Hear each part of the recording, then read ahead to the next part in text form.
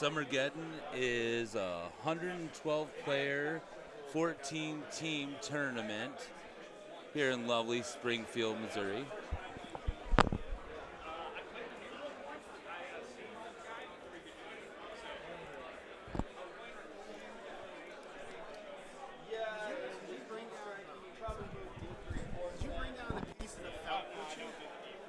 Like felt pad, like the felt circles.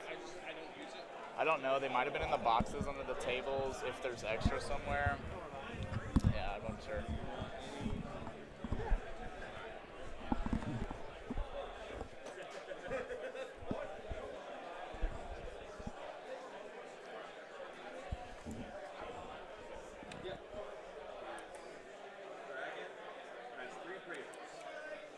Those three craters are going to give this dragon 504. Right? They will also have a 504. So that's only 9 health. But it's effectively just 9 extra health for the dragon. Right? But basically, you've got. While we're waiting here, folks, we'll give a quick shout out to our sponsors: Gray Matter Gaming, Metagames Unlimited, Tukochi, Artist Opus, and Turbo Dork, of course.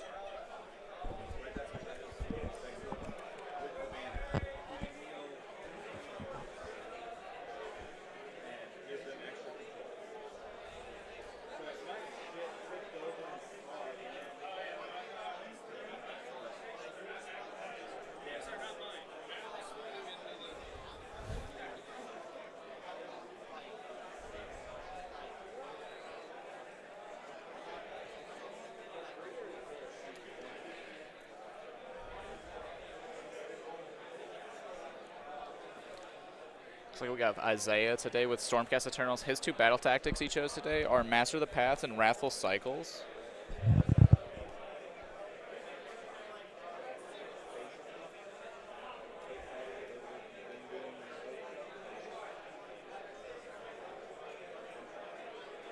I thought I just saw him.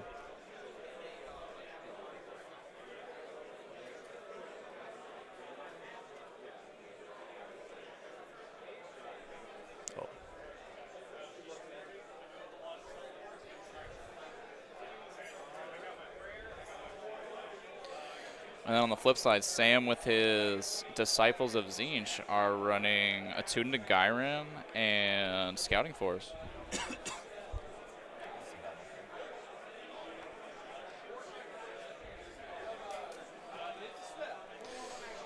I'm going to go ask the players what mission we have today.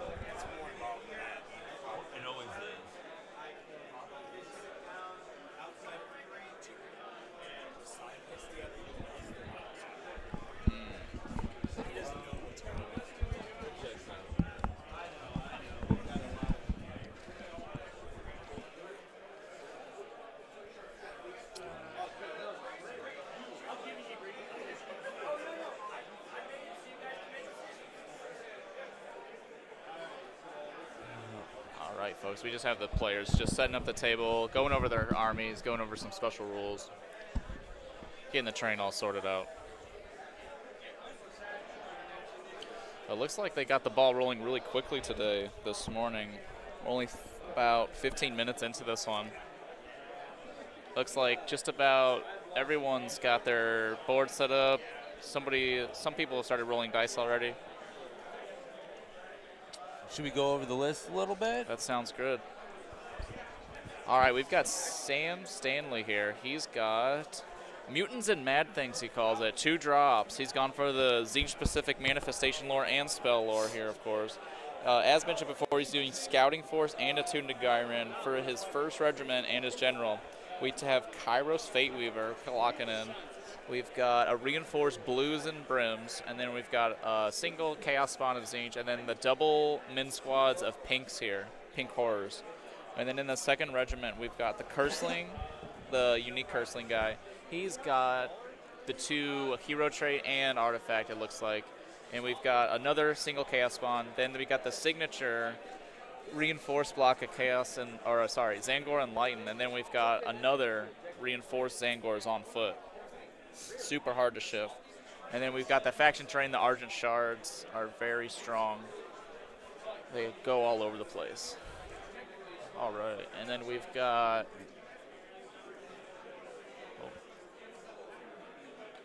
Isaiah with his Stormcast Eternals. He's running, I forgot to mention the battle formation for Zinch.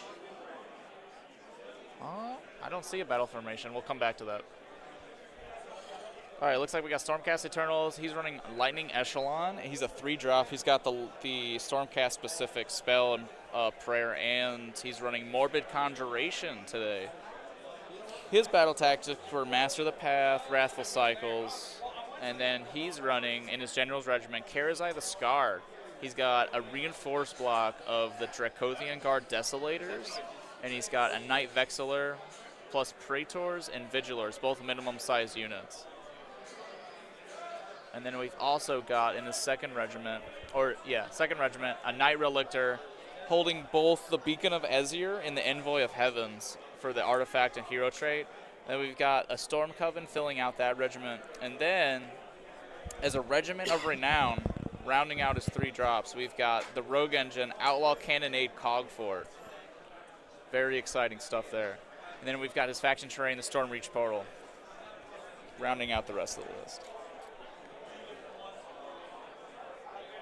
So we've got a super elite Stormcast army, it looks like, when compared to the massive unit sizes of the Zinch player here.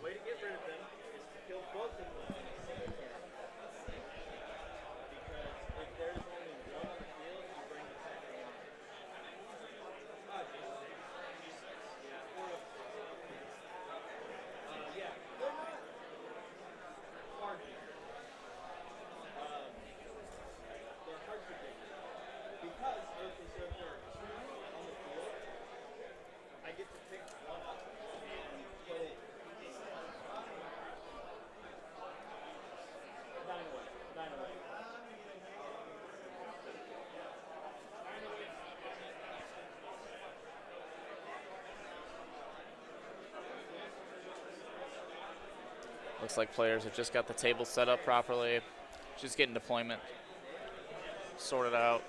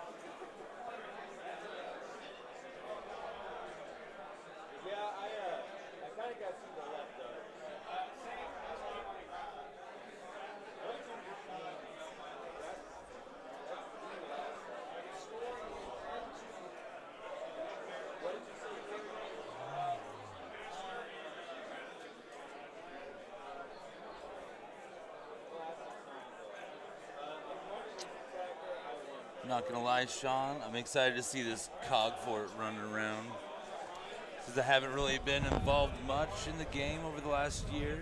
I keep hearing about it. Yeah, absolutely. I've seen a couple in action a couple weeks ago when they first dropped, and they're pretty impressive. They're a bit expensive, but if you place them right, choose their targets right, they've got some tricks up their sleeves. And they're also just super sturdy, hard to remove. Big control score. All right. Finally getting some models placed out here on the board. Yeah, looks like Isaiah's placing his portal down. And the Zichi pillars out. Maybe not.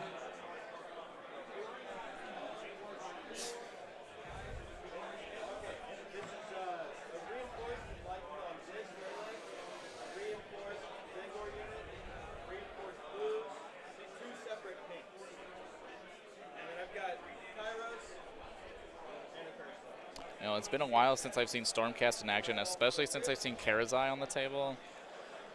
I'm not sure how he does, but from what I remember, he was a real a horde clear kind of piece before.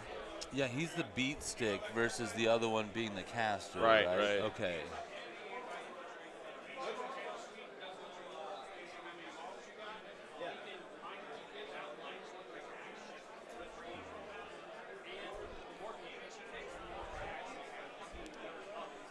There.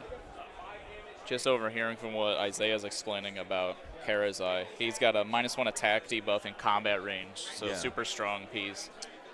And then he gains attacks when he loses his wounds, so he's gonna pop off if you don't clear him out in one go, he can just slap you back super hard. He has a ward too, right? I believe so. So that'll do some damage prevention with the mortal wounds that Zeech will probably try to dish out. Right.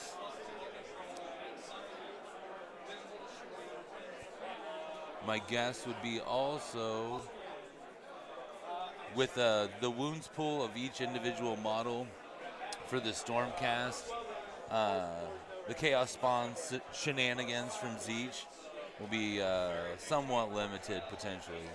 Yeah, most Stormcasts are 2 or 3 wounds. The Dracothian Guard being pretty, starting, I think they're like 6 wounds, so you'd have to really chip them down or chip down some other units to try to get that 1 wound remaining on a model or something. Yeah, rolling a 1 on your D3 spell damage and being 1 short on producing a spawn is bad feels. Right. Not that anybody feels bad for Zeech. Pulling up Karazai's War Scroll here, it looks like he's got that. He does not have a ward, but he does have the -1 attack if he's in combat range. It's just pick 1 enemy unit, so not everything. But he's got a Rampage that is, he picks an enemy unit in combat, and then he rolls dice per model, and on 5 up, it's mortals. Ooh. So pretty good there. And then he's got, when he deteriorates, he gets better instead of worse. So he gains an attack when he's taken 5 to 9, and then he gains 2 attacks when he's got 10 or more damage on him. And this guy's sitting at a brisk 20 wounds, so even at 10 damage suffered, it's kind of a sweet spot for him because he's got that 3-up save, so 10 wounds on him, not too bad. And he's quite the beat stick, so he's a good monster, I like to say. He hits on 3s instead of 4s, so he's got that 3s and 2s profile.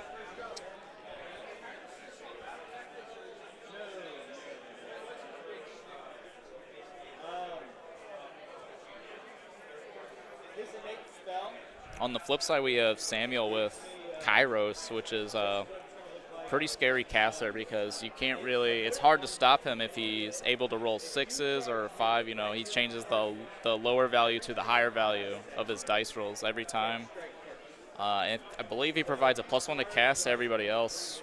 I thought they changed the high-low. Is it high-low? I haven't seen him too recently. I think they changed the profile on it. If you want Let's to double pull check. it up. Yeah. It used to be straight oppressive, but yeah, I think they reined that in. I think he now just gets a +1.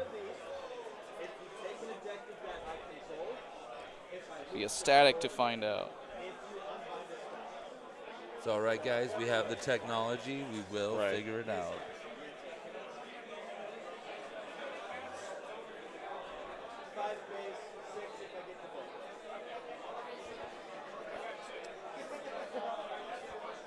All right, so it looks like we got Stormcast first drop.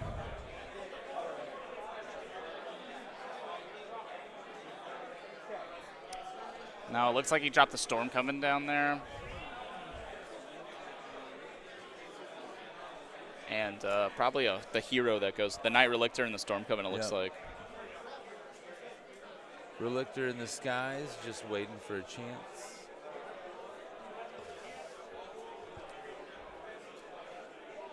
Got Sam dropping that reinforced block of Zangors. Even with a 5-up save, those Zangors are 2 wounds apiece, so you got 40 wounds in that block. And once they get buffed up a little bit, or whatever target they're going after has been debuffed through the Zeech spell lore, they turn into a real blender. Yeah, they become both a tar pit and a blender. They get that Shield of Fate up. They get the, I believe there's a -1 to hit aura they can get off, and possibly even a -1 to wound at the same time, lapping both sides.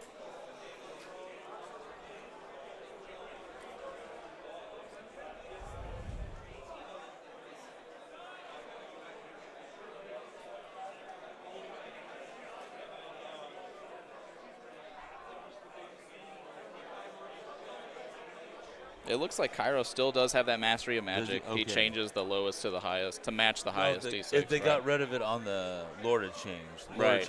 It's a Cairo specific thing. Okay, yeah. cool. That's what it was. And then he does also provide that +1 to cast for, it looks like all friendly Disciples of Zinch, so himself included, I would Within assume. 12? Yeah. Okay. Yeah, it's just the lore to change. They changed that high. And then he low gets on that it. My bad. free, no CP spent for Magical Intervention. It's pretty substantial. Pretty good. Yeah, for those of you guys who didn't know, turns out Kairos is not terrible. Yeah, he also comes with a 5-up ward stock, so 16 wounds, 5-up, 5-up. And the cog forts down. Oh, baby. Love to see it. It looks like Isaiah is placing the two couple drops just to force the whole army to deploy to the Siege side because he's only a 2-drop. You know, I think they could have leaned in a little bit more on that cog fort model to make it look like Howl's Moving Castle. Just a little bit more. Right. Just a little bit more. Yeah, they all kind of naturally have the silhouette. I mean, it's close. Yeah, It's yeah. just-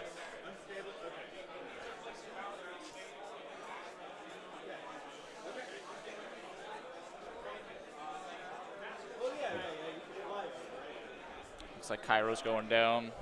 Sort of in the center, a little off-center to the left here. With the pink supporting that flank. And another identical squad of pink supporting the right flank. Looks like it's about to be a pink horse sandwich at some point in time. Yep. Samuel just doing a great job zoning out his deployment zone, making sure there's no spaces 9 inches away. Any sneaky deep strikes.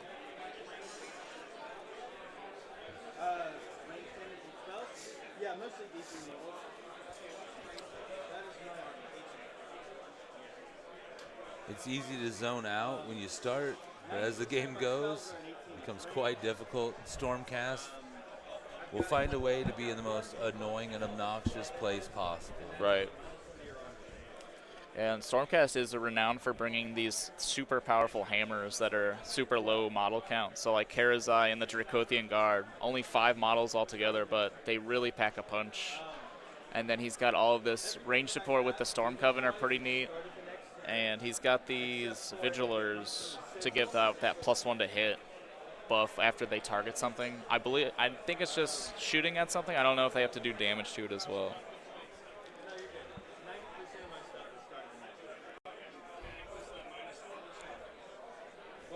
It looks like the Dracothian Guard are going down to support that cog fort. And Karazai running up the middle here. Okay, so no 5-up war.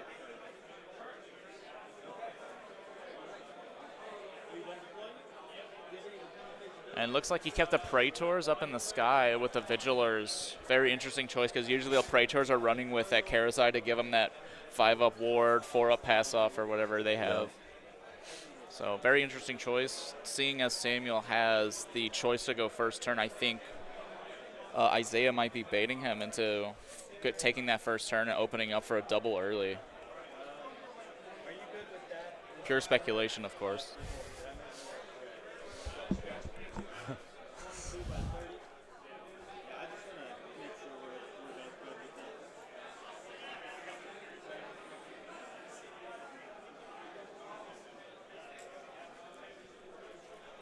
Just readjusting, making sure measurements are in order. Let's take a look at the mission today. We've got the Grasp of Thorns. So this one is pretty straightforward. You score 5 for at least 1, score 3 for 2, and score 2 for more than your opponent. Now the twist for the underdog is Carnivorous Flora. You pick an objective to be grasping. Roll a dice for each unit on that objective. On a 3-up, every model in the unit that is within the control zone of the objective is entangled for the rest of the battle round. Entangled models must stay on the control zone, and they cannot leave it for the rest of the battle round. And they can't even be set up. They can't be removed from the battlefield, reset up. They just cannot exit that objective. So if you're not careful, you can get caught with a crucial unit on an objective, be left on the other side of the table. Maybe we'll see a clutch Grasp of Thorns play today. It is a 3-up, of course, so.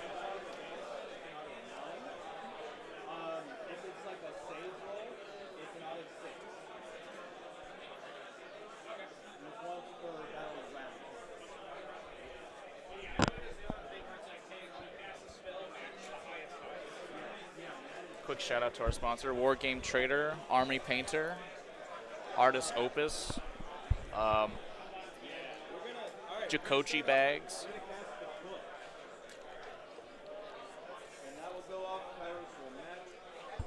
Battle Foam Plus.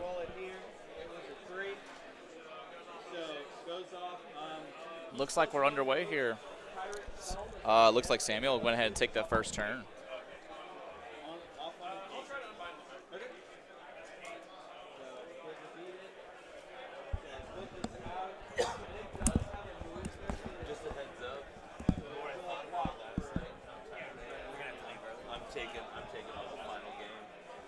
I feel bad because I'm enjoying it. I want to, but I don't know that I can get home. This is the medicine my doctor gave me my elbow. Muscle relaxer, muscle relaxer. I think that's anti-inflammatory. That's a nerve agent. Yeah, I'm kind of familiar with All right, looks like he's just going through casting for Kairos here. That would go off on a 14. No, Winder, it is. It is. 100%. It's good stuff.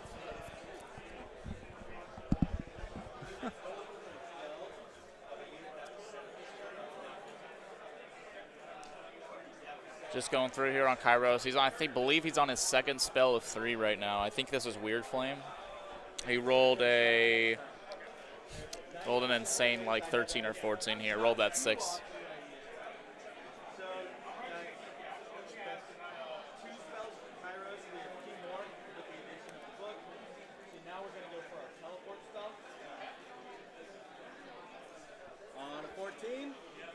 Going for that final spell. This is the teleport, really crucial. He rolls that 14, so can't really unbind that.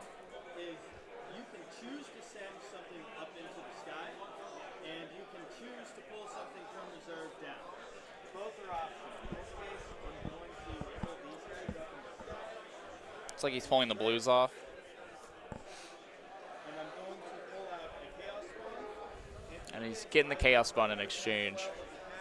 Or you could choose a shard. So this is the teleport slash, I guess it's the exchange of units with the shards here. He casts a spell, he pulls up the blues, and then he pulls out that Chaos Spawn here. And now he's being very precise, making sure he's within 12 of Karazai.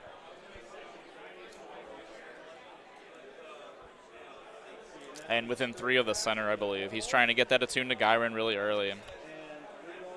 It's a very good idea.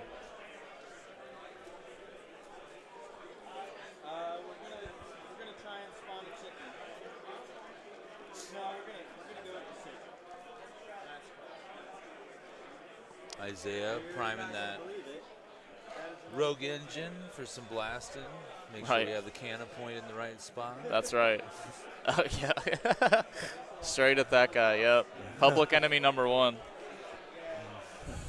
Looks like this was Kairo's final spell. I was off count on the spells, people. They threw out the Sigil of Zinj right in front here. Really good debuff piece.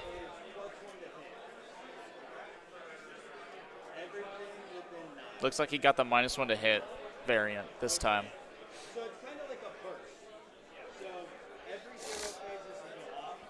If enemies were within 9, you can -1 to hit. So friendlies are +1 to hit.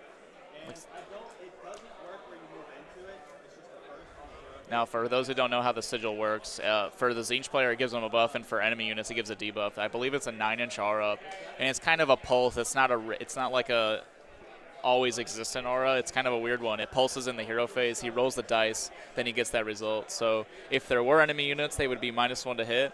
But since there are only friendly units, the ones within 9 or wholly within 9, I'm not sure which, get a +1 to hit now. My first thing's going to cast my last spell. So that's +2, 10. Looks like the Curseling here is casting a spell. Looks like he got a 10 total with all the bonuses.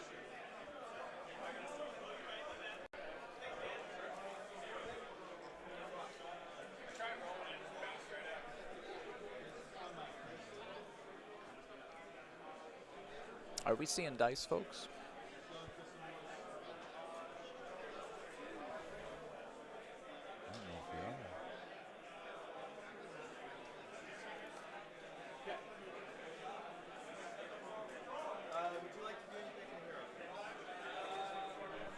Is it that one? No? No, I don't think so. They should be coming in. Right. All right, let's do a test real quick. Be right back.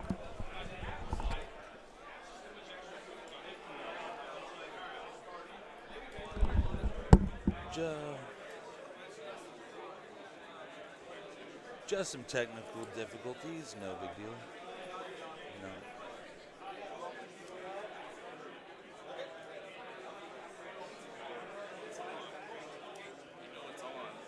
Is it frozen somewhere?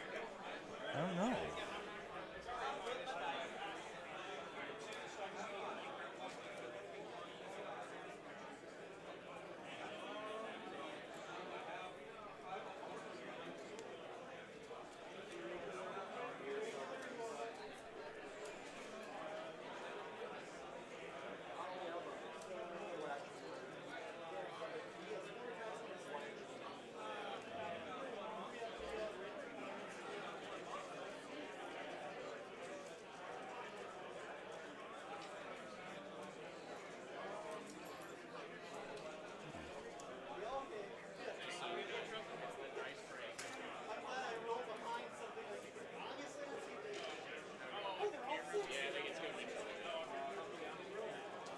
We'll have to have our IT guru take a look at it whenever he gets here later today.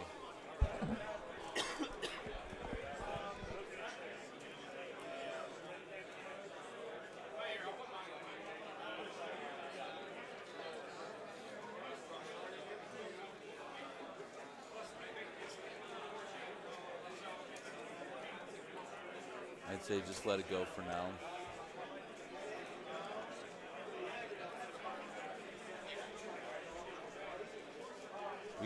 We got a better chance of messing this up than fixing it.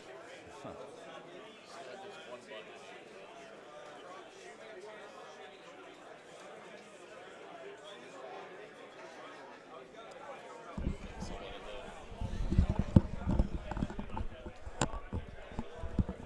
Sorry about that, folks. Looks like our dice tray camera is a little frozen on us. So we'll either see if it comes back or the players will just roll wherever they want, looks like.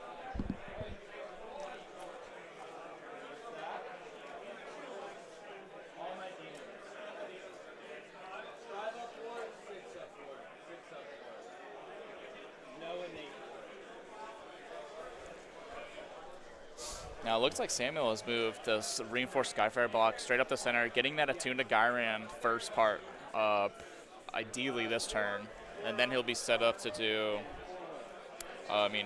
probably the rest. He might even be getting scouting.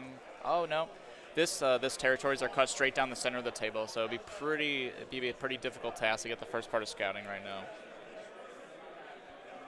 I think Samuel is more worried about opening up his back line so super early.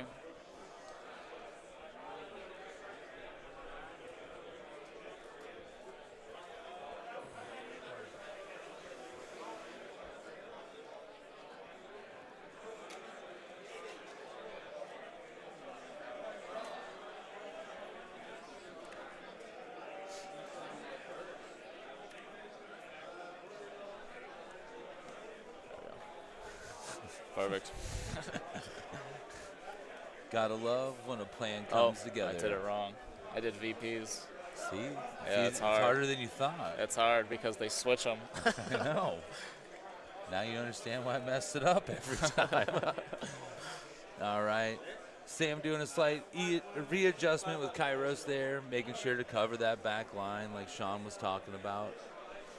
I think that's going to be one of the harder things for Sam to maintain is that back line.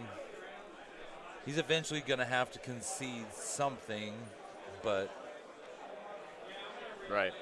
Especially with his tactics he chose scouting for, so he's really, that one encourages you to claim board control and take your opponent's deployment zone, essentially.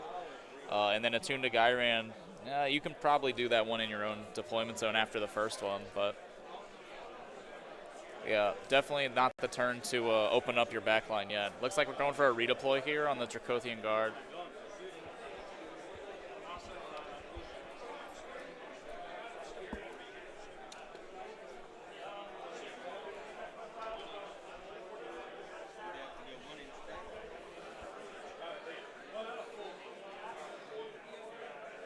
I think he's trying to take advantage of obscuring here, possibly. The unit may be too big.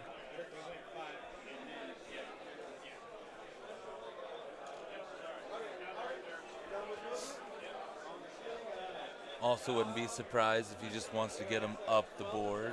Yeah, I mean, I think he next turn a little bit easier for him. Absolutely. The extra 5-inch of movement there is pretty insane. I think they moved 10 inches base, possibly. Well, now you're talking about, in Isaiah's first turn, getting into either the faction terrain or that block of Zangor Enlightened pretty easily. Right. We're talking, what, 5-inch charge, maybe, if it was his full movement? Yeah, so he's got a lot of pieces to slide into, pile in off of here, so he probably has his own choice of wherever he wants to go. At the same time, he could threaten a further objective, considering that there's only 4 objectives here, and to control more, you have to take one of your opponents. So if he does that early, I'm not saying throwing him into the Zangors is a great idea, but I know those Dracothian Guard really put some damage down. If it were just the Zangors, or if it were just the Pinks, sure. Right. I think it'd be a pretty bold strategy to go into both of them. Of course. But maybe he's into that sort of thing. I don't know. Yeah, we'll see. We have no idea where Karazai or the Cog Fort's going to go alone, so I think once we see where those are headed, we can kind of picture what's going to go down. It does look like he's pretty heavily skewed to that right side there with our Stormcast, so, he may be trying to wheel that direction, rotate the board a little bit. But he's got enough people up in the sky that are going to come down so he can fill in the gaps as needed. Right.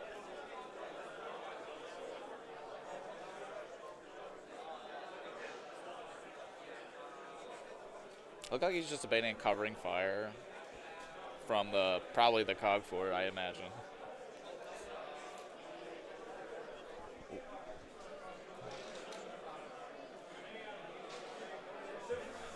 Nice. I'm trying to track the CPs today, folks. We are up to date so far.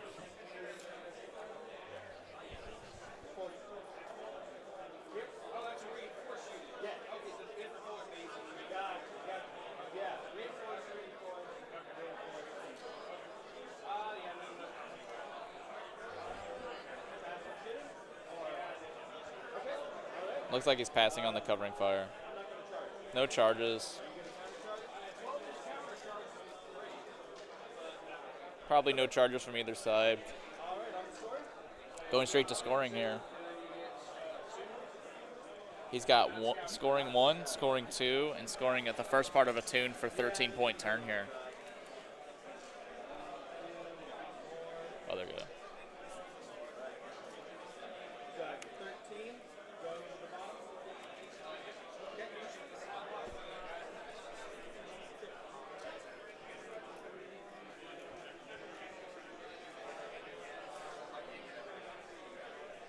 Coming out the gate strong from the Disciples of Zinch player here. 13 points, really good to open up with. Not quite maximum. Might get you the underdog. Still getting that attuned early, so he's not forced to run towards the middle of the map mid-game.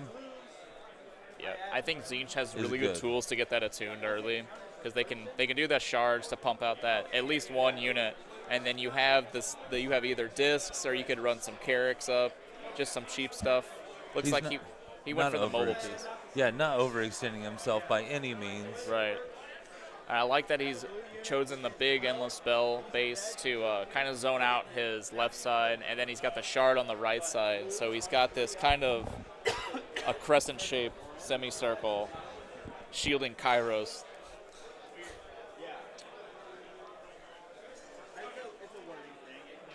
Kind of like the points would imply for the Disciples of Zinch. Kairos cost that much for a really good reason. It's the engine that drives the entire army. Absolutely. You're hard pressed to find any Zinch list that doesn't have Kairos in it. At least Very any true. good Zinch list. Right. He's definitely the linchpin every time I play against him. It's been that way for about 2 years now.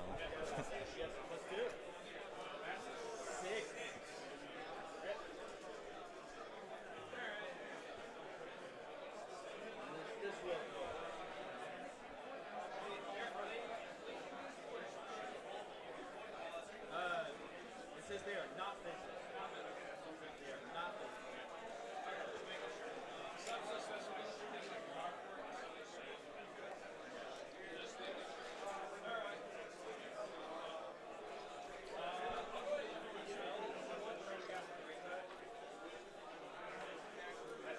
Looks like Isaiah, flipping into Isaiah's turn, he's just going to throw down a Grave Tide out. I am +1 to unbind from Kairos. It goes off. Yeah. That's the end. Gets off the Grave Tide successfully. Just trying to see where he wants to throw it down now. Now the Grave Tide is awesome because not only does it get +1 damage on the charge, but it's such a huge base and such an awkward piece that it can really block up your opponent or block a charge real easily.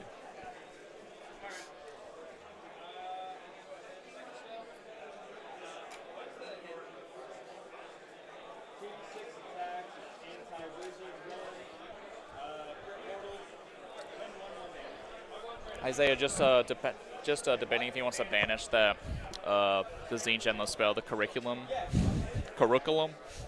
How do we say that one? Oraculum? The one with 2 heads on it. You're going to be closer than I will be. Just say that. I believe in you.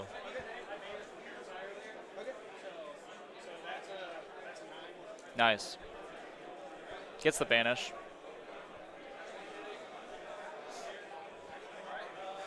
Yep, and that's the caster killer, right? I think it does heavy damage against wizards. It's the anti-wizard. Absolutely. Looks like he did a prayer on the Relictor, rolled the 1. Takes some damage, unfortunately.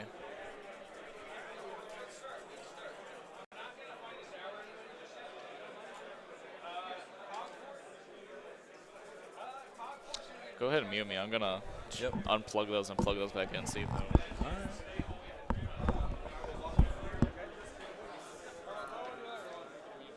Where's your shooting? What? Where's your shooting? This is my demon. My demon. Yeah, so we'll just give it +1. Okay. Well, they're holy things. I don't manage that. next war, just so I don't forget, he's going to use his ability. Pick D3 units, pick one of units, Scare's Eye, heal, then he also gets +3 to the special. I believe that's your replacement.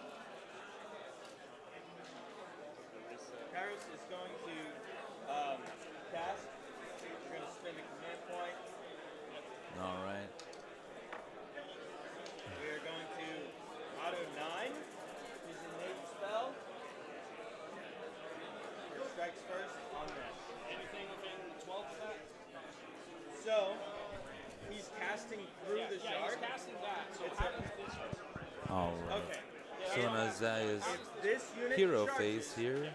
everything that Sam's now remains getting a chance combat to gets strike first. do his shenanigans. I think he's going to do some casting. Yeah, that's why This- I'm trying to make sure what's He's going able to on. use that This is pylon his to one project battle from. round, auto 9, and then this is the spell I'm casting. So on a 10, you can unbind it. Oh, yeah. No. Okay. So no charge +1 damage, and I have strike first with good charge. Okay, and they can get strikes. No, he's saying I did. Then we're strike It would be normal. straight. Well, Yeah, it would be. yeah, My 'cause- turn. well, I think it would be like, no, it's because No, if they get strikes first, I get to go, and then you would go. yeah, We're on the. but it would Now, mean if there like, are multiple guys over here, then I'd be in trouble. yeah, which there are. So that's Oh, no, what I if I had multiple. yeah. Because then it'd be like, my guys go, both of yours guys go, then my go. Okay. All right, is that it for hero phase?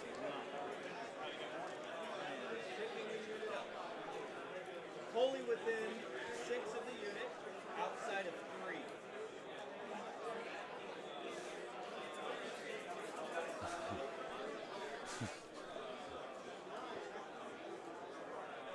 And you can't choose the same unit that was chosen to do that ability until the next turn. It's good enough for government work, so.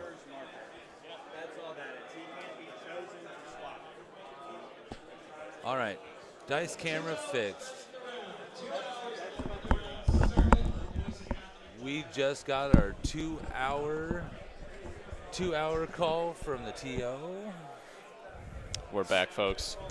Fix the dice tray. Had to engage the old and tried true method. Unplug it and plug it back in. For the record, some of us never left. That's true. Tyler's been here supporting you all. Put the team on his back. Just fighting the good fight. One team, one dream.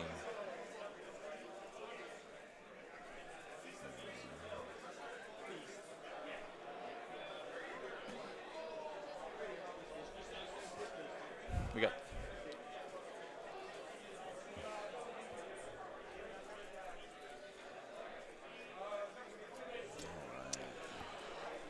Looks like I didn't miss too much. He's going straight into movement phase on Isaiah's side.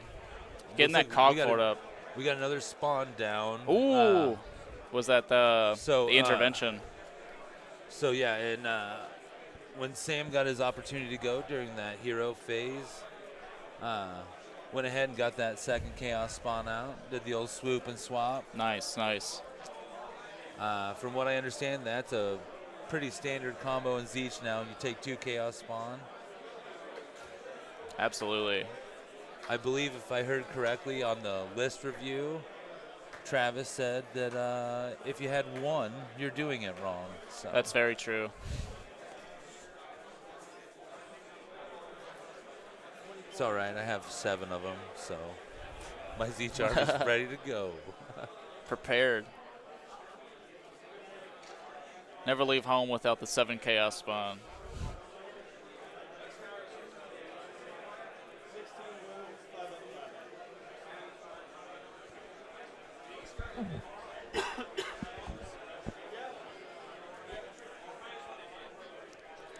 Just debating some movements, seeing where the threat range for Kairos is. I'm not sure Karazai can get where he wants to this turn, but he might be able to get into a good spot for the next battle round, potentially get his Praetors next to him, because he can zip up. I know the main problem with that combo is that the Praetors usually fall behind once he is zipping around the table, but If you get him into the right space, you can drop him in behind him, get that ward engaged. It becomes a super durable piece, that 20 wounds on that 5-up ward. Just shuffling him forward, it looks like. Threatening those spawn. Baby steps. Right. Got to start somewhere. It looks like he is, in fact, dropping the spawn down. Yeah. Thank you.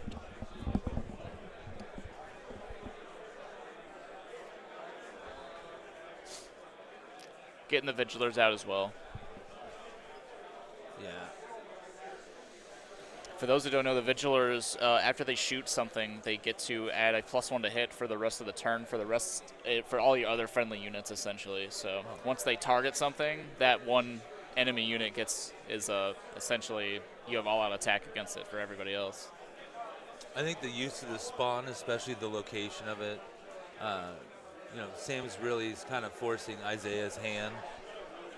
Right. Because right now, unless he dropped those Vigilers and tried to use some of that range power projection to get them off the board, Karazai is somewhat limited on where he can go, unless he wants to fly over the top of them. Right. And try to head left. Otherwise, he's got to go straight into the spawn if he wants to go center or right of center. Absolutely. Yeah, Sam was really good with his second placement of this spawn because now that the Gravetide is out, Karazai can't really go left realistically and have a good target. He'd have to run and then be stuck. Yeah, no charging after that. So to force Isaiah to actually get a fight this turn, he'd have to charge the 2 Chaos spawn. If he rolls really well, I'm not even sure if he rolls boxcars, he could fly over the Chaos Spawn at this point because of the placement of the second one. Yeah. He's kind of spaced out all of these. He's got his Shard on the right, the 2 Chaos Spawn, and then his Zinch Sigil finishing off that kind of triangle he's made. Well, if you're going to play Zinch, you better have your spacing down. Otherwise, it's going to be a long day. All right, you saw some more Storm Boys dropping out of the sky here. Yep.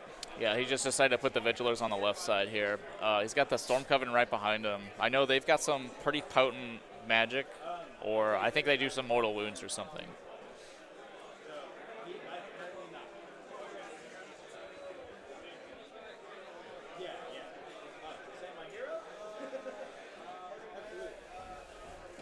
Now it looks like the Vigilers will be targeting Kairos here. So the combo here will be target Kairos, get the +1 to hit, then shoot him with the Cog Fort, of course.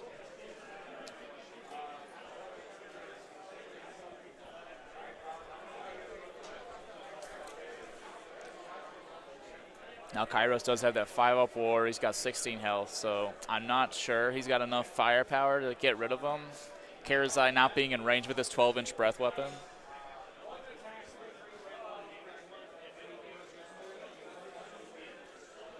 It looks like the Vigilers do, in fact, have to get at least 1 point of damage through on Kairos to even get the +1 to hit buff off. Looks like he's going for a redeploy on Kairos.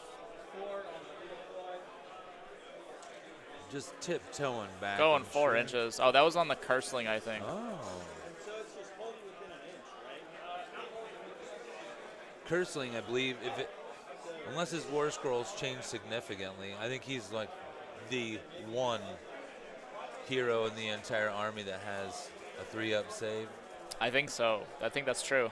Because he's got the heavy plate armor. Right. Not even just hero, the only unit in the entire army that has better than 4-up. Right, yeah, I don't think Zinch has access to that outside of taking something else out of their book. A regiment, maybe. Right. You might be able to get some sturdier dudes. Yeah, you can get some Chaos Warriors, Chaos Knights. Zeech is living in that 5-6 up. Mm-hmm.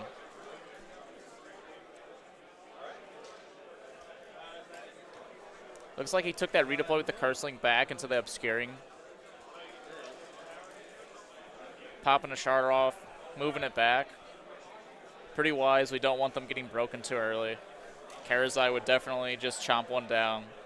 He probably has enough attacks to eat both the spawn, possibly the Shard at the same time even. Yep.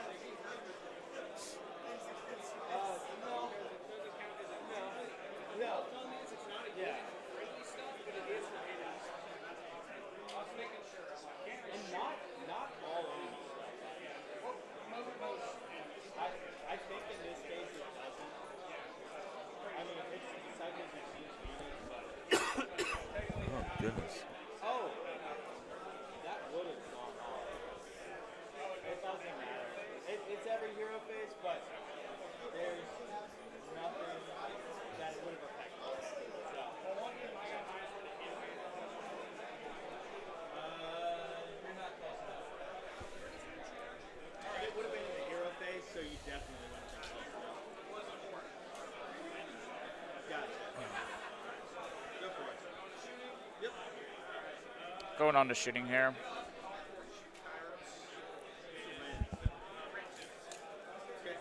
Big gun, so it's just the big gun. He's going to open it up with the Cogford straight into Kairos here. Hey, no point in dancing around. All right. Bust out the big guns now. I really thought the Vigilers would go first just to try to get that point of damage on, but they might just have a different target entirely here. Maybe to support Karazai's charge. Yeah.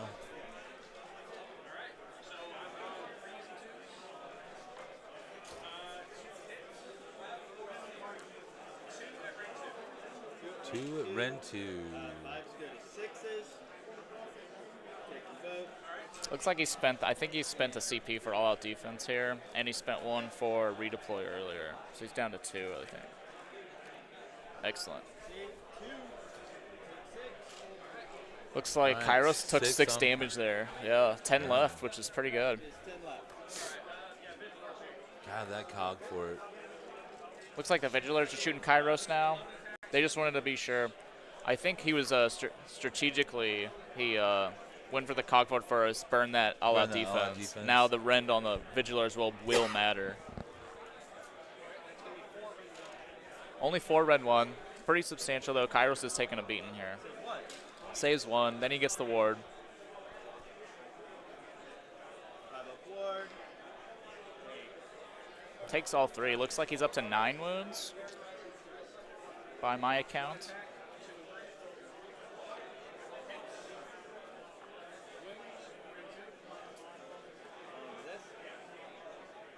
It's like a skew attack. Couple pot shots into the sigil. Mine are all different, which is sometimes kind of annoying. I believe it's 6 up. Most of them are. That one is Oh, it is a 4 up. Wow. Okay. It's a tough sigil. 6. Oh, Wow. man. Rolling the max damage on that. Ward save. Oh, wow. That's pretty good. I mean, it's the name of the game, kids. Just roll 6s. Just roll 6s. Certainly makes it quite a bit easier. Do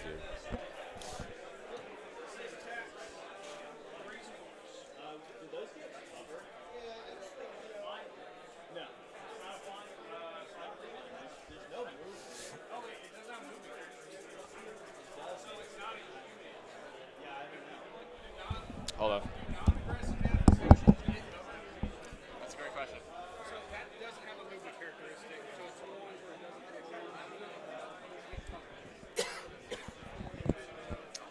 Got a quick question here about coverage or cover and how it works in regards to non-predatory endless spells. Getting that cleared up right now. That makes sense to me. I'm just making sure.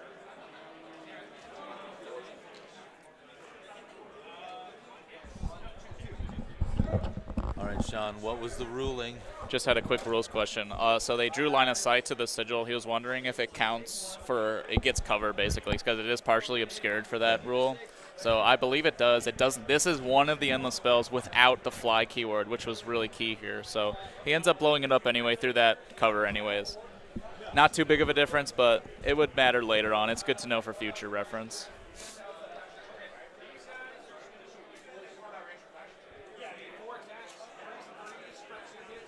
Looks like the Dracothian Guard doing their flame breath into the Zangors.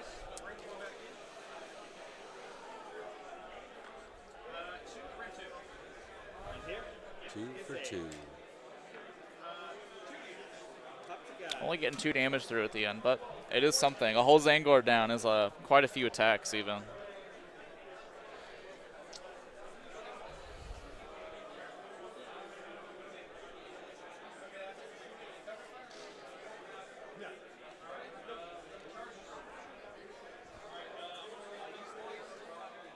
Going through the charge phase now. No cover fire from the Zinch player. Starting out with a Dracothian Guard. Rolling a big 10. Or rolling a 9. I believe they get a +1, possibly. 3 attacks apiece, red 1 damage. 9 on the dice, though.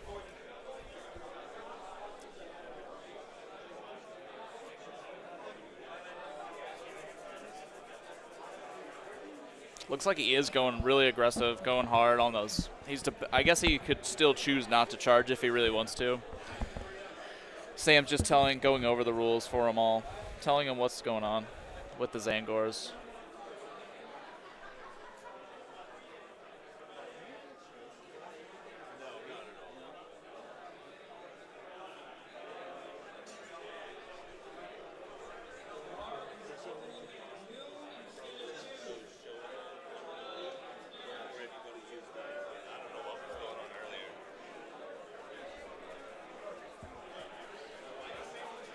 It just keeps sliding.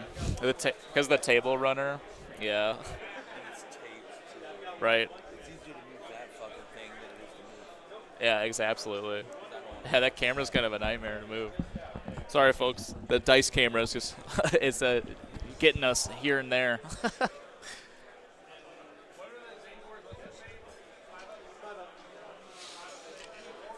Isaiah here just debating the Dracothian Guard charge still. I think once he found out that they were base 5-ups, he's like, well, maybe we can dance a little bit. Right. He's going to try to keep those pinks out. Yeah, that's a very wise move. There's no reason to engage them right now, especially if you just want to fight the Zangors. And I'm not sure he's going to have much support until next battle round even. Because the Desolators, they get a bonus on the charge, right? I think so. I haven't seen Desolators in a while, but I think they used to get extra attacks based on models in your opponent's unit. I could see him blowing this unit of Zangors up. I mean, they put out a lot of damage. But those pinks get in there. They could hold him down for several turns and just leave him. Right. Yeah, so if they do have a charge bonus, the pinks tying them up would be pretty bad because you'd be left out without that charge bonus. Yes, the mounts do a bunch of damage. They do multi-damage. All right, so here we've got the Desolators pulled up. They're pretty sturdy profile. The Thunder Axe is 3 attacks base, though, with anti-infantry Rend 1. It's flat 2 damage, 3 threes. Their shtick is they get +1 damage on the axes if the target unit they're swinging against has 10 or more models. So there'll be 3 damage to swing. Oh. So we're looking at, what's this, 3 attacks a model, +1, probably +1 for champion, I'd imagine. No champion here. Now, there are still 38 wounds in that block. Right. But the swing back from the Zangors, if it exists at all, will be hurting pretty bad. Right. Yeah, we're looking at 12 attacks at 3 damage a pop, and then following that, 12 attacks at 2 damage a pop from the mounts. So it's the damage is there, but of course you got to roll through the gates first. We've got some charges up the center. We got Gravetide and Karazai coming in here. Basically we need to clean up what's in the center before you can proceed.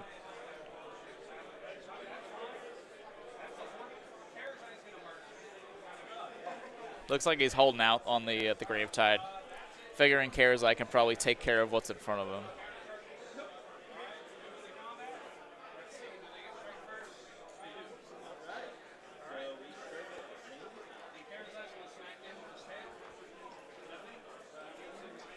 Looks like we failed the rampage there for Karazai. Yeah. My guess is he thought he could rampage, kill the one spawn, pile in, kill the other spawn. Well, his rampage is the horde clearing rampage, so it's only going to do 1 mortal wound against him. That's right. But he's going in with the Desolators here, popping the all-out attack, dropping down. I think he might be out of CP here. What's he got? He had spent 1 earlier. Can't remember if he spent any more. Could be down to 2 CP here. That's VPs.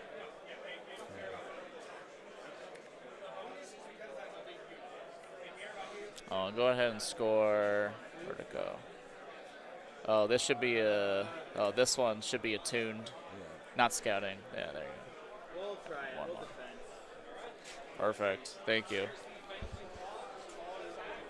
Just getting the score up to date. CP's here. Well, it looks like Sam spent an all-out defense, and he did indeed spend a defense earlier, so Sam is indeed out of CP now.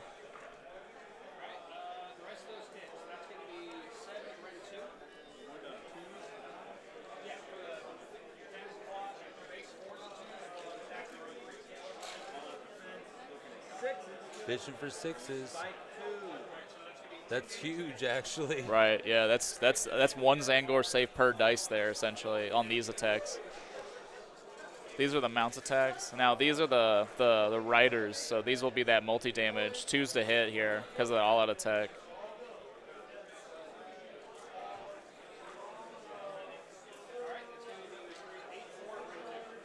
These are 8 at Ren 2, 3 damage each. Do you see it? Okay. Oh, I see. It's in the middle. We'll get it at the end. Got a dice down, dice overboard. Just rolling out saves here. He's pulling models now. Perfect. Yeah, we'll get. And just like that, there's only 4 or 5 Zangors left, it looks like. So those Desolators knew what they were doing. Well, he really came in at a right time. So the Sigil was on the other side of the table even. He was able to isolate these Zangors with no debuffs on them, no buffs whatsoever, no Shield of Fate even. So they just kind of crumble without their debuffs. Especially when hit with such a powerful hammer like the Desolators. Yeah.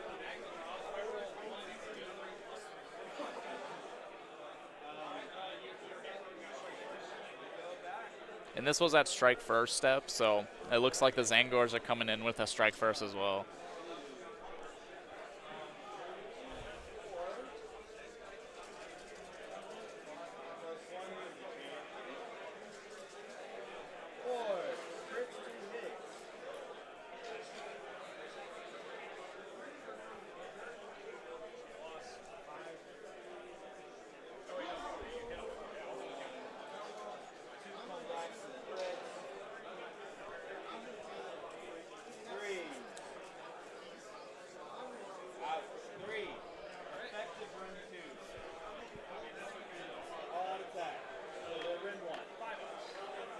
So it looks like it's effective Ren 2 because of the all-out attack. So basically it goes up from Ren 1 to Ren 2, putting these guys at a 5-up save, doing a few points of damage on them. One of them's half dead.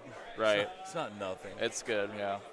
Especially the Dracothian Guard, you can't really bring them back with a rally. It's pretty far-fetched.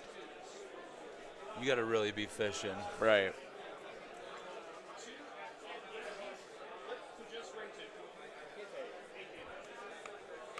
Looks like Karazai smashed that one spawn pretty easily.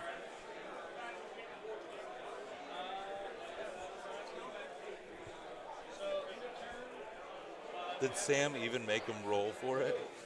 He did. He only rolled one profile, yeah. He rolled the top profile.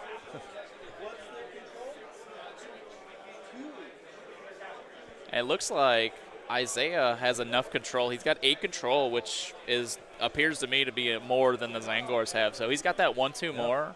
Plus, he's got the first part of Wrathful Cycles, and he did not get Master of the Paths yet. But he's rocking in with a 15-point turn here.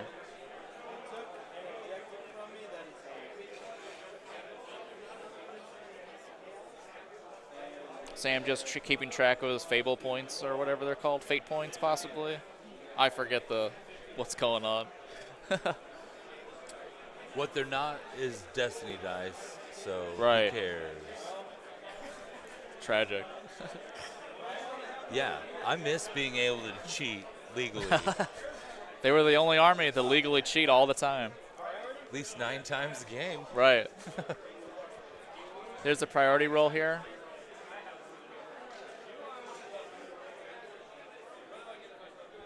Looks like Isaiah won that roll-off, so he's debating the double turn here.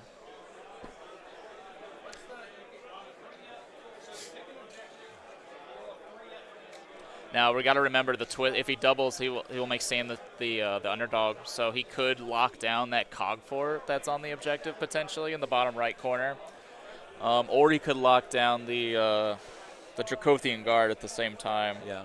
So he's got 2 good choices for a Grasping Thorns play here. We'll just see how bold Isaiah feels, because again, it is a 3-up roll, so not guaranteed, but it certainly is pretty likely. I also know if he takes a double turn now and is able to get anything.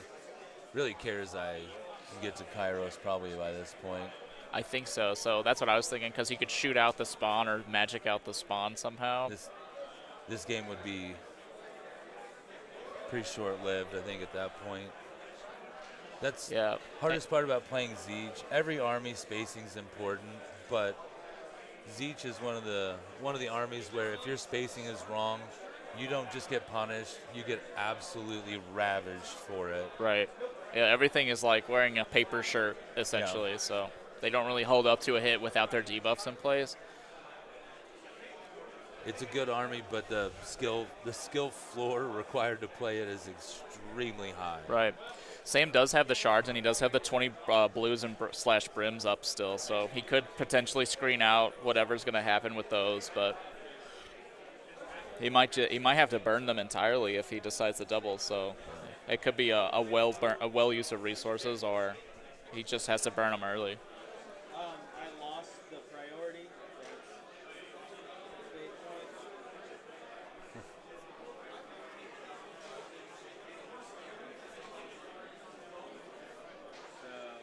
Taking it? Looks like Isaiah's confirmed taking that double turn, making Sam the underdog, giving him 5 CP in the round.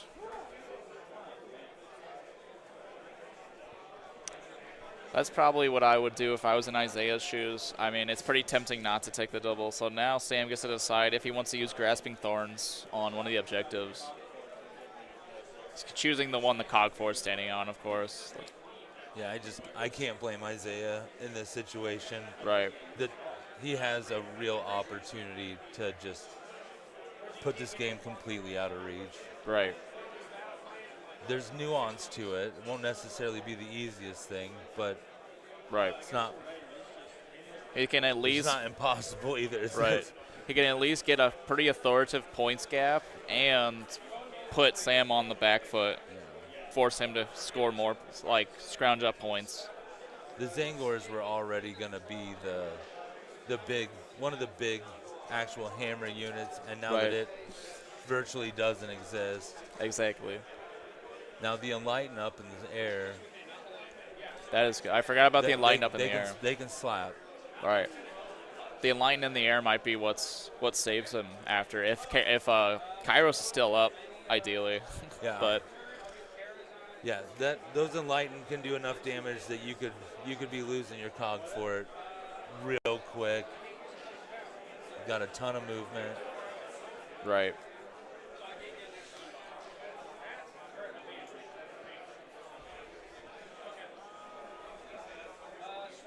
Looks like he made the 3-up roll for the Cog4 to get stuck. Just out of the tray.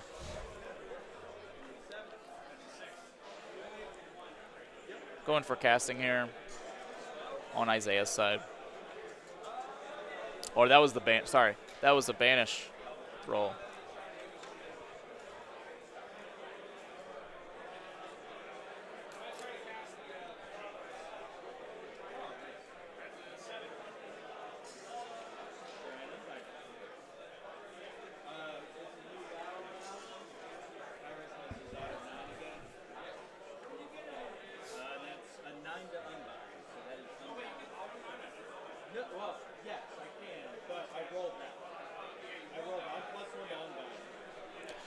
Looks like he unbound he was trying to throw out Soul Snare Shackles. Looks like Sam was able to unbind that.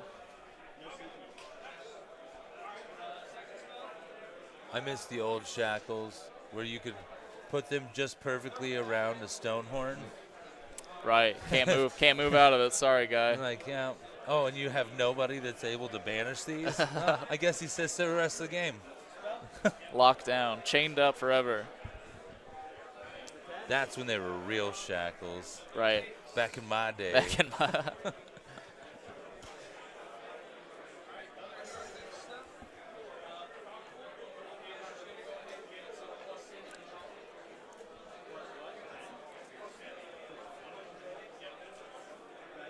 Looks like the Cog4 is just popping off that +10 control ability for this round. Since it's not going to be leaving the objective, it might as well be 20 control on the objective.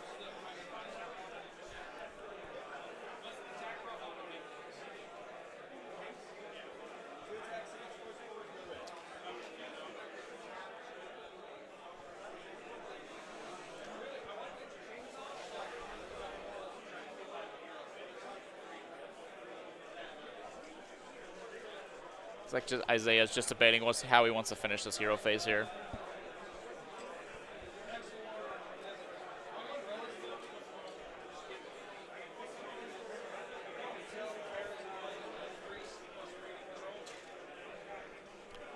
Just using the Vexler's ability there, giving plus control to, I think, 3 different units.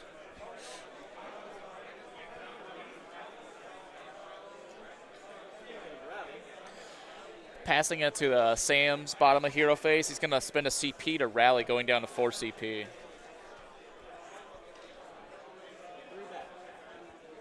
Oh, nice little rally there.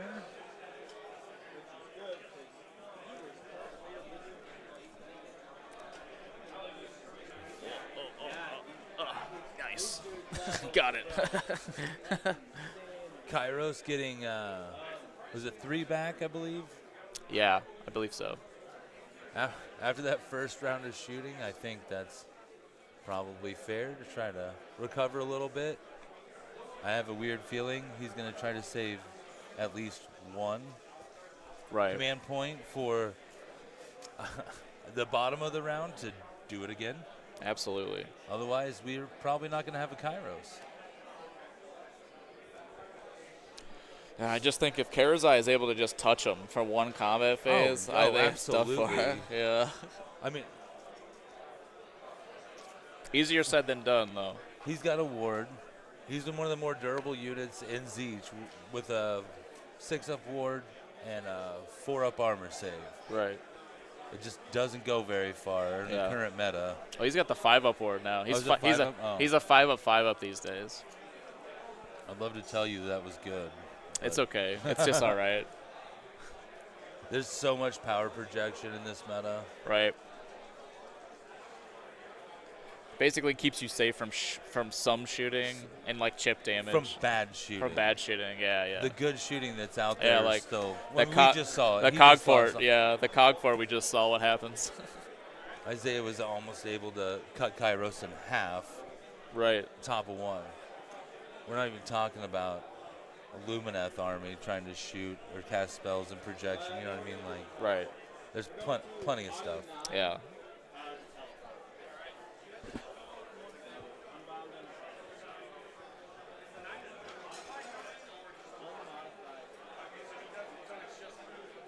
Looks like Cairo's spending an ability here to do an unmodified 9 for his shards.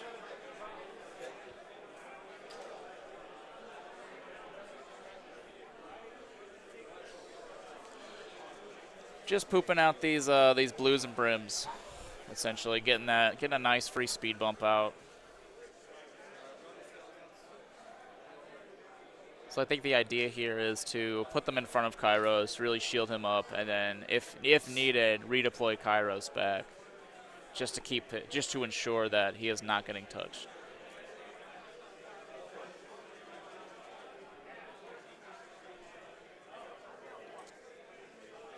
Safety first.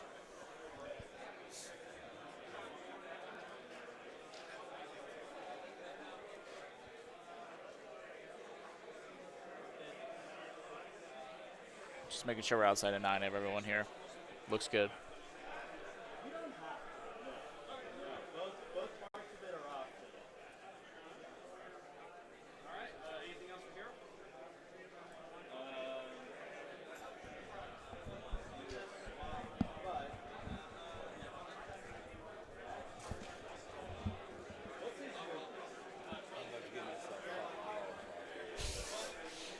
What'd you do? Oh, shit.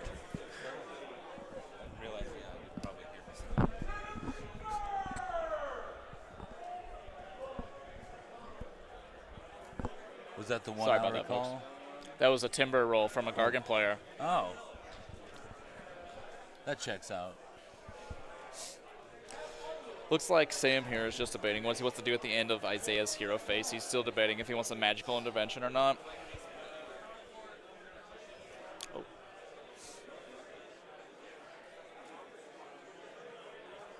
Cogfort just using all the movement it can. And, it says you can't leave the objective. It doesn't say you can't walk until you're 1 millimeter on the objective.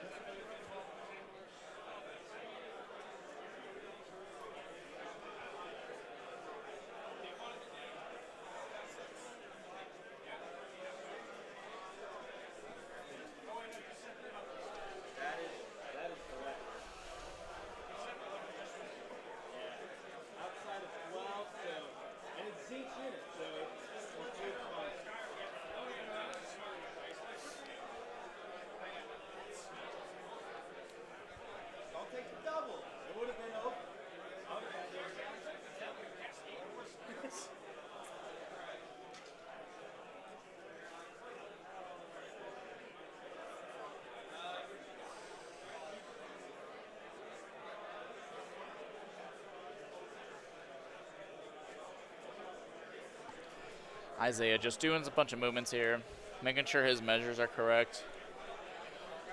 I believe this turn will be very crucial for charges.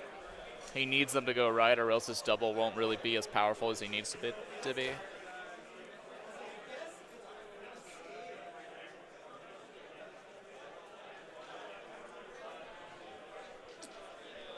Yeah, Karazai getting tar-pitted by blues is probably not ideal.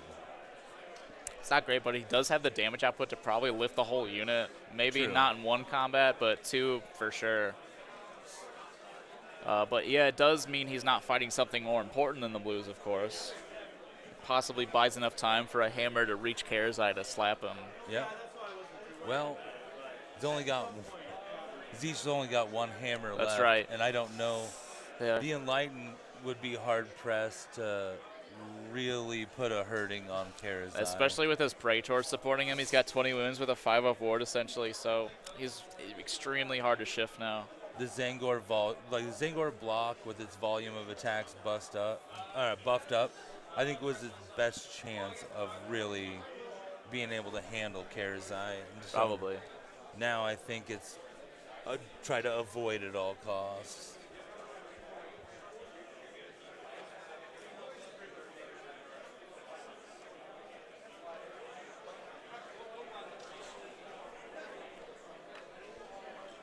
Doing some run rolls here.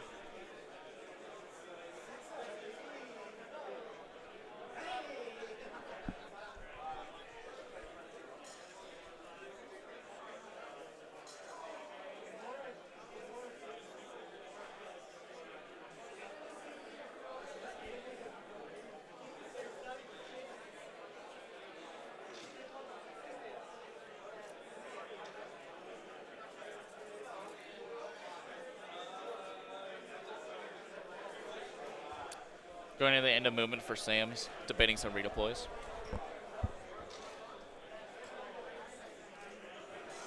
Possibly some shard shenanigans, of course. This would be the time.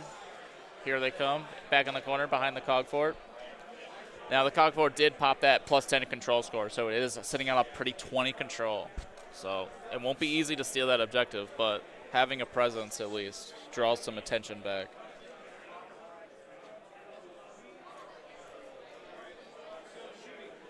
I still think the fort is the perfect target for the Enlightened. Probably. I think they can, they'll trade a lot better into it than they would into Karazai, and then everything else on the table is just kind of a waste of their resources, I feel. Oh, maybe the Desolators, of course. The Desolators would probably get hurt by them for sure. Oh, absolutely, but ideally, the Pinks getting in there, taking away any bonuses for the charge. Right. Just holding them. You got at least 2 to 3 combat rounds that they're going to be stuck sitting there. Right. Looks like Kairos taking that redeploy, rolling about a 2 or a 3 there. Not too bad, but just enough to probably stay clear of everything for another turn.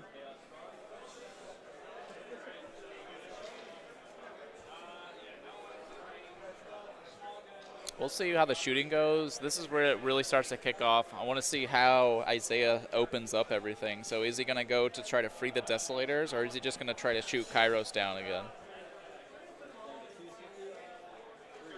He's going ahead and spending a CP on Isaiah's side for an all-out attack, going down to 3 CP. Sam debating his all-out defense.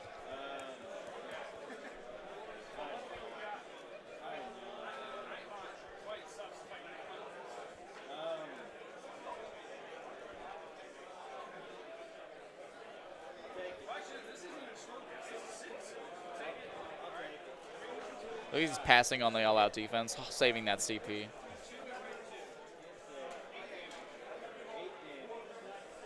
Sam's at 3 CP, while Isaiah's also equaled him at 3 CP now.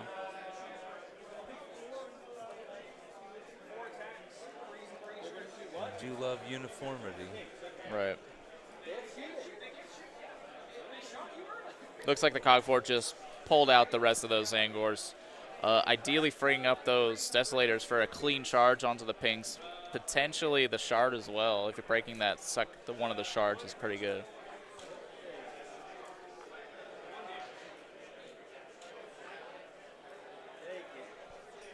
Just a random pot shot from somebody into a pink horrors. They don't turn into blues. They can heal a blue unit. Heal a blue. They don't turn into. All right, so that's shooting there. Karazai's got no valid targets. You can't. You're within 12 of them. But there is that you set up. You can. So he is within 12. Oh, so Outside of 12. That's why I redeployed him outside of 12. He is invisible. They are visible. This is visible. Yeah. This can't shoot that. It's outside of 12. Okay. I thought it was just okay. I thought it was slowly running. No. Outside of 12. Knowing that, yeah. So how many moves does he got left? I count that. Looks like they're just debating a couple rules here. So the key with the Kairos deploying backwards is that he's now outside of 12 of things, which means he is I think there's something making him obscured on the Zinch side. Another more shooting, just cleaning up that spawn, giving Karazai that clean path up the center for a charge here. Yeah. He should be able to easily get into those blues. Right. Maybe even with the pile-in, have just enough range to reach Kairos. Yeah, if he If rolls, that happens, it's done deal. if he rolls well enough on his charge roll, he should be able to get there.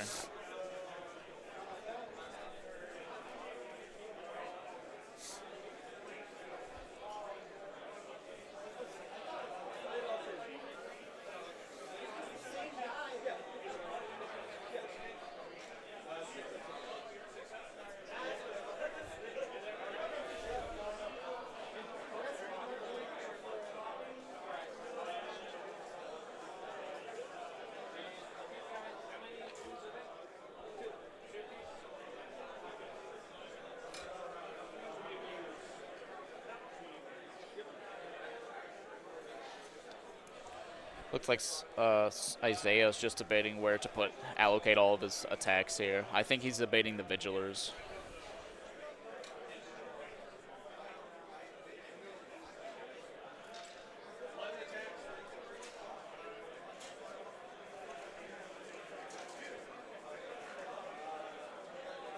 Here come the attacks. I believe these are 3s. Red 1 damage. These were either in. I think these were in the. Excuse me, the unit of blues out front here. Apologies. Those were into the pinks.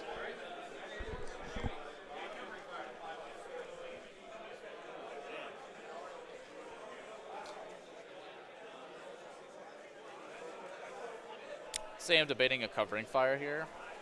End of shooting phase.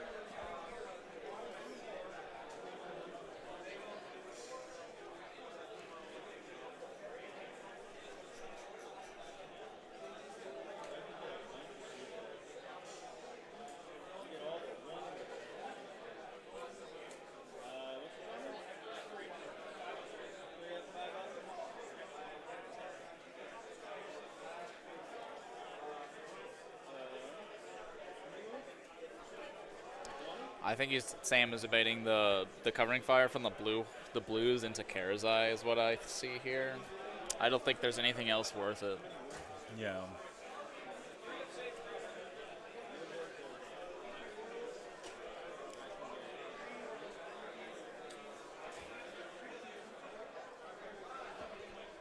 You think the Desolators will just end up charging into those pinks and trying to take one of the towers down?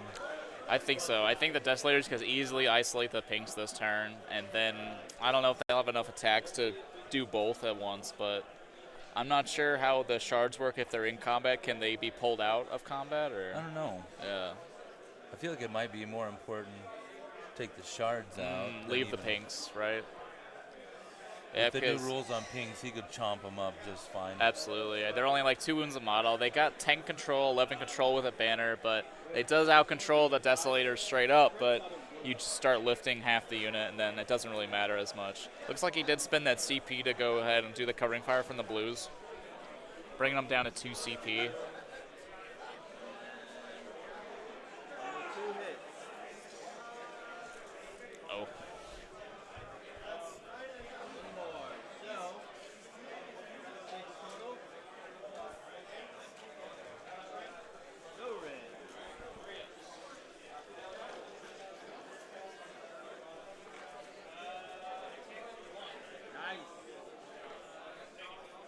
Looks like that was all into Karazai off his 3-up save.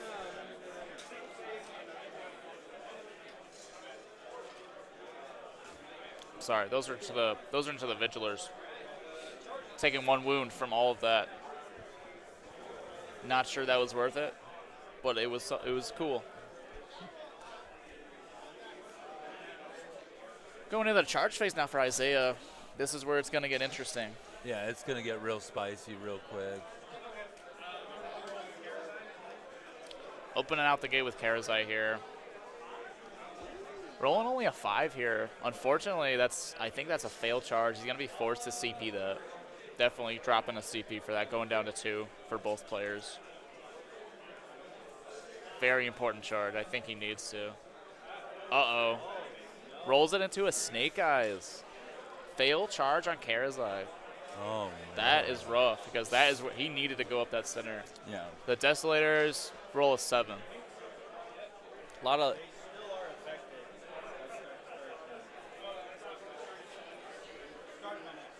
Especially on a double turn, Oh, yeah. you have to make that count. So that is rough.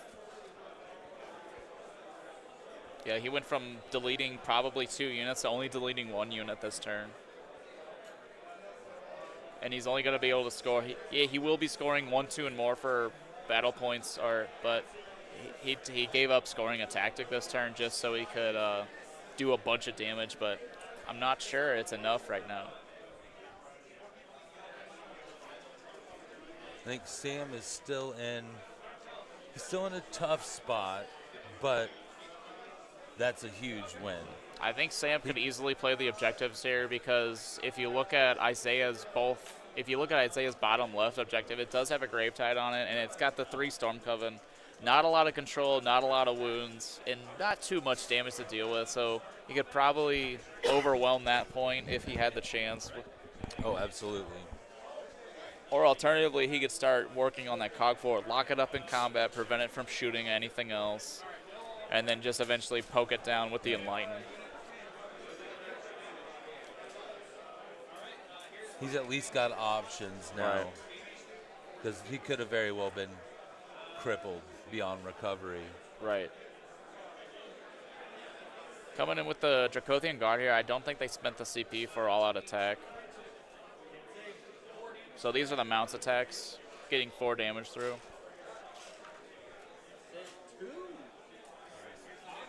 Ooh, 2 saves, that's big.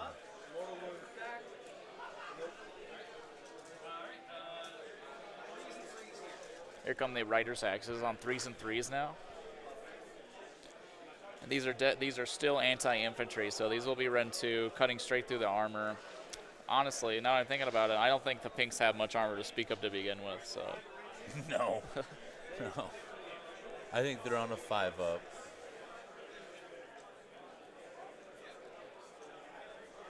I think we got about 15 to 18 damage there from the Riders. Going in for wards on the pinks now. 15, yep. So 14 damage there. So the mounts killed at least 1 model, 7 models gone there. Probably 2 pinks left, all said and done. And they're not the most killy unit out there anyway. 2 attacks on 4s, no rend, 1 damage is it's just very average. They're good at other things, though, Right. hypothetically.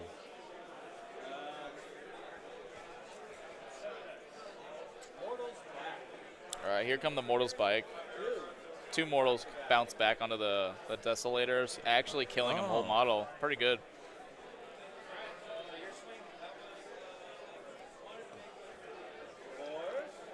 So I think the Dracothian Guard have 6 control total on that point, so they'll still leverage control over it.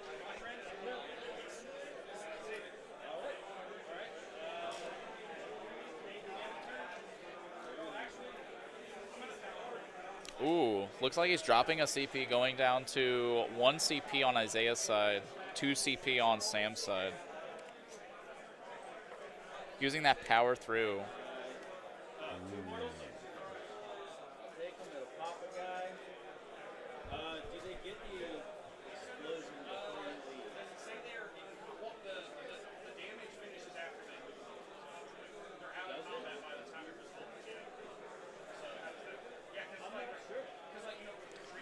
We're trying to figure out if the power through pops or triggers the Pink Horde's ability to do splash damage back, or if it's only in the combat range.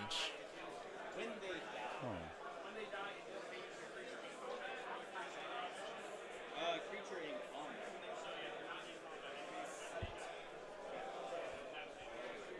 I don't know. Because they were in combat. Yeah, I think it depends on the So- timing of power through, when the D3 damage is allocated, Yeah. and when the model is slain specifically. It looks like they sorted it out, possibly double checking. I probably would. Yeah. All right. If I were Sam, I would try to make sure I got advantage of every mortal that I could. Right, yeah. Looks like they's just ending turn. They sorted that out. Looks like Isaiah will be scoring 1-2 more for 10 points cleanly here. No tactics, of course. He pulled a double turn. 25-13 in favor of Isaiah. All right, Sam is immediately dropping down to 1 CP, getting a rally off on Kairos. Very wise. Need to keep him healthy. I think he only healed 2 wounds there, unfortunately, but every wound counts for him.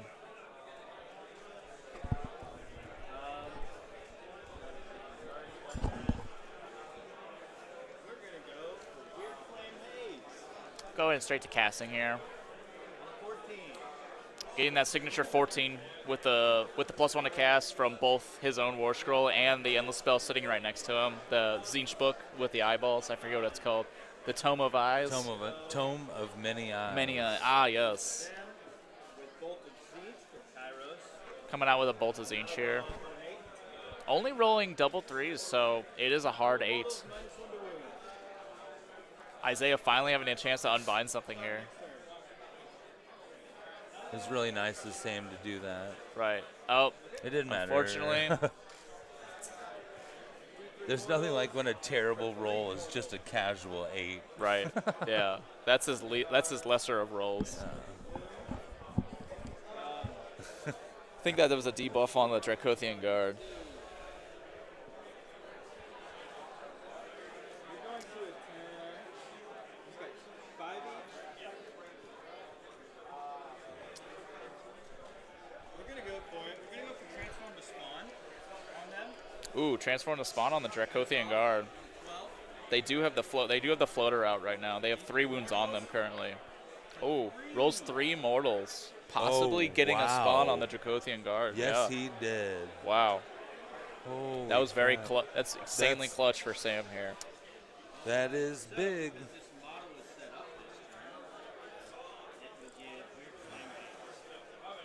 And now that that Chaos Spawn was set up this turn, is giving Weird Flame against whatever his combat is, I assume. Or he has to be chosen for, yeah. That's correct. And now he's just being strategic for the covering fire here, I think. Outside of 12, so you can only shoot me with your cannon. I believe we just got the hour left call. That's correct. Sam being very strategic here with the placement. He's putting him outside of 12. He's got the Weird Flame haze, so he's not visible outside of 12, or he can't be something like that. So only the longer range. Basically limiting the effect of the cog fort. Oh, I didn't realize Sam's spawn or Bulgor. Right. Yeah, That's awesome. they're a nicely converted Bulgor here, yeah. An 8. Hey, I get it. I turned all mine into the cows for my slaves army. Right. Yeah, the Theridans. Theridans, yeah. Absolutely, yeah. I mean, cows are cows, right? Right.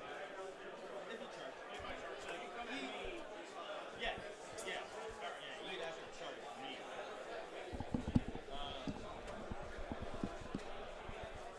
Okay. Kairos is done. Cursling.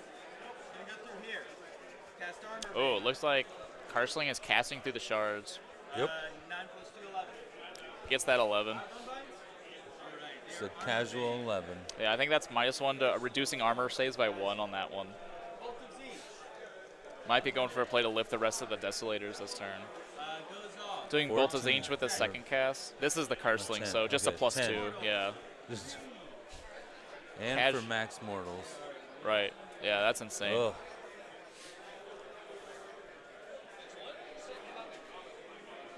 This almost makes me miss playing my Zeech army. To get it, I have to kill a model.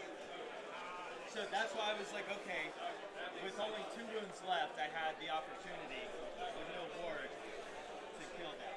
So yeah, they are locked now.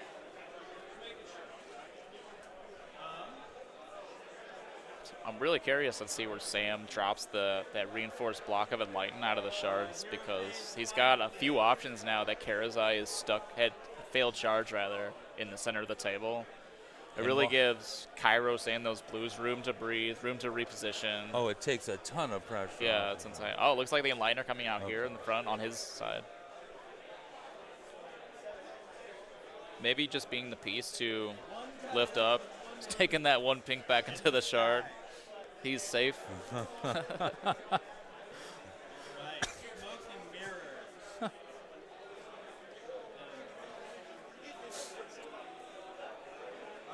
Yeah, Sam's at a point where he couldn't have kept him off board too much longer. Right. You got to make hay while the sun's shining. Yeah, so that he's running out of time.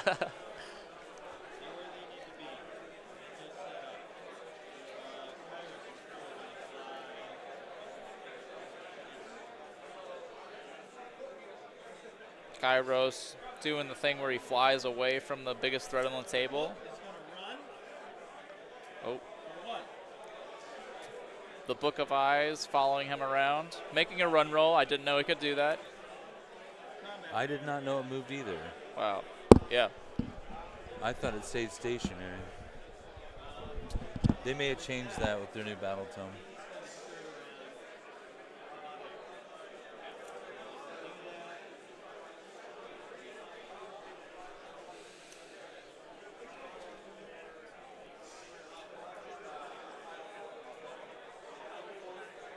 Pink's moving up. Honestly, those 3 remaining Vigilers are quite a decent target for Pinks. Between the shooting of the Pinks and Blues, they might be able to just dice them down, charge them out. There won't be much left after that. And then it'll really give Karazai a head scratcher of a choice of where to go after this. And honestly, the shooting that's about to come out from the Pinks and Blues is not awful. Right. Like, that's pretty generic stats of like 4s and 4s, no rend, 1 damage. But if I remember right, the Blues are still 2 shots of Pinks. Right, yeah, this is 40 shots coming in from the Blues, at least 20 shots coming in from the Pinks. So it's so many shots. It's a lot. I've done a lot of work with Blues and shooting before.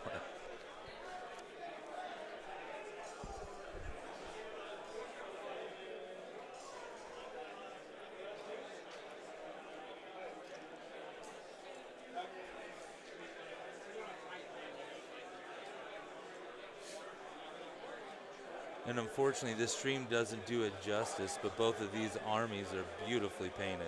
Yeah, absolutely. The Argent Shars has a beautiful, like, color shifting effect depending on where you're looking. Yeah.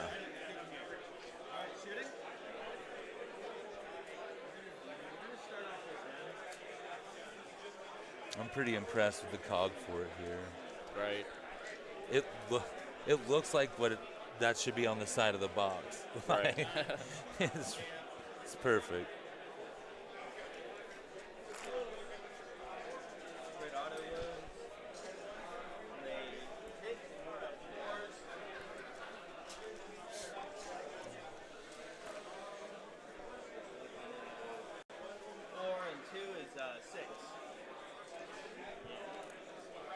I believe our Pinks just got 6 shots off.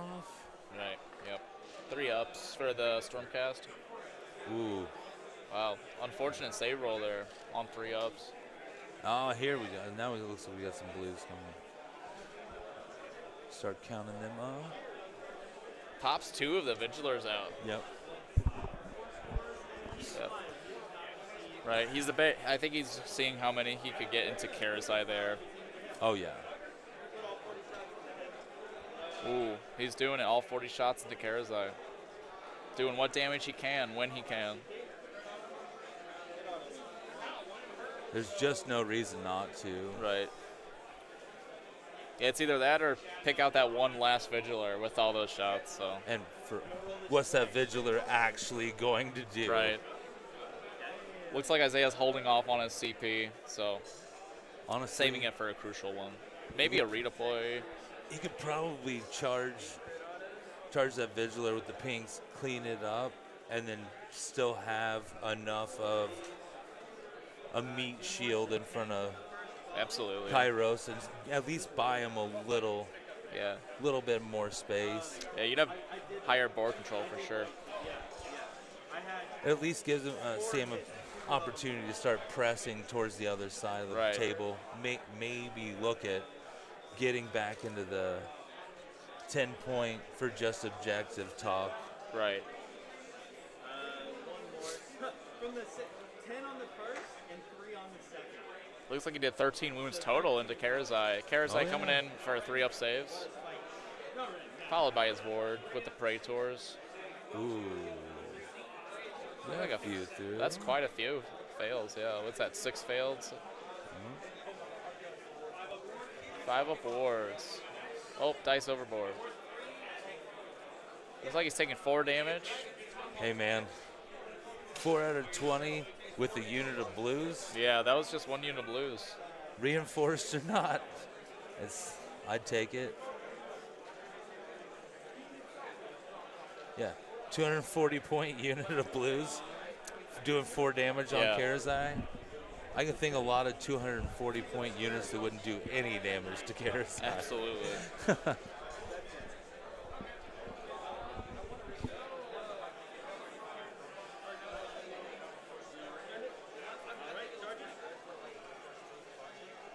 Looks like he's holding on to that CP again. Doesn't want to use covering fire. Wouldn't really be worth it. He's got some bad options for covering fire. I think he's only able to shoot a spawn. Oh. Did he get it? I think he got it. It's always a different mini game, just tracking down all the dice you drop off the table. Well, and I don't know any Sigmar player that doesn't love their dice as much as they do their models. Right. So they're not going to let one go. Can't leave it behind. What do you think of that? Okay, I'm going to choose extra rank. Looks like the Zangor line got into those Desolators pretty easily.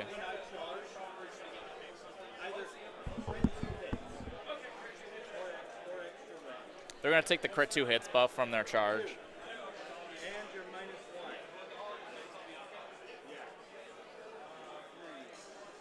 So it looked like Isaiah spending his last CP on the defense here against those Zangors. I think believe that's- Sam is down to 1, down as 1 as well. And I think that's completely fair. I think if I were Sam, I'd probably go ahead and even take the all-out attack just to ensure. Right. Because if this goes right, there's not a swing back. Right. So they're 5 wounds apiece, right? 5 wounds apiece. He's got. So he's got. There's one on the table already. So only 9 wounds in the pool. No ward, just a 3-up save, and he's already reduced his armor by 1. So and they come in at Ren 1 or 2 already. So. I think Ren 1. One mortal, and how many pieces? 3. Yeah, they're 3 a pop. That was a lot of damage. Well, yeah, there you yeah. go. They slap. Yeah, that was about. Especially you thought with the debuffs and everything else, like That was. I think they got 15 damage through on there, Yeah. so that was enough to kill 3 Dracoths total. Looks like.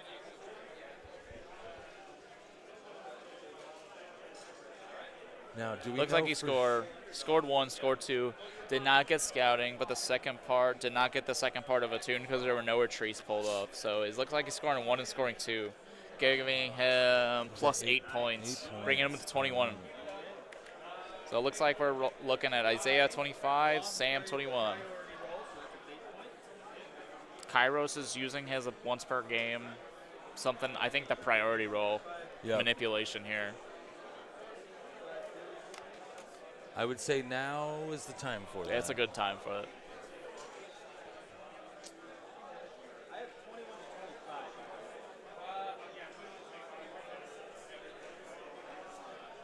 we know if Isaiah has any units still up in the sky, or is everything down?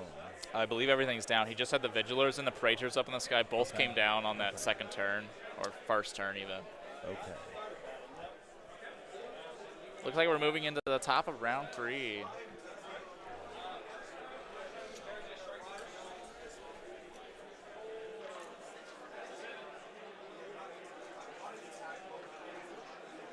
That is an 8. I just want to unbind this.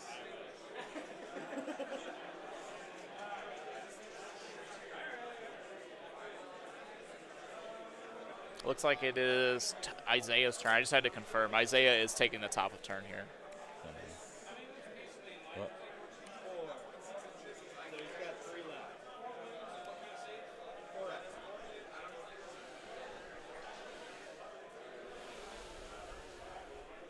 I wonder which objective Sam chose to be grasping again.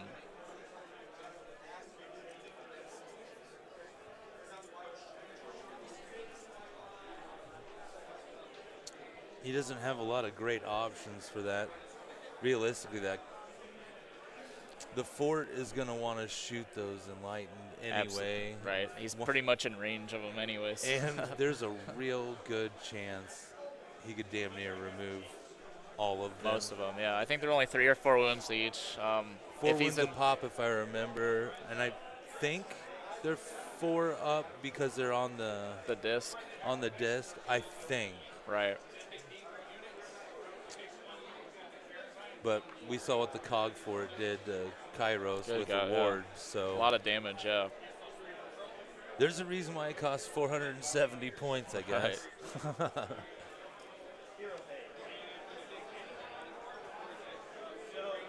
currently I can't pick them because they were in the previous turn.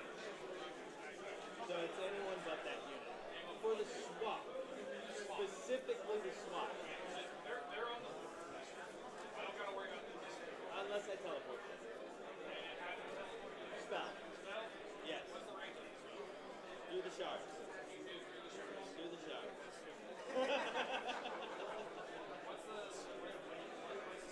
Looks like players are just debating. Isaiah's just figuring out what units are locked onto the table this turn coming out of the shards. So the Enlighten coming out of the shards the previous turn cannot be chosen as the swap for the shards again this turn, but they could be chosen as a teleport spell option from Kairos, measuring from the shards for range, of course. So Isaiah's just trying to figure out if he can pin down the Enlighten this turn or if he has to ignore them and go for something else entirely. But I think Isaiah's goal is to get back into that score 1, score 2, score more on your opponent. And then possibly even the second. Oh, he probably won't be able to get Wrathful Cycles until later in the game, where if he decides to dip down to underdog even. But Match of the Past could be achievable if he gets in range of a hero. He almost had it on Kairos, but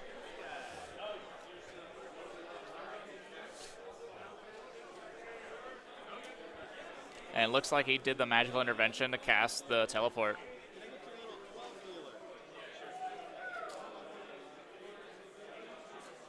So you can't move. You're as far as you're maxed out.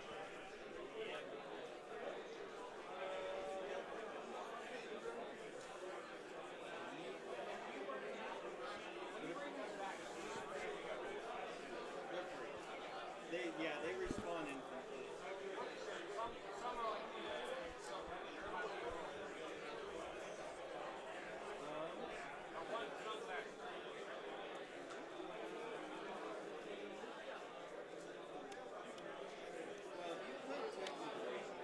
So you've got, if you move 6, you've got an 18 inch range, right? Looks like Sam's just debating where he wants to dump out this one pink horror.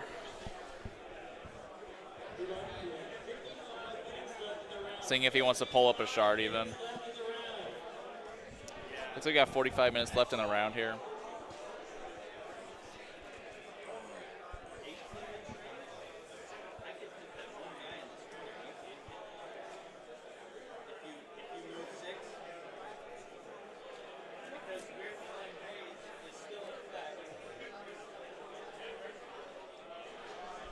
Sam using great use of that weird flame haze ability.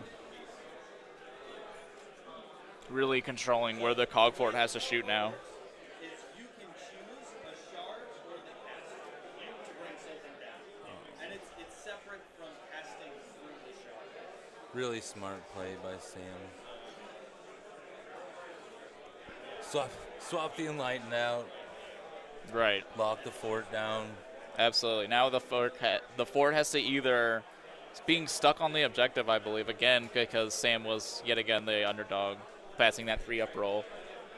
And then he's either shooting a Chaos Spawn or he's shooting a single pink horror with that fort, I believe. I think everything else is just out of range. I'm not sure if you could shoot the shards. I mean, those would be probably my next target, but Yeah.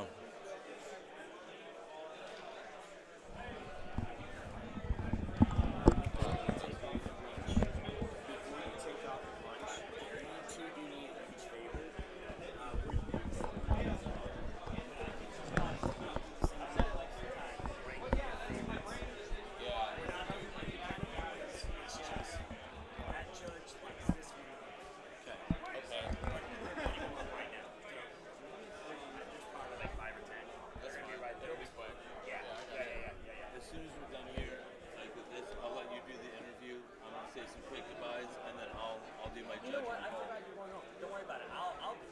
It takes 2 seconds to go pick my favorite one. I think I can handle Well, I want that. you to rank them. That way it's Oh, fine. that's right. Yeah, no, that's way too much. Hey. Maybe do this to show. that's my water, motherfucker! Rude. And we're back. Sorry, we just had our beautiful event organizer come tell us some important information. Yeah. That pizza's not gonna by itself. I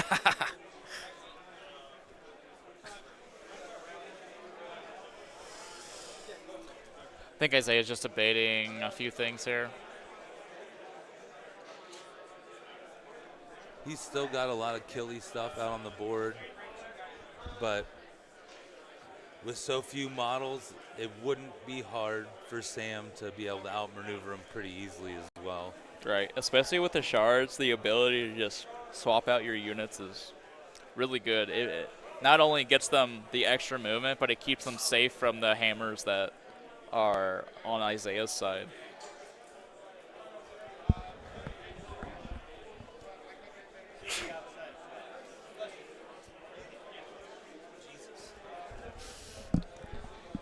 I survived. We're back.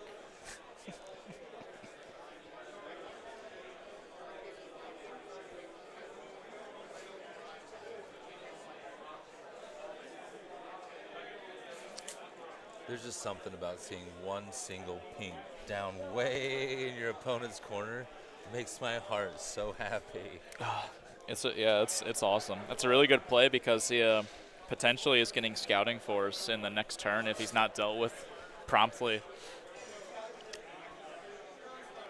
And I think that's a big win again for Sam. Like, he's causing Isaiah to have to make a lot of choices. Right.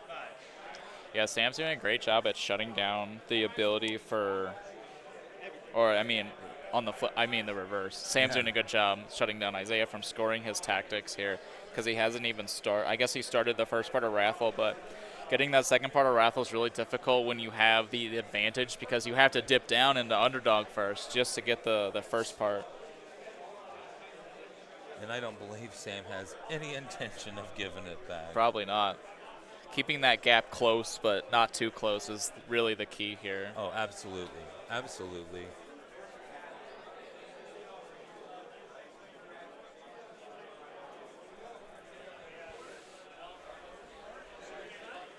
Karazai coming up to the left side here. I'd be interested to see if Sam doesn't decide to do a redeploy with Kairos and try to get back just a little bit. Absolutely. Because Isaiah's at a point where he could definitely charge and then pile in and end Sam's day. Absolutely. So what I missed is that he pulled up the blues as well. The blues have been pulled off probably into the shards, of course. Either the teleport spell or the shards did there's there's a couple different things They're going somewhere, on. Right. just not on the board.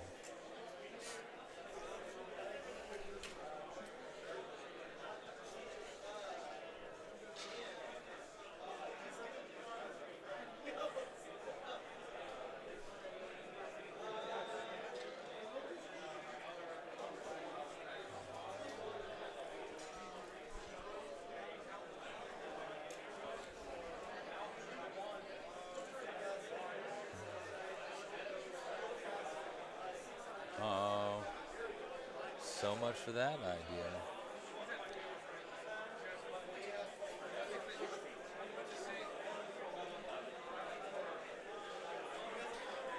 Isaiah just debating what he wants to do here.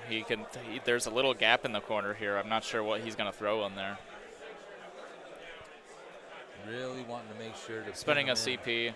Oh, he's getting those 2 Dracoth back. Oh, Pretty clutch. that is not convenient. Right. So now those Dracoths are not only shooting Kairos, but they're threatening him with a charge. Honestly, those two are a terrifying prospect for Kairos. 'Cause Right. those two could eat Kairos. They just by eat him up. themselves. Yeah. They just hit so hard. Only having 2 makes it a little bit more swingy, but still. Yeah. If they connect, they'll connect because all their attacks are 2 damage flat against Kairos. And it's not like he'll get much of an armor save. Like Ren 1, Ren 2 on the mount attacks, basically get cutting no through his save. armor. Yeah. Now we just have Sam here debating if he wants to redeploy, I Yeah. believe. You're going to have to. Redeploying the Curseling here.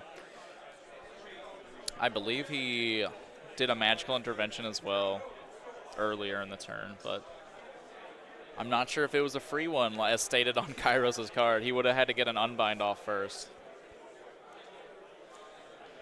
Looks like the Curseling's going towards Kairos, possibly holding his hand, maybe making the situation a little better for himself. Well, everything's better with friends. Right. So.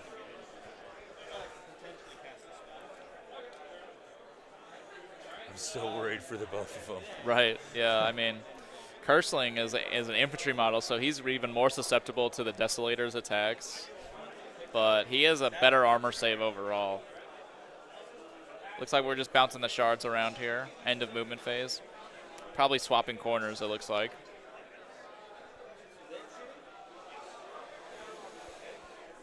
Oh, going for the center backfield here. Just getting options. That gives you a threat against both corner objectives pretty reliably here.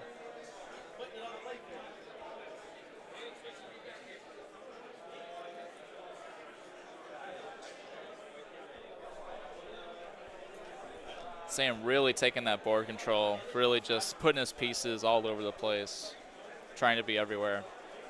Proper Zinch gameplay.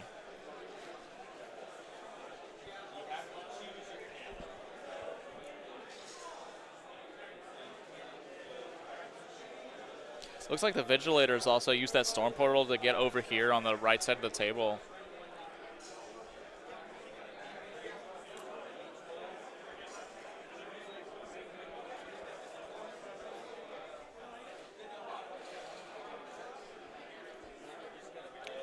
Just rethinking the shard placement here.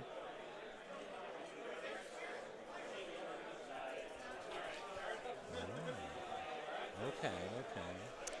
Going back to his own center field, possibly just to support Kairos again.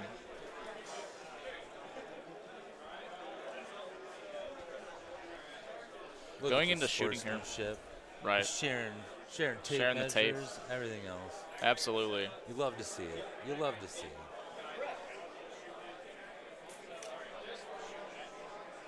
Cogforge shooting that singles chaos spawn directly across from it on that purple objective.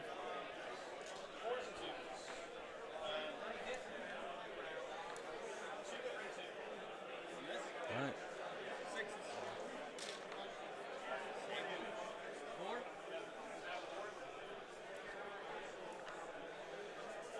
I think that was at the shards. Oh, was that into shards? I think so. Yeah. You're absolutely correct.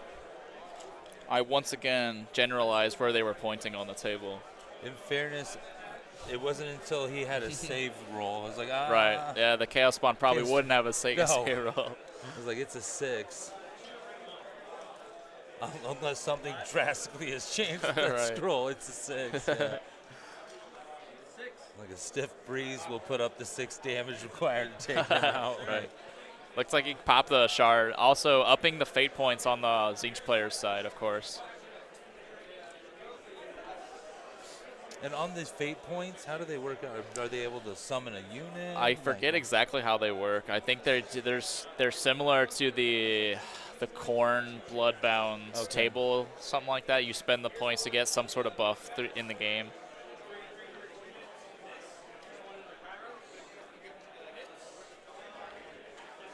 Here's the Desolator shots into Kairos. I don't think they did much.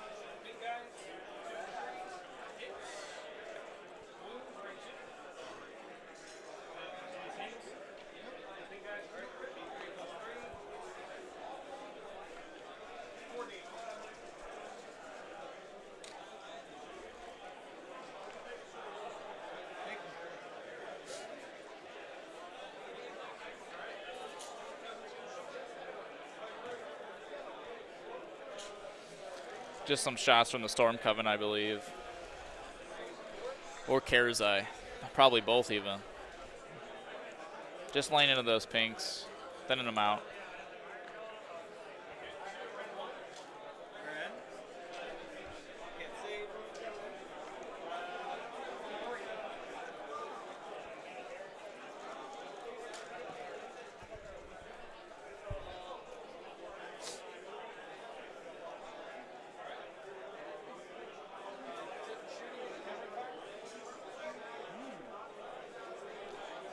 That's the wraps up Isaiah's shooting phase, going in the bottom of shooting, passing it to Isaiah for a potential cover fire. But he did pull the blues off the table, so I'm not sure if he wants to spend it on the pinks or not. We do have quite a few pinks that just went down.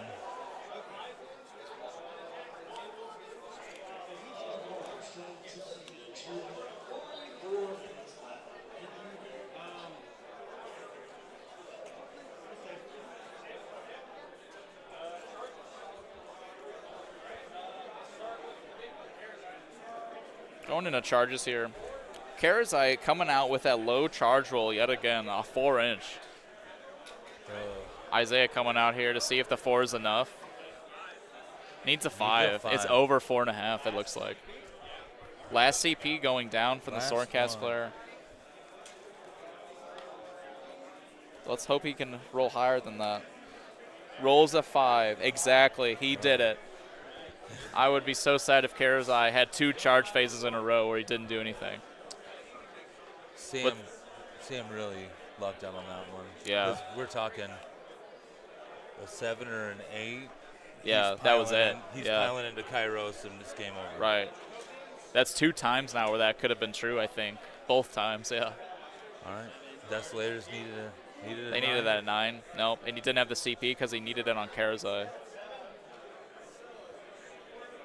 And then those Vigilers went for a 9-inch charge as well. Only rolling a 7, unfortunately. Trying to get that Chaos Spawn. Praetors going in for a charge on that Chaos Spawn in the center. Only rolling a 6, though. That won't do it. Stormcast units are just so tired. Right. They just don't have a big charge. They're like, we've been running around all day and I'm tired. Nope. That's big for Sam. He really is in a position where he can't afford to start losing too much more. So Right. every damage he can mitigate, he doesn't have to take the brunt of, is big for him. Right. Sam, of course, passing on the counter charge opportunity here. Going straight to Rampage for Karazai.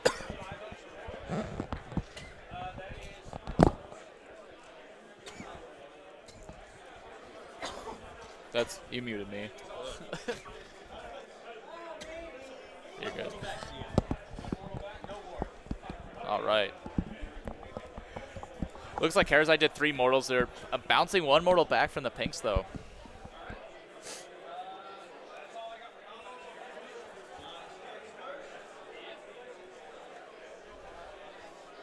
Those pinks surprisingly have that nasty strike first ability because they got charged, I believe. I'm not sure where the source comes from on that one, but it's been happening all game, so. Must be true then. Right.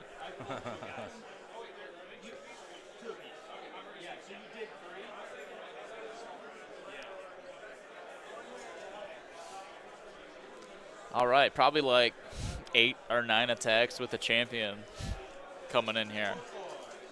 4s, 4s, no runs.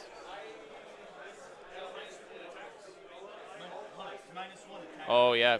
One goes through on the hits. Right. They need to re-roll there because Karazai gives out -1 attacks to the unit. So Okay. he's half as many attacks, essentially.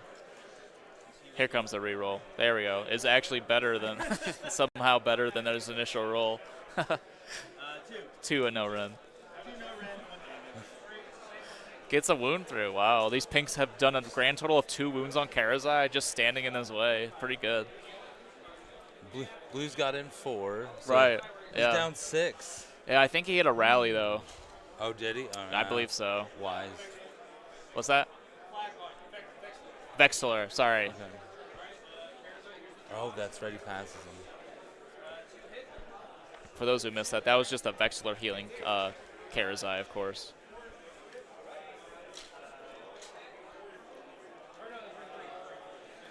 Doesn't matter. 6 up, 2 turns. 6 up wards here on the pinks. Managed just to pass 1, which is exactly enough to leave 1 with 1 wound. Karazai's got the second profile, though. Oh, Should no. probably clean him up. Kyros's arm just fell off. That's brutal. All right, I'm not going to roll it.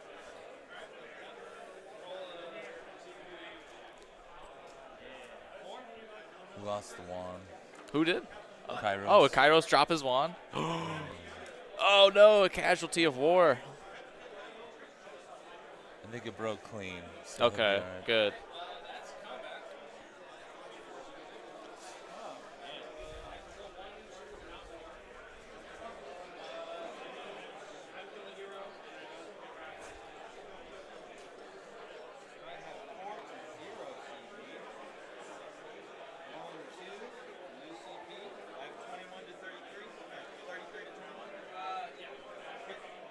All right. I believe Isaiah finished with finishing out at 33.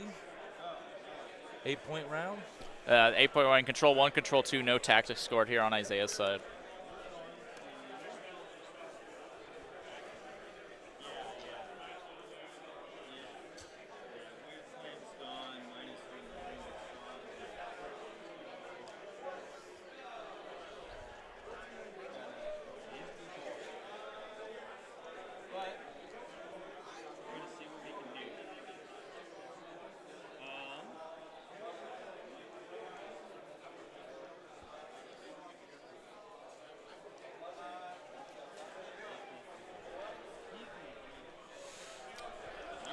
Sam here just debating how he wants to start his hero phase.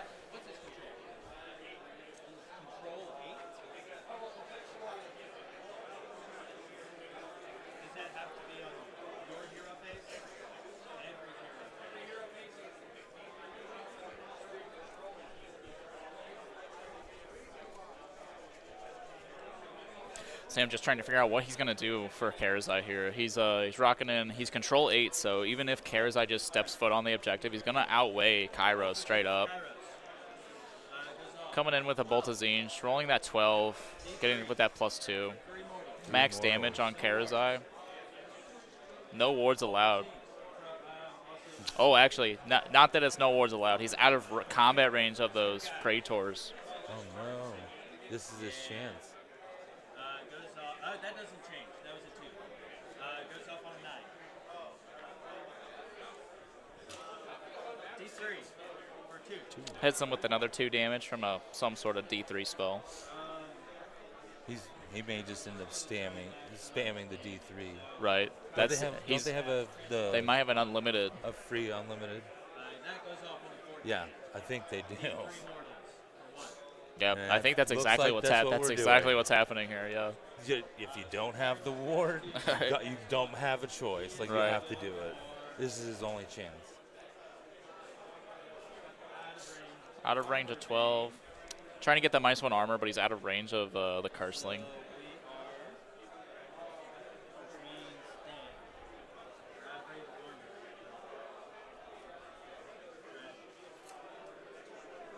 So I was trying to move him closer earlier. Roll the DM3.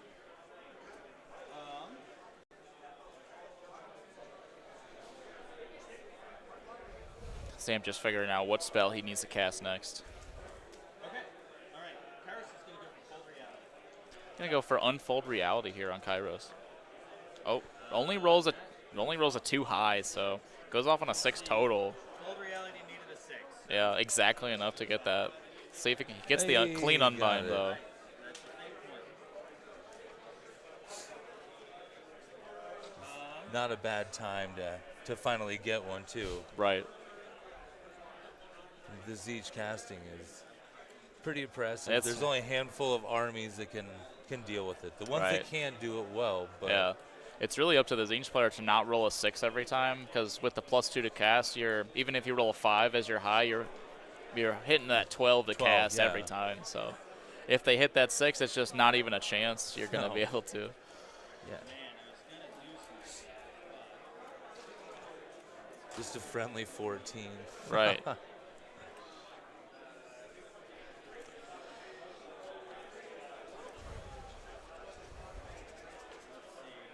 have any rallies?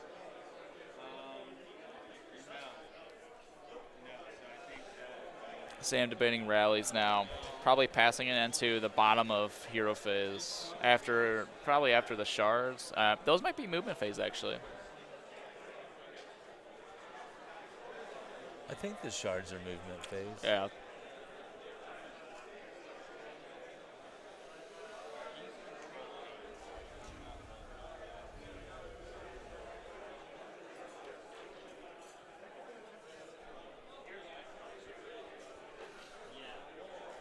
He's 5, so that's what I'm saying. If he was within 12, I could do Devolving Aura, which would make him max 1. That's just outside. I didn't get enough. I didn't get him close enough. It's like Sam's trying to figure out a way to get the Cursling onto the point. Trying to rival the control score of Karazai's 8 with the Vexillor bonus here. But Kairos is only 5. The Cursling's probably 2. So he's going to have to get these discs out here to try to mince up Karazai when he has the chance. Just removing Karazai from the equation might be the play. Yeah.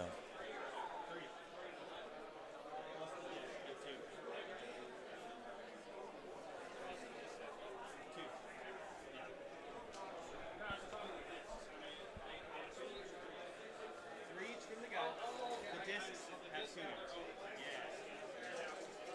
Yeah. It's 2 now. That's my hero. No, I'm gonna rally these. Oh, they've only taken 1. Never mind. No rally. I'm gonna take this. Passing into the bottom of hero phase for Isaiah. The Vexilor's doing his stuff off. Some healing. Healed again. Great combo. I like how Karazai has this hype squad behind him. He's got the Praetors plus the Vexillor just so he can keep going. Yeah. By the time you get done, though, with all the buff mutants, you have 40% of your army made Oh, up. yeah. Absolutely, yeah.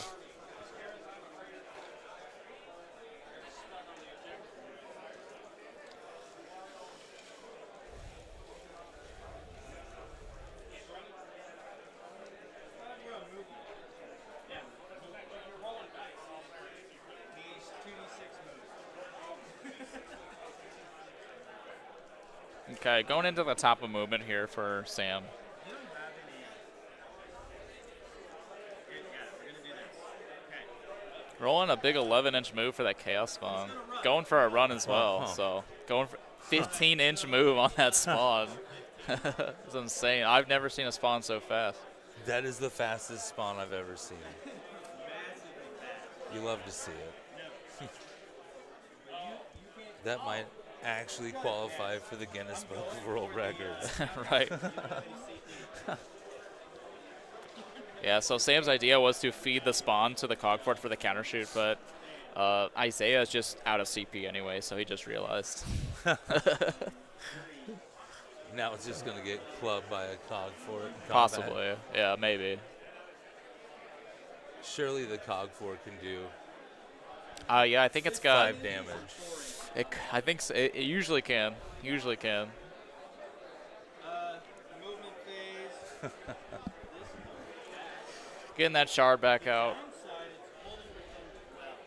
But only wholly within 12 of the already existing shard, of course. So kind of limits what the shard can do this turn, but it'll be back online next turn. So really the key with those is to get rid of both shards at once if you really don't want to deal with them anymore. Oh, the Tome of Eyes moving again.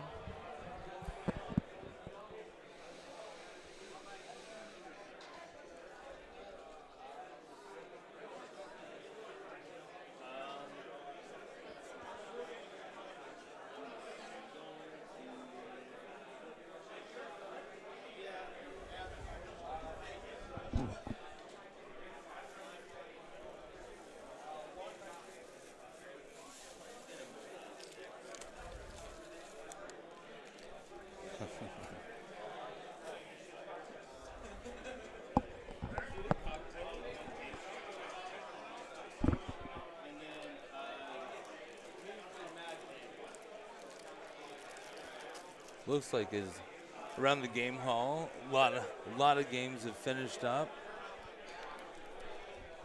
Quite a few more getting close. Looks like we're approaching about 30 minutes in the round.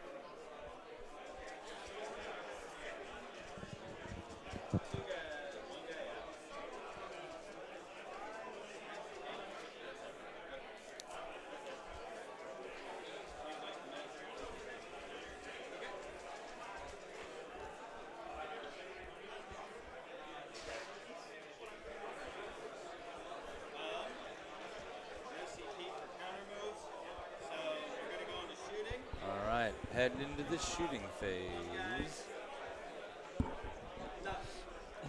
Now what's hard to see on our view here, we've got behind the cog fort, 9 inches away are the 20 blues that he put down, or Sam put down behind Isaiah's cog fort here. Oh, it's just under the graphic. Right. Yeah, we covered it up with our tracker here. From the first volley, we had 5 total. All right, so you can see on screen the pink horror down in the right corner. Well, just to the left of him, hugging the edge of the board, are 20 blue horrors behind the cog fort there. They all should be in range to shoot, so 40 shots from them. You can at least make it interesting. Right. Should get some damage too. It's a 3-up save, but no CP, so he's got to roll 3-ups. Yeah.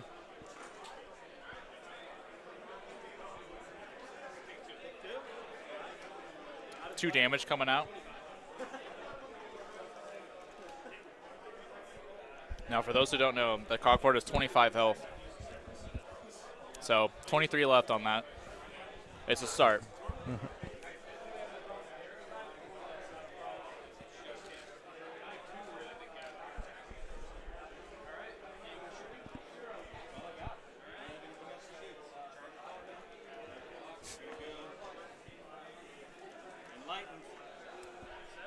going into charges here. And line rolling that 7. Let's see. It should be enough to get into Karazai, I imagine. So. And he's still out of. Well, no. He's at a CP. Sorry, answer my own question. Yeah, if he can get in there, this is his shot to kill him off. He won't have that ward. Yeah. No ward and no CP on Isaiah's part, so not even all-out defense. So, now I am worried about Kairos. Yeah, that's a good point. Because those Desolators are still just sitting there. Right.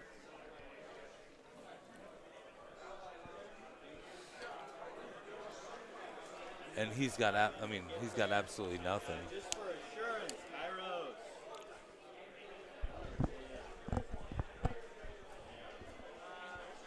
Kairos. Kairos going in for the charge. Honestly, wow. I could see if you do that to try to get him away from the Desolators in some aspect, but if these Enlighten whiff, it's bad. Karazai's not even going to go after them. He's just going to turn and he's going to destroy Kairos. Right. And he'll be at max plus attacks from taking the damage. He's only one damage off from being +2 attacks on both profiles. I've made this mistake with Kairos or a Lord of Change. Seems like a good idea for insurance, but he's not going first. Right. Yeah, like he's going after everything else because you need the Enlighten to go first. So instead of just losing one unit, if you whiff, you're giving your opponent a choice to pick which of 2 units. Right. But you can only kill one. I mean, I don't want to give them options. Absolutely. Kairos is rocking in with that -1 to hit, but Karazai is such a good profile that 3's to hit normally, so it's not unlikely for him to spike on just 4's to hit. Yeah.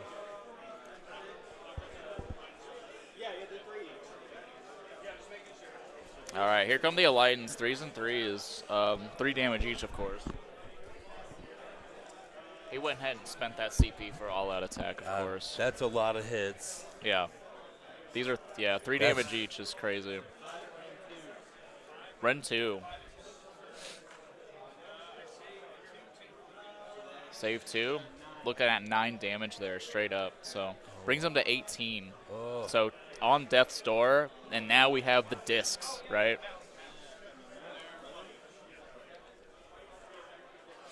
Yeah, now with the disc attacks. These ones are a little more swingy, being 4s, but all-out attack brings him to 3s. All right, so these are only Ren 1. 4 more Ren 1. 4 Ren 1, but these are they're D3 damage. Right. The disc, for a while. Yeah, for a while they were better. They were a little better than the Riders at some times. There were times, Skyfires specifically, like you'd throw them into combat on like chaff or something like that, or follow up. Yeah, like and just mulch people with just the discs. Absolutely. It is a very viable strategy, was so good. Was at one point. Yeah, between that and just having Destiny dice, they could pretty much go through anything. Oh yeah.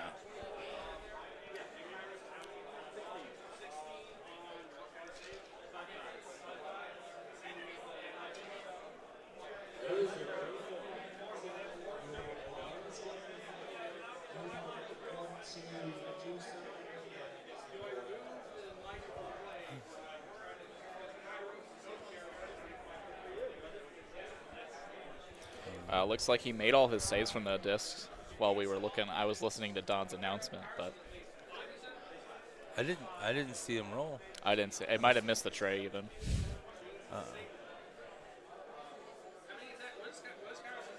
He's debating. See, now that this is exactly we just have Isaiah debating on where Karazai's gonna slap right now.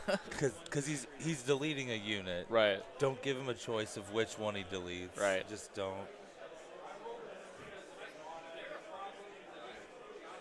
Asking someone else to do you a favor is a tough spot to be in here. So he's throwing the attacks into the Enlighten, it looks like. Which could be wise. Kairos could just whiff, and I guess he could just rely on his armor save there. And then lifting the 6 block of Enlighten is really strong for the game because those things can actually chew through anything on the table for Isaiah. So removing them now. The mobility, everything. Uh-huh. Like I completely agree. Oh, but you just got attacked by a rogue dice folk. All right. At this point, I think he's trying to hurt us. This Right. is the third. That's the third one. Third one, fourth one. Yeah. That came our way. I mean, I thought I was being pretty respectful. Mm-hmm.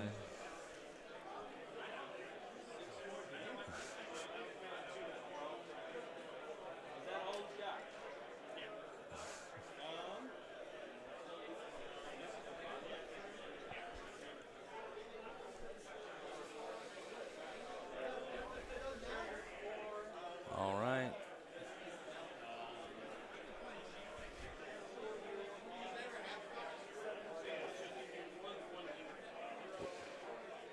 Down to one enlightened. And damaged. Yeah, heavily. three wounds on him even. So he's got one wound left, isn't it? Yeah. Someone's gonna sneeze at him later. I guess the hope is Kairos finishes this up, Right. which So should be doable. on paper, it looks like he could do it. Right. So it's only 2 wounds in the pool. I think Kairos is probably 4s into 2s, assuming he's got that classic monster profile.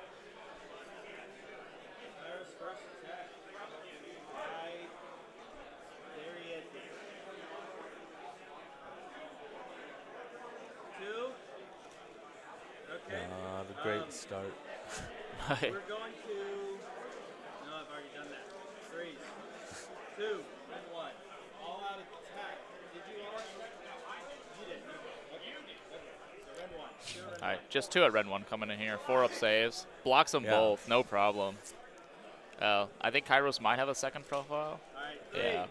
Not great though. Yeah, the first one was the good profile. Red 1. 2 red 1, same deal here. 4-ups. Takes 1. D3 damage though. Uh-oh. 2, baby. Exactly 2 damage. Takes him out. That was down to the wire there. The last attack and the last damage roll. For my anxiety, that's exactly what I've learned this from experience. I would not do that. Right. That was so close. It took 6 Enlightened and Kairos barely Got it. Barely getting it. And what would it look like if Kairos didn't finish it? It'd be so unfortunate. I guess I would go down to the priority roll next, really. But It is the worst Karazai- feel bad ever. Karazai would get that heal from the Vexillor and be back in action and no problem. So Yeah, you would have just absolutely walked into a huge Right. mess. I lost cryo. looks like Isaiah takes priority roll. Let's see what Sam scored last turn. Does he have? He's got 1 and 2 for 8 Yep. points. Let's see if he scored any tactics. Attuned? No, did not score attuned. Scouting force. He's got 1, He's got 2. the blues down here, pink here. Oh. I'm not sure if the Chaos Spawn count for scouting force. Are they infantry or are they beasts? No. I don't Right. believe they are infantry. So not quiet. Or they have to start the game on the board. They have to don't start the they? game on the board. So they Yeah. automatically don't Oh, count. they're disqualified. Yeah. Yeah. Gotcha. Because, yeah, they are technically infantry. Okay. So he's only got 2 for that scouting force. So yeah, only scoring 8 points there, bringing him up to 29 to 33 in favor of Isaiah. Still keeping Sam as the underdog, it looks like.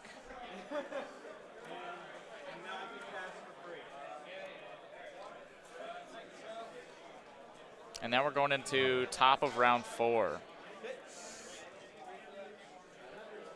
Nice.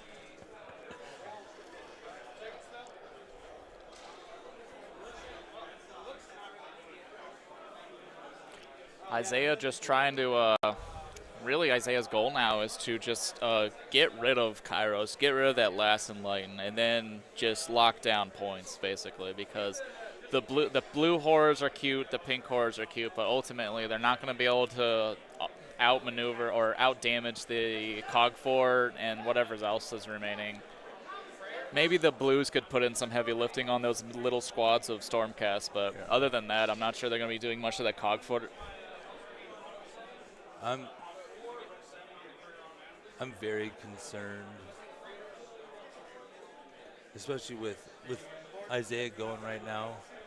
I don't think you're gonna have Kairos or Enlightened by the Probably end of the not. turn. Yeah. Both players have done a really good job at positioning, but I think Isaiah has kind of planned for the round 5 kind of goal, right? He's kind of in every corner already, and he's able to reach every target that he wants to. Yep. He's cast a wide net for sure. Yeah. I was setting up for that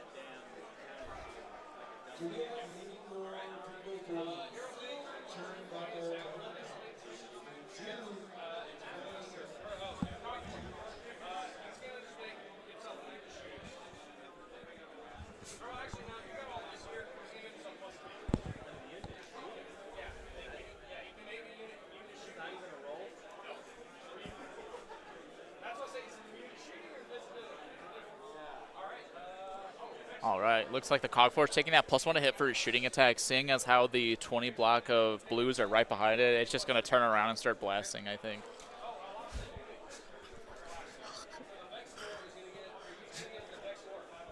As one does. Right, looks like the Relator's passing off a 5-up ward to that Vexler in the center. It's not, that is pretty good, not nothing to ignore. Makes quite the sturdy hero. Yep. It could be even. It might even be affecting the Storm Coven too. I'm not sure if that's an aura or if that's pick 1 unit. one off. Did the rally, I think. I think that was on. That was on the Enlightened, right? He was trying to get a whole model back. I think he only rolled 3 back on that, so unfortunately did not get the model, right? No. So, but it did take him to full. Did heal that 1 that was there, yeah. But no, he was definitely hoping for a full. Looks like Sam is just debating all this end of hero phase movements. Looks like the Cursling's bailing himself out, swapping for that pink that was in that corner. Pretty wise.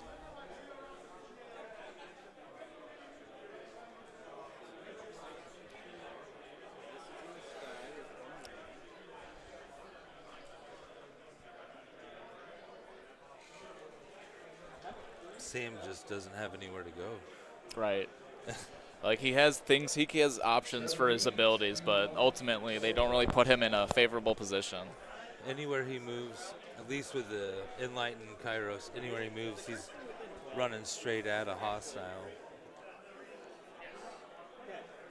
On a 3-up, max control 1. Not go off. For our spell, Kairos, going to cast, teleporter. Goes off on an 11. With our other plus 1. 12 minutes left in the round. This guy.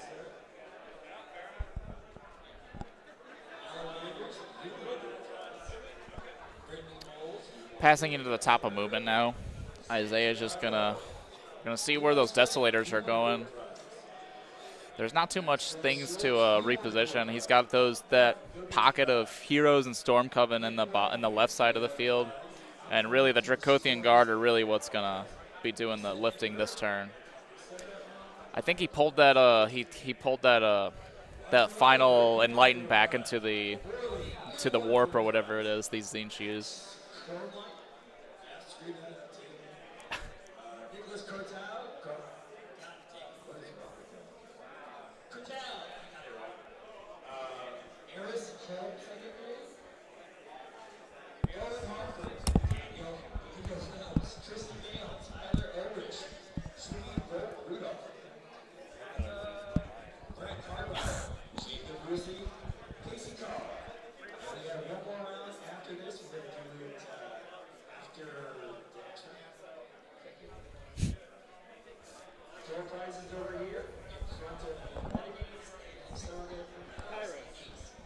Apologies, folks. That's just our event organizer doing some random door prizes for everyone. They got the microphone working today. Unfortunately, with our headsets, Right. it made me feel like I was losing my mind for a second. Looks like Kairos is taking a nice 2 or 3 inch redeploy here. The relics are coming in hot with that -1 to ward rolls on Kairos, trying to just burst them down with these 4 units here. 2 of them being just small foot heroes. But between all of them, there's probably enough damage there.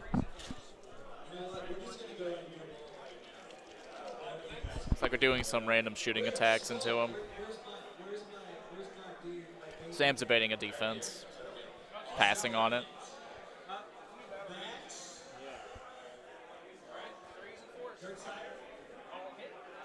I think it's going to be very, very difficult for Kairos to survive this experience. I think so, yeah.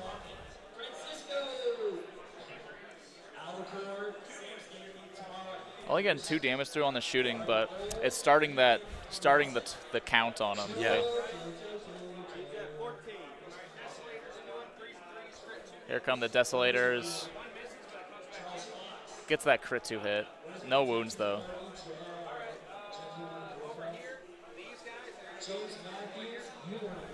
Vigilator's going to shoot that Chaos Fund because they don't really have much else to do, seeing as the Praetors have taken that top right objective already.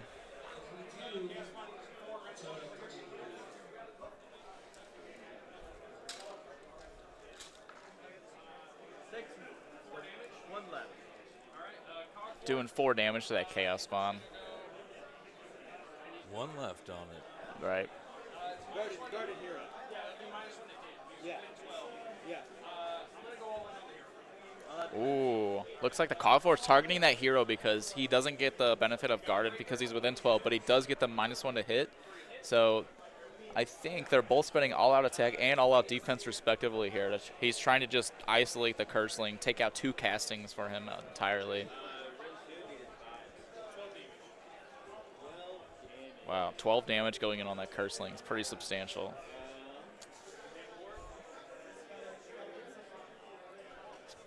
Probably just looked like he's just gone, and I think. I don't. Yep.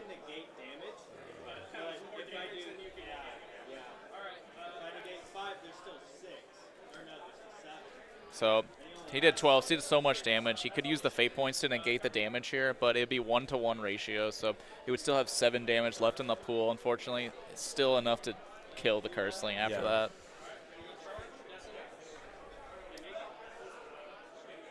And that's, like we said earlier, that's one of Zeech's more sturdy units. Right. Yeah, that was like he has the good armor even. Took a face full of cannon fire. Right. It has been really impressive to watch that. Watch that thing just sit there and lob mortars from across the table. It's super effective in this matchup for sure. Even being grass stuck on that objective the entire game, it's still making points back. Looks like the Vexillor made a charge. I believe he had a CP reroll that he rolled pretty poorly on that first initial one. The Vigilor's going into that Chaos Fund, trying to pop off that single wound. Gravetide coming in. Ew, rolls a 9, possibly makes it into Kairos. Get that +1 damage out. Yeah, so I think between those things fighting Kairos, I think he's gone because, I mean, it's set unless some crazy dice rolls happen. I think just going off of averages, the Gravetide The Gravetide is like insult to injury almost more than just.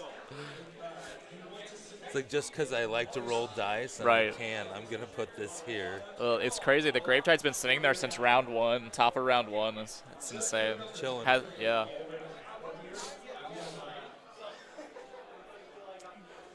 It didn't ever have to do a lot of heavy lifting, but the fact that it was there and available as an option at all times is surprisingly strong. Right. It's at least a nice safety blanket. Of course. A little out of sequence, but Sam forgot to replace his shard, so Isaiah was nice enough to let him replace it. It doesn't really affect anything that Isaiah is doing. Like you're going in with the Desolators first and a Kairos, popping that all-out attack, of course. Probably dropping. I think Isaiah's down to 1 CP, and Sam is also down to 1 CP, popping that defense respectively.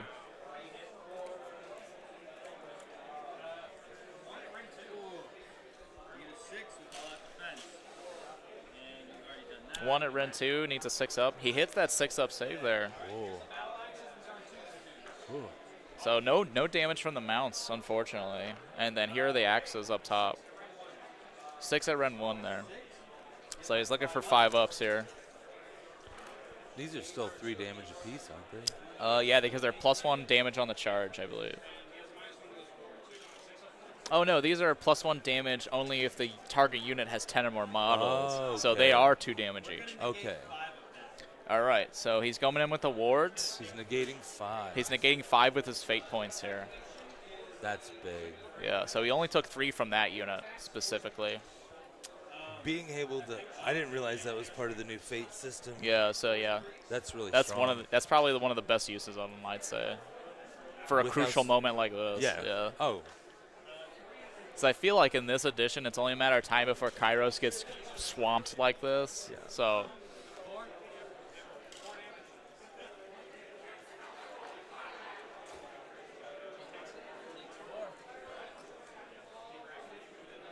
is that 4 damage? 4 more damage coming in from the Vexillor, I believe, or the Grave. I can't remember if he chose which one. Looks like he got 7 remaining. 6 left, sorry. 6 remaining. So he is, in fact, bracketed, I believe. It's 10 wounds to battle damage him. He got less than 30 minutes, I believe. Less than 30 minutes. Yeah. Yeah, it looks like I think we about 20 to 30 minutes left on the round here. 2, Ring 1. Damage 2, 4. And we're in the bottom of 4, aren't we? Or top still. I think this is top of 4 because I think Sam is the bottom of 4. 3, Ring 1. What? So these are D3. Oh, so he's dead. So Kairos will still hold that 1 point. I assuming think that so. he He's control survives. 5. Yeah. So Kairos just bonked the Vexillor out. Here? Yeah. He's got 1 minute. Cool. Going ahead with the Vigilers. Just killed that real quick. Didn't even need to roll it. He needs to be at 10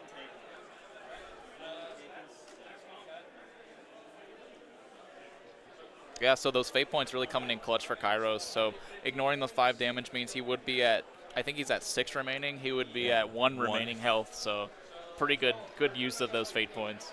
Yeah, dude. Let's roll off. What? Triple double turn me. Oh, I have to talk my turn now.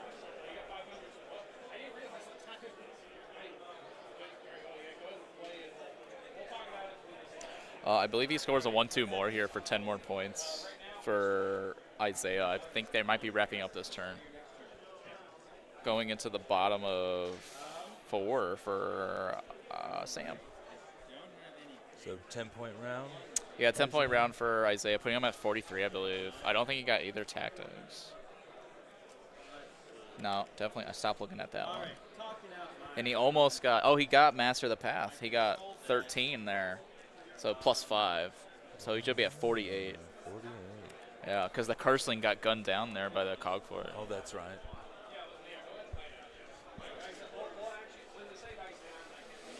What's the banish? 7? Kairos, that's a 7. Gets the Banish out. Banishes that Grave type. Left. We're going to cast the teleport.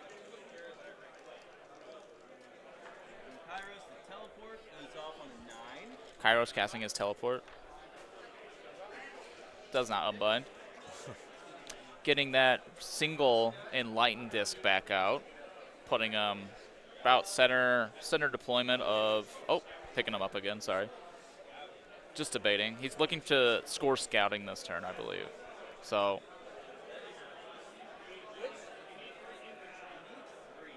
I So between the disc, the blues, and the single pink that's up in the warp still that can come down, he could score the 3 scouting.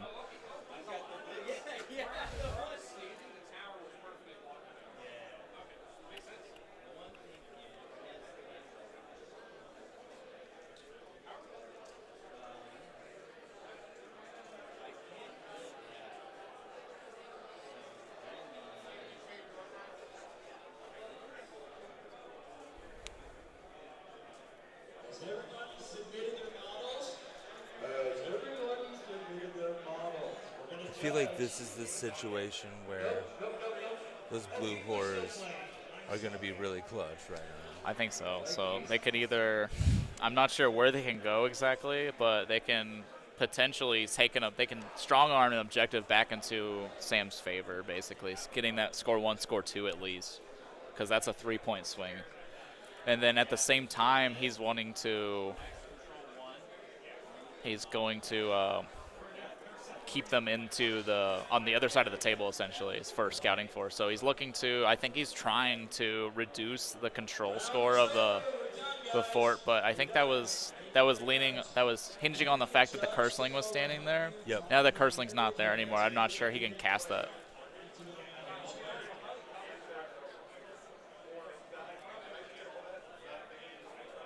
No. Sam's in a rough spot because he's got exactly 3 scouts left, but the covering fire exists. So as soon as he ends that movement phase, ends that shooting phase, either the Cog Fort or the Storm Coven will be popping a covering fire, and he's only got 1 model left on both the Pinks and the Enlightened, so they're pretty susceptible to just getting absolutely blasted off the table by that covering fire.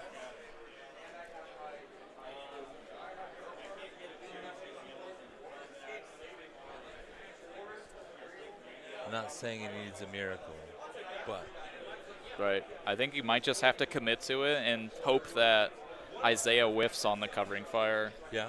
Just ideally don't give the Cog Forth the covering fire, right? That would be the trick. If only he had another Chaos Spawn to shove 3 inches away from it, that would be if he had another 15-inch Chaos Spawn move.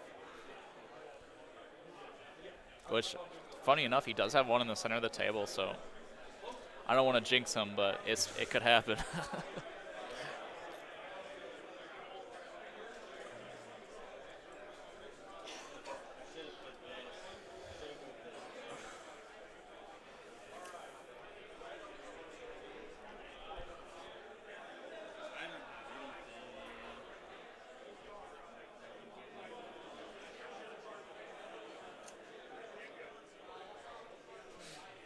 Sam just debating what he really wants to do this turn. How many points he really wants to score, rather.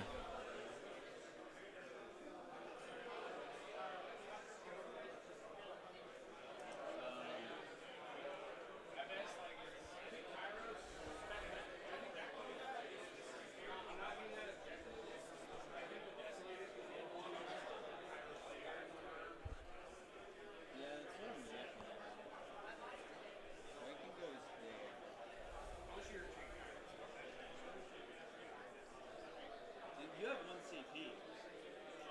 Yeah, I'm gonna retreat Kairos. Kairos doing a retreat, only taking 2 mortal wounds here. Roll it. We're down to 5.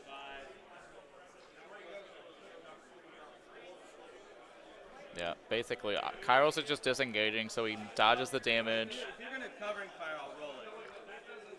So he's only taking 1. Yeah, actually, only realizing he has a ward on those retreat wounds, he takes only one damage. I mean, I'm going for points, so. Yeah, so Kairos just wants to stand there. He's control 5, so as long as he's standing there, he can just have that point. And they're both down to 1 CP, so there's no chance for a counter charge available. And covering fire seems to be the only way to get rid of that. I guess the Desolators could do a covering fire, but I'm not sure they could do enough damage on a Kairos with that.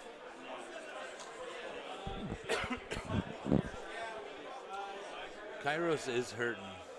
Oh, he has what? 5? Oh, yes, he took 1, so 4 wounds left. Right. Looks like we've got about 5 minutes left in the round, so they're concluding round 4, and they're seeing if they can talk out round 5 without rolling any more dice.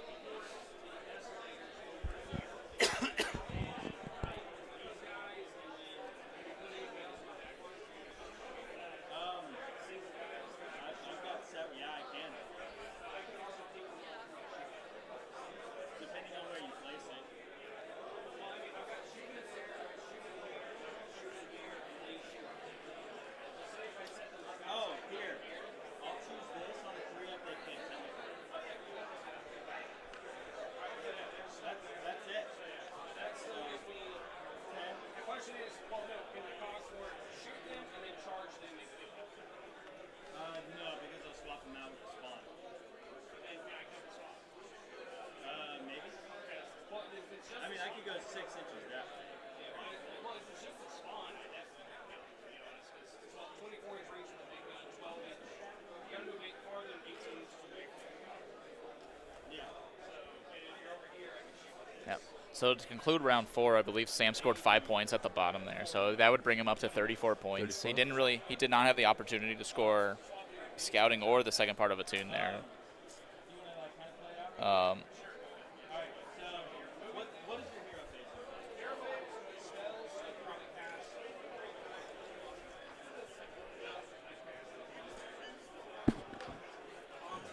So it looks like they're just rolling some crucial rolls here, seeing as there's still time left in the round. Just trying to speed play, it looks like. Trying to get their points for their teams. If you are still playing and you have a model, please don't do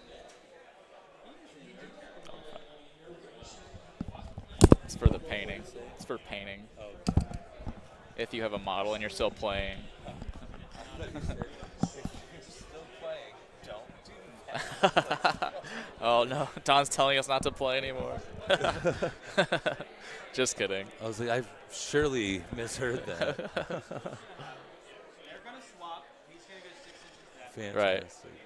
They're in the sky. Kairos is gonna teleport. Oh no. Oh no. Uh-oh. Looks like Kairos actually fails a crucial teleportation roll. He only rolls a 2 high on these 2 dice, so he gets a 6. It does not enough for that.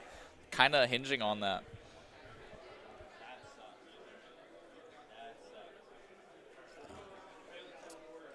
They're in the sky. I think Sam understands the full gravity of that. Right, yeah. Yeah, Sam was already fighting for points here, but now that he failed that crucial roll, it's kind of rough because he has already pulled up the blue horrors off the table, so being unable to throw them back out is like really rough right now. So what he has on the table now, since he swapped, is a Chaos Spawn and Kairos and a single disc of Zinj. Oh, sorry, 2 Chaos Spawn. I missed one. Yeah, there's one in the center and one into the corner here that's swapped for the blue horrors. Okay. Yeah, they left him there because we have 5 minutes left, and it's rough to pick up 20 models right now. Okay, and then, so that'd be my turn. Your turn, you would definitely still get control 1. They just passed turns. Yeah, so I think they just talked out Isaiah's turn, and then Sam's probably stuck only controlling 1 this turn. So Which I'm is 5, right? right, so Sam would end at 39. Isaiah, see what Isaiah could score here. I think he scored the second part of Master of the Path. Yeah. Plus Plus a 10. Yeah, plus 10, so 15-point turn to conclude Isaiah's round For 5. 63. Right. All right, well, And that's the game. that's the game, folks. So that was a pretty nice one. So it was rough to see early on Isaiah had the 2 rounds of failed charges from Karazai, only touching he killed 2 Chaos Spawn and then 10 pinks before he was able to lay into those Enlightened, right? Yep. But he had to really, the Enlightened had to whiff for him to even get that opportunity to begin with. So Sam did a really good job at positioning early on, getting that screened out well. Kairos was heavily protected by everything in front of him. Yep. There was very few ways to actually get to him. There's just a lot of meat coming at him that he's just not built to Right. slow down fast enough. All right, well, I'm going to go talk to the players, see if we can get an interview of the winner real quick.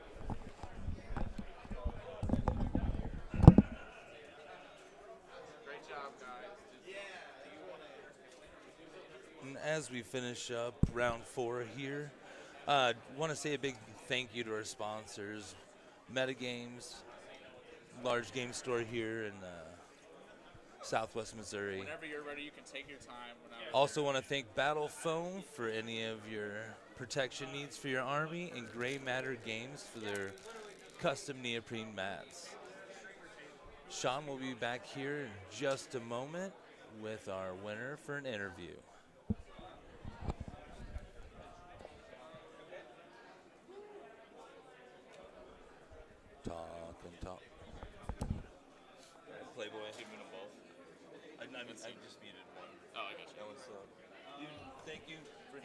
problem. for, I don't know, at this point, 16 hours. Right. I had a good time, dude.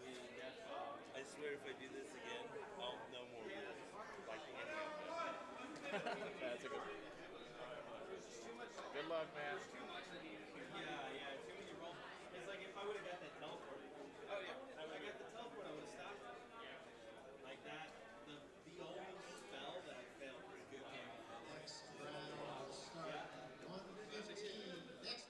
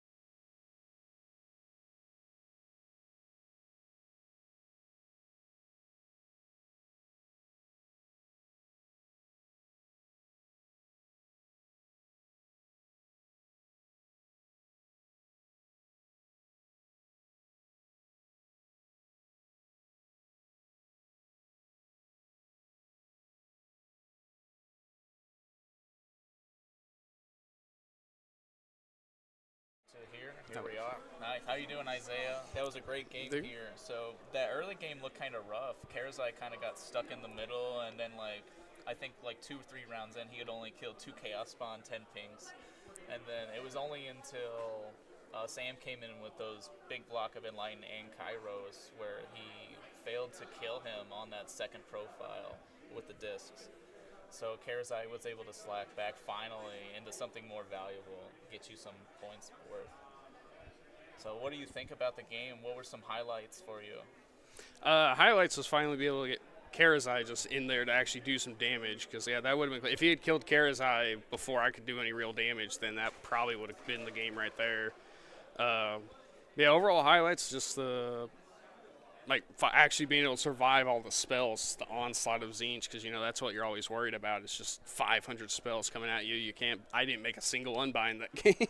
Right, yeah, there was it's rough because if Kairos rolls that 5 or 6 with the +2 to cast, it's like, well, I can't even interact with that unbind, essentially. Yep. And then I loved your positioning towards the end of the game. I noticed at round 3 that you were kind of just all over the place with you have these tiny units everywhere. The Vigilers were kind of all over, and then you were able to utilize the Storm Portal more so, getting them onto the objectives that he had fallen off of. Yeah, that's kind of the big thing with Stormcast. You got to keep a few stuff in reserve, because towards the end of the game, there's so few units on the board, it's easy to take my support units, throw them in the back, steal things here or there, or at least make them think about it. Right, absolutely. Yeah. Although if he had gotten this battle plan, it's terrible for me, because, he traps them, I'm stuck, which is what, I was about very to in ask, there. what did you think about this battle plan? Because I seen the cog for it was stuck on that one objective for basically the whole game, but luckily it's a range piece, so it was able to provide that support it usually does. Yeah, thankfully it's got the big cannon, so I was able to actually do something. But yeah, having it stuck there the whole game, it worked out in the end. But yeah, no, that was rough. If he had gotten, thankfully he switched targets. But if he had gotten my wizards or he did get the Desolators stuck, I was almost in trouble there. Right. Yeah. But yeah. Late game that was pretty relevant. All right. Well, we'll let you go for lunch. Thank you for the interview. That was an excellent game, sir. I appreciate it. Yeah, appreciate it. Have a good one. We'll be right back after lunch, folks.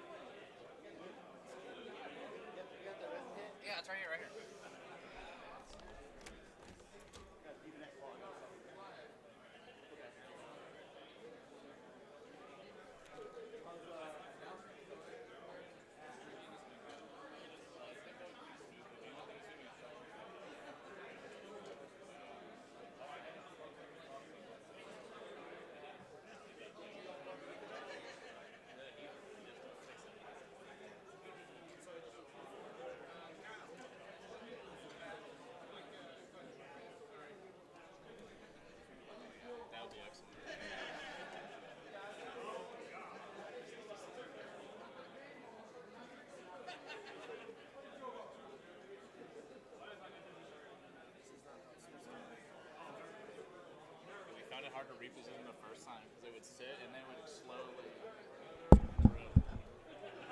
The other camera? This one, this morning actually. Yeah. Right.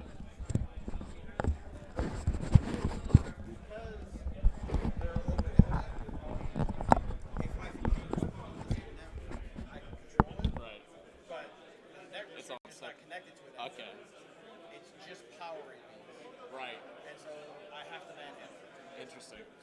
But normally I can You log can into just- their IP address and I can control their zoom and their angles. Yeah, it felt like I was doing something wrong when I was main. I was like, this is the only way we can position it. Well, it's funny because, like I said, these cameras are brand new, like $1,200. Okay. I buy them from surplus sales from the universities because they put them in their universities to either do like online classes or whatever. Right. So I just bought 3 more that are will be shipping to me here. Sweet. And I got them for $5 a piece. Let's go, dude. So if these get manhandled, whatever. But yeah, this is works but shuts off randomly. I see. And that one has a tag from when I bought it that says it's broken, which it's not. That's my most reliable. Yeah, it hasn't. It's been 100% this whole time. Appreciate you. Yeah, no problem. Oh, look, I built this. One more. Built this Chad. He's got a big fire rock. Yeah, dude. That's what he's about. Yeah. What are you into now? I don't know yet. You don't know? Oh, okay. What team I'm in? The Eightfold Path of Poor Decisions. Okay. Joe Destin. Yeah, yeah. So, We had them on stream. one more. That's it. What's your record personally? 4-0. That's what I thought. I saw a win last one. I was like, shit, man. Trying to fucking That's, pull it off that's again, the one, man. right? Yeah. 5-0. Just show them, bro. Show them. You got it. You got it.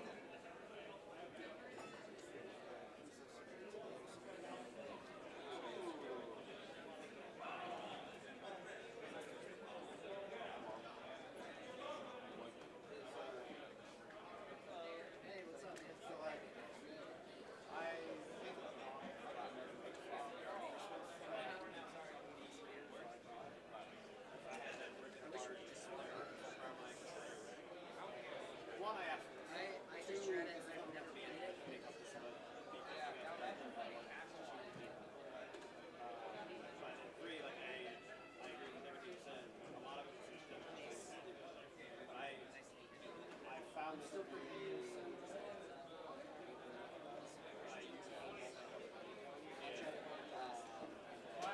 It's been fun to play around and really try to figure out how to like. I'm honestly like I would call it shine without putting the full base layer on. So it's like if you're just right. So like I've got same thing. The base layer, the base cover, like you want to measure out objectives. It's a little bit harder to tell. It's there, you can tell, but it's a little bit harder to tell. Like I hit way too much. Right. More intentional. That's the hardest part of it. Right. Which is why, like, I made that comment about the locker. Very intentional. They get it to be done well without making it.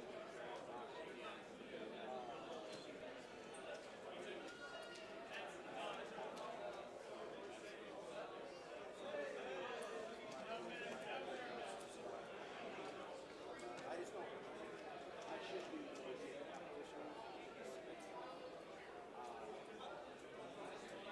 I try.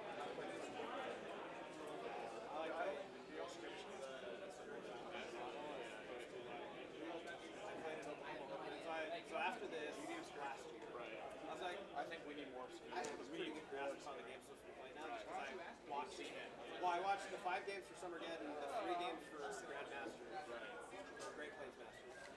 I've got 8 games. Like I have a good idea about it works. You guys were very, very nice about explaining things to me. So I got into bought an RV and got it and played in Oklahoma. Thought again, it's like one, it was like for 8 weeks, any free time I had, I was just and like it's been a minute since I've had to actually play this. So I think it was a combination of one, like just having a terrible experience trying to get everything, and 2, like the game just wasn't fun. I'm playing you. Sorry. Even Grand Army games stealing my friends and my sitting and Nego Hugo is just not. I don't know what my heart is, so that's kind of like Drink the Lord, and I'm not. I already do it. But the first edition of Guilty, alternate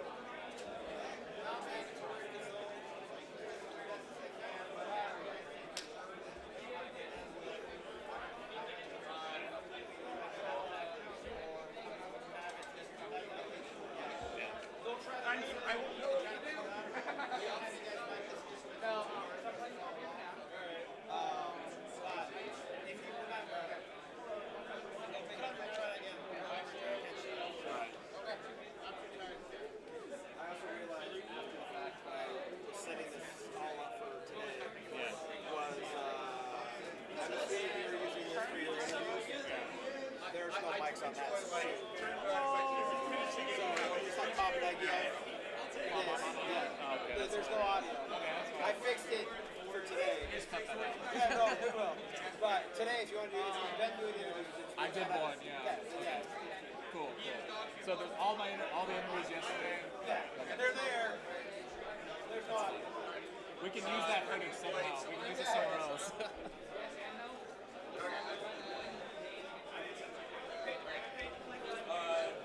Big primary Memorial famous Charge A, EU get away. She has 16 health. The way that she's gone down every time is someone does like 30 damage into her, and there's no way to recover. Like, and then the Dryads are been a trap. They are going to like they're yeah, so long as they're within Draken jumps out of shit.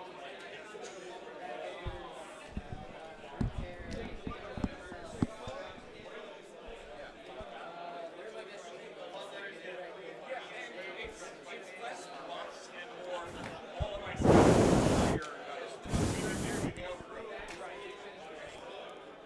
And we're back, folks. After lunch, we have the final round here at Summergeddon 2026, Springfield, Missouri. We got the players just setting up here. I'm just getting all the information loaded in here for them. Pulling up the list. We are playing. Looks like the two players today will be running linked ley lines for the battle plan. They're just going over each other's lists and setting up the table.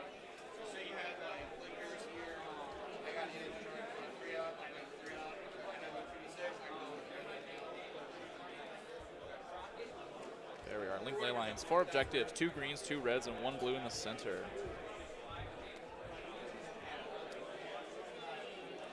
And I'm gonna pull up their list here in a moment to get you a rundown of everything. While we're waiting, I just want to give a thanks to a couple of our sponsors. Metagames Unlimited for supplying all the terrain and some prize support. Battle Foam, Mind Taker Miniatures, Gray Matter Games, Juochi Bags.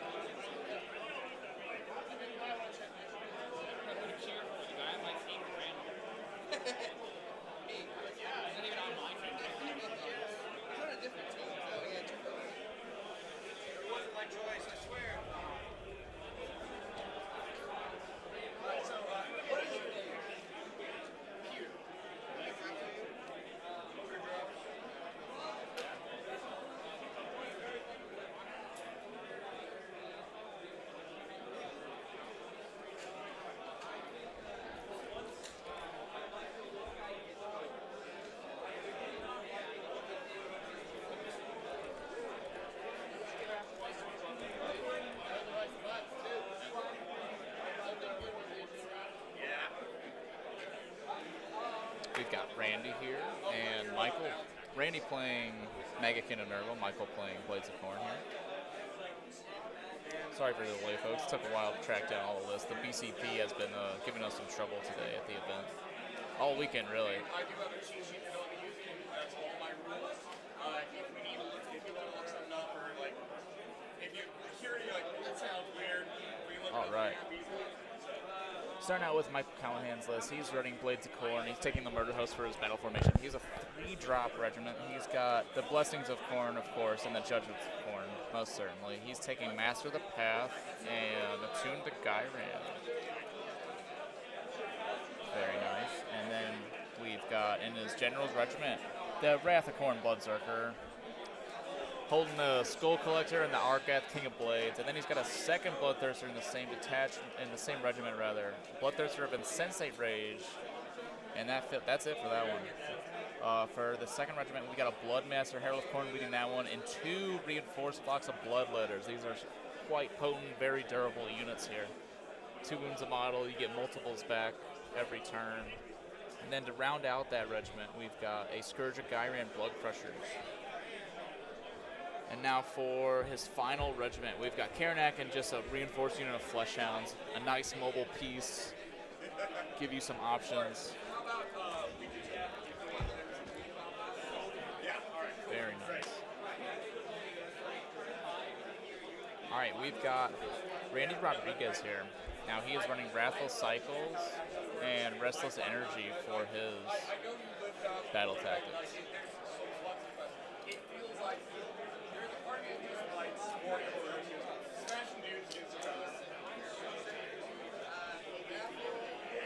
All right, now for Randy's list, he's a 4-drop. He's running Lore of Malignance and Benedictions of Sickness. His manifestation lore is Kronspine Incarnate.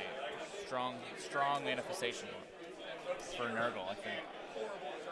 Now for his General's Regiment, we've got a Scourge of Gyran Rodriguez, of course, with General. I believe this one shuts off recursion within either a 12-inch or an 18-inch aura of Rodriguez. Very good. And then we've got a minimal squad of Nurglings to fill out that regiment. And then the second regiment, we've got Belga, the Cyst Witch, and a reinforced block of Plague Bearers. The third regiment, we have a Harbinger of Decay with the Witherstave, a Lord of Plagues, and a reinforced block of Rock Swords, supported by Sloven Knights, minimum squad. And now, to round this out, we've got a regiment of renown, the Godmark Descendant Demon Prince, Corpulent Avalanche, and Wings. And of course, he's taken his free Feculent Narwhal.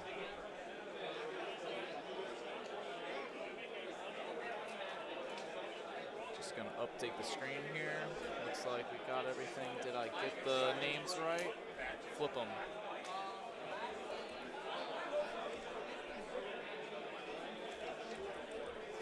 Looks like we just need to flip the names, folks.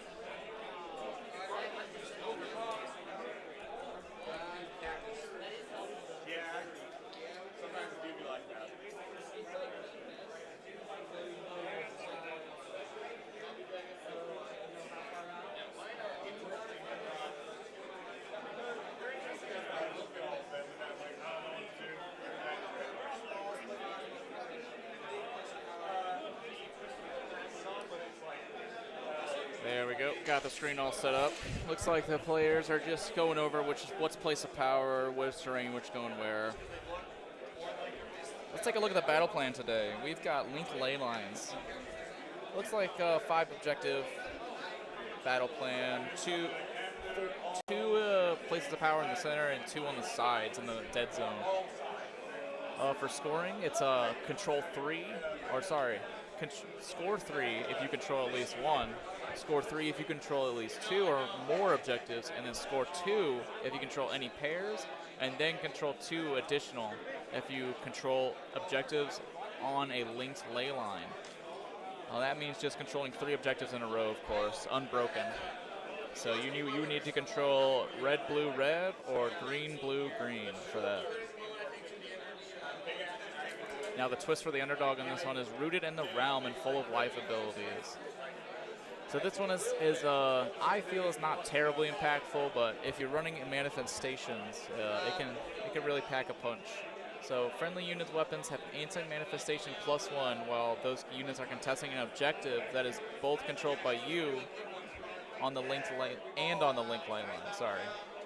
So, and then the other passive is manifestations just have strike first. So, not too bad. Not too impactful though.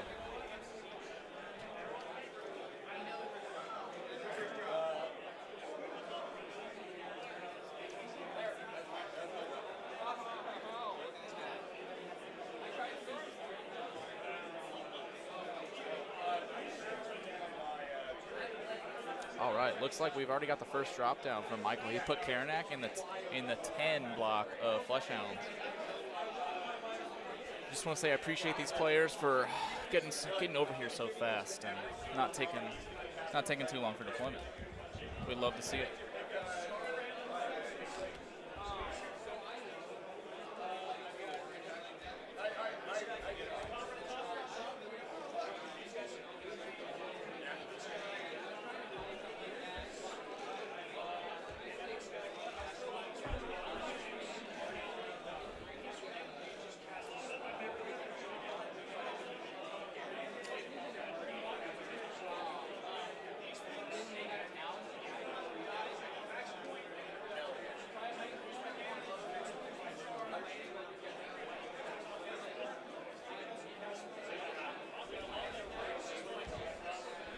Looks like Randy has finished dropping his first regiment here. He's got what it looks to be the reinforced block of broadswords supported by Belga the Siswich.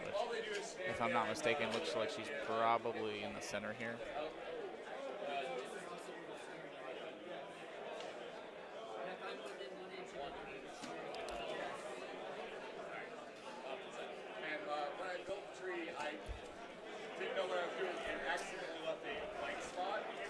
Michael coming in with this second regiment here. It looks like the Bloodmaster and his 2x20 Bloodletters. And it looks like his Blood Crushers will be going somewhere after he gets those up.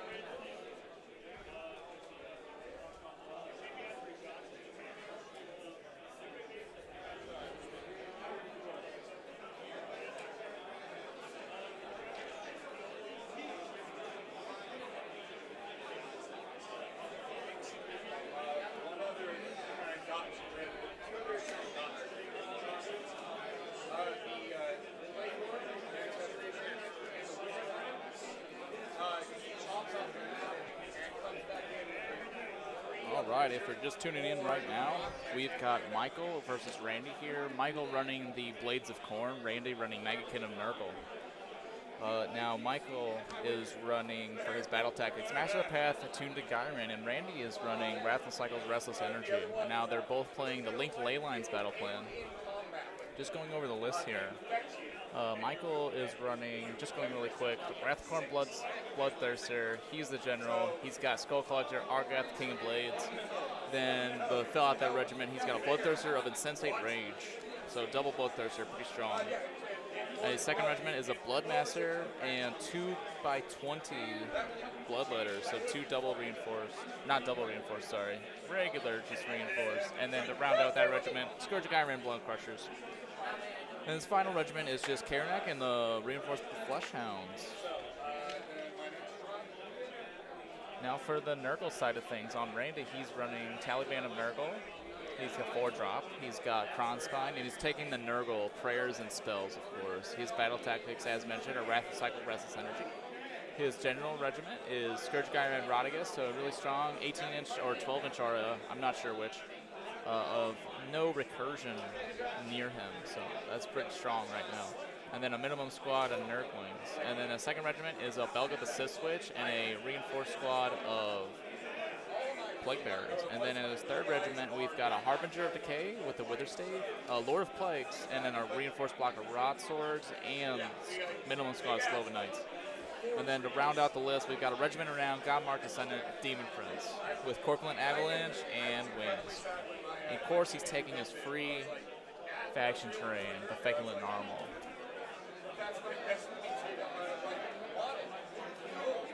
And it looks like on the Blades of Corn sign, he's left the Skull Altar at home. He doesn't really have anything to use it. so no reason to take it. And he's running the Murder Host, as mentioned, and he has Master of the Path and a Tuned Gyre for his battle tactics. Going over deployment here, looks like we are down to the final drops on Randy's side. Michael's got all three down. Looks like he's got a Bloodthirster, his Bloodmaster with 2x20 Bloodletters, and then the Scourge of Gyran, Blood Crushers on the flank, the left side flank here. Randy has got this nice little castle built with all of his units. I think his first drop was the Harbinger of Decay, Lord of Plagues, Rot Sword, Slow of the Knights, all kind of in this bubble here in the center. And then Rodriguez is behind them. I'm not sure Rodriguez is deployed yet, but he's right behind them with the Nurglings off to the left there. Looks like the Demon Prince is sitting there too in the left pocket here.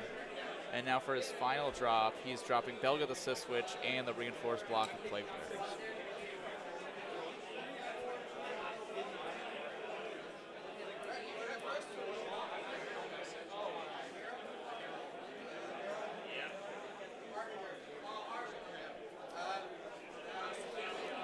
A quick thank to our sponsor, Minimag Tray. All your Minimag Tray needs. Shooter Labs. Battle Foam. Grey Matter Games, of course. One of our biggest sponsors for prize support. Metagames Unlimited, of course. Local here in Springfield. A few more. Starforge, Squad Marks. Both great companies. Transatlantis Games. Looks like we're getting into the top of turn here.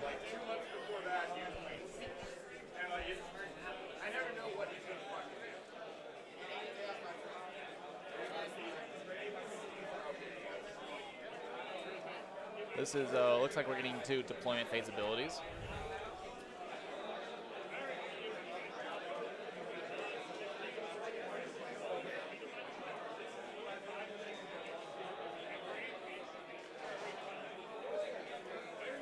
Looks like Randy's just giving out some tokens here. Giving out disease to one of the reinforced blocks of Bloodletters here, sorry.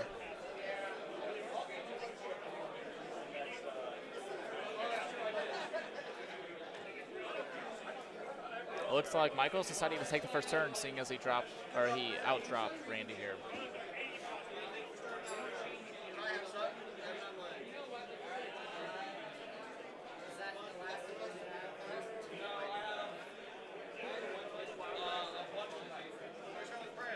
Looks like they're just getting they're doing their place of powers. Karnak on the Michael side, and then Randy has the Harbinger of Decay touching the place of power on the right side here.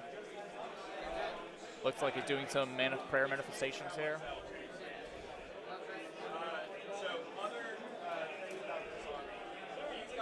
Going for that sweet axe of corn, of course.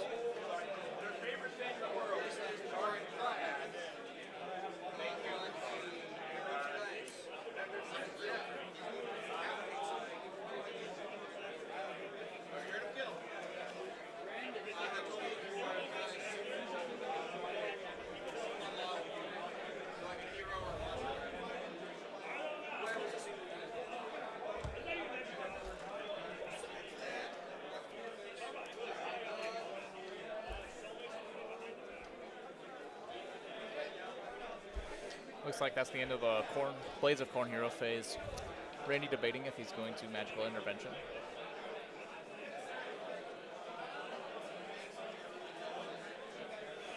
Oh, looks like he's going to take some prayer points. He's going to go down to 3 CP there.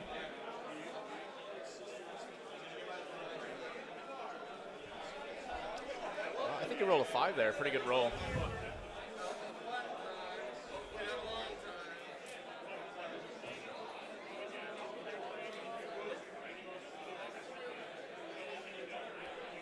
Looks like Michael's going into his movement phase here.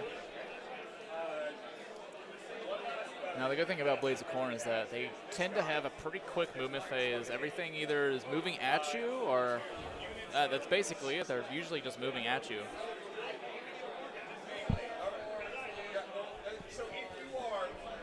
Looks like Michael's just trying to gauge where he wants to put his Karanak and flush hounds. Let's see what Michael's trying to score. Master the Paths and Attune to Gyran in this game. So Master the Paths, he's got to kill a hero, so not really on the table for this first turn, but we've got Attune to Gyran. He could get 2 units in the center here.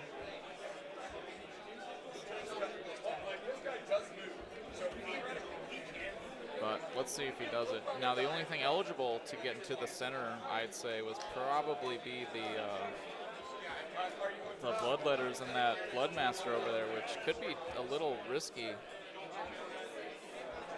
facing down that entire Nurgle force, basically.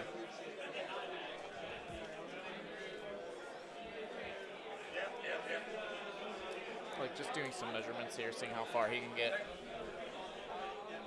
Might be, relying on the fact that Nurgle is basically a movement 4 army. Run roll. I think they go 8 inches on that roll, not too bad. His main goal, maybe his goal might not be to get attuned this turn, but just to activate the ley lines, get them pumping his points, basically. Because if he gets a full score with ley lines, he'll be scoring 10 points, putting him in a pretty good position, making Randy either shift the ley line into his favor or score a tactic to outscore him. Bloodmaster running just to catch up with that block. Don't want to be separated for too long. Yep, out front.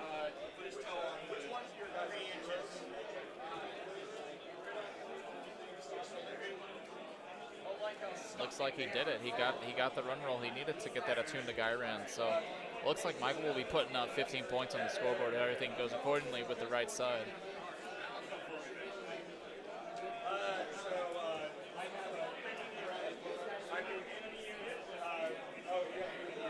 He's gonna run the Bloodletters here. Definitely getting on that green objective. Activating the ley line, turn 1.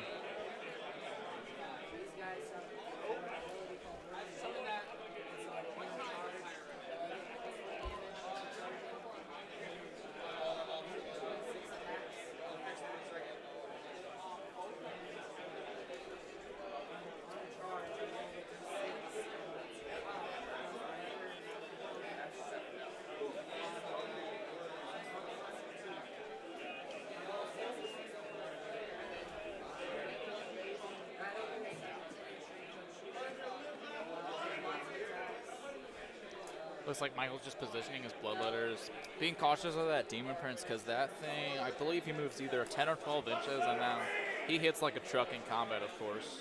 Strike first, and he's got a 3 damage attack that has crit mortals, I believe. So just straight up, he's super beat stick unit. That's not to say the Bloodthirsters aren't the same, but the Demon Prince is about half the cost even, so nearly.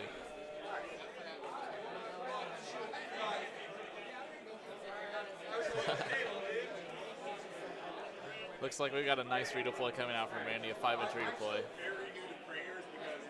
Going down to 2 CP there.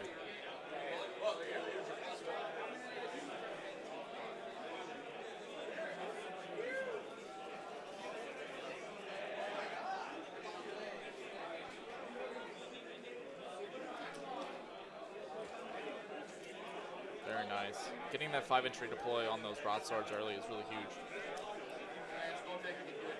What's up, bro? How's Kimochi? How you doing? Oh, we're doing great. Oh, no, I'm all set. I've got my... Yeah, Zeno got me some lunch. Yeah, we're good. Yeah. How do you like it? It's pretty sweet, yeah. Like a sportscaster? Yeah, basically. We're John Madden over here, man. How are you holding up? Is this something I'm not necessarily talking about just this, but is this something you think you can help me with each year? Yeah, I can do this. I'll do it. I'll do it for you, Don. I do want to say something. Yes. I'm like 90 and something. I can't get my arm. I'm so far. Oh, it's okay. I understand. Just take your time. Yeah, but I'm just frustrated. This whole fucking thing. Dude, yeah, I've been hearing what's up, so it's like, it's just crashing every round. No, it doesn't crash. It doesn't. When I hit start round, it looks like it's right, Yeah. and then at the end of the round, it's not. And I've waited 5 minutes to see if it refreshed. Right. At least I don't. It might. The page might have like some kind of XML or something error that's happening that I'm not seeing. Right. So that's okay. Are people mad? Are people like having a bad time because of it? I've only Schmitty walked up and asked if there was a reasoning behind it, and I was like, this is what I know. Yeah. And he was like, why is that happening? I don't know, BCP. I haven't heard any negative comments about it. Next year I'll make sure we have somebody else who can do this. Unless you want to do it too, but I want to kind of get you integrated in leading all the TOs and stuff. That's fine. Yeah. When I thought about trying to get somebody to help me kind of do this part, I thought about you and I was like, I talked to Summer and she's like, well, ask me. So that's why I reached out to Right. you. So, all right, Bubba. So I appreciate it. No, man. You're one of the few people that I trust, like in this kind of capacity. Okay. I appreciate that. You're a good guy. Thank you. I like your dad too. I never see him before. He's busy. You send him a message. Yeah. Sorry about that, folks. I had our event coordinator come over, having a little chat with us. All right, so just catching up on the movement phase here, or the shooting.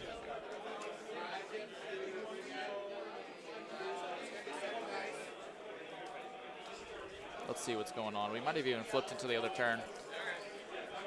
So for Michael's turn, it looks like he has scored. He scored that link lay line for 10 points, and then he's got that attuned to Gyran for a clean 15. Now we're going into the bottom of one. And looks like Randy's just doing all of his hero phase stuff. The prayers, spells, yeah.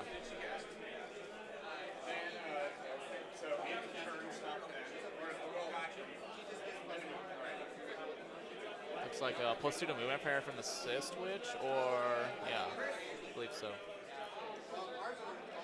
Or the Harbinger, I guess the only two options.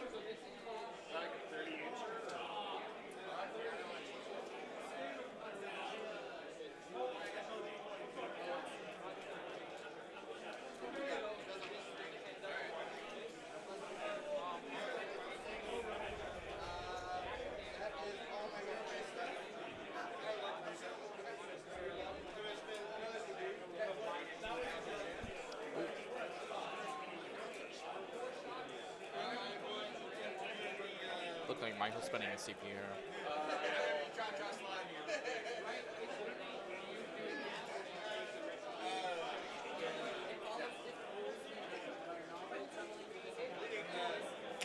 He's going to go for a prayer manifestation, I believe. He's going for bleeding skulls.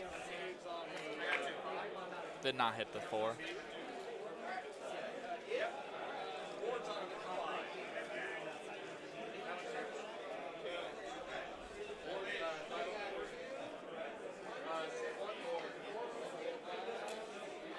Okay. Randy's just debating if he wants to go in on that dog unit. Michael's got possibly 4 control score total between the 2 dogs and the 2 on Karanag. Looks like he is just going for the auto 6 on these plague bearers, unless he rolled a 6. No, I don't see anything. Yeah, he went down to 1 CP there. Yep. Probably a wise choice. Getting those plague bearers up to the half the field is this early in the game is really good, because if they get caught somewhere too late, they don't really do much. But they're such a good tar pit, and they've got a bit of DPS to put on some squishy targets like those dogs.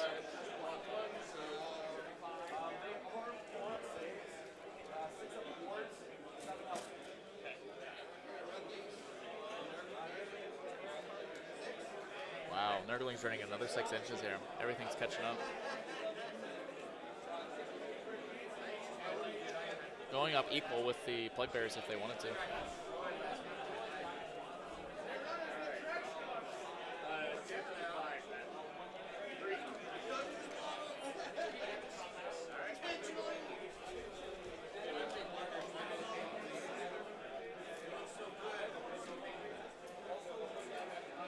Looks like the Demon Prince is following up.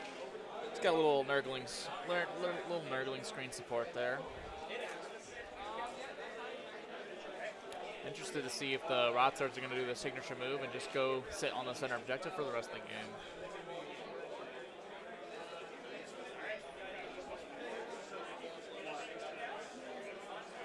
"20 Rot Swords versus 20 Bloodletters, sorry, is quite the interesting matchup.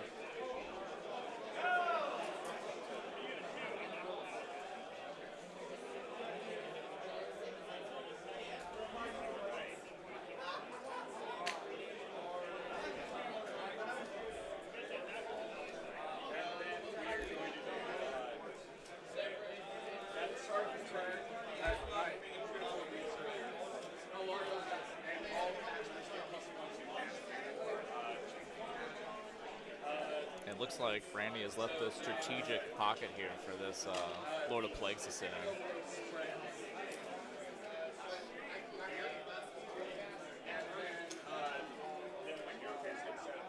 Slova Knights coming up the right side.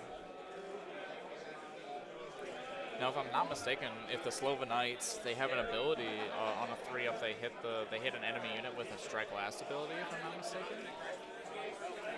Just quite some nice utility, and they're pretty fast in comparison to the rest of the list, of course.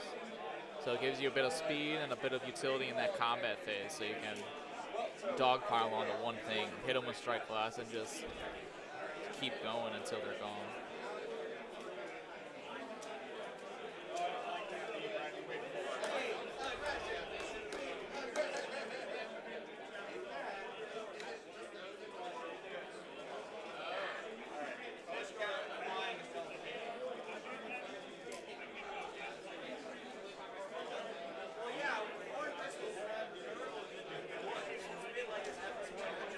Looks like Randy's just debating where he wants to put Rodicus and all the 3 heroes back there. Looks like Belga's running.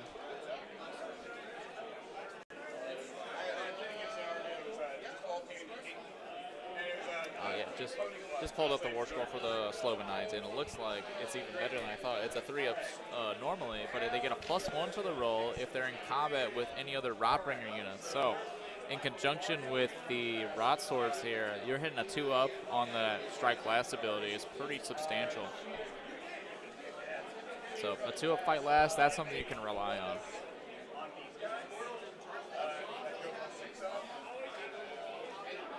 Now we got Rodicus just pushing up the center here. Just projecting that no recursion aura for sure.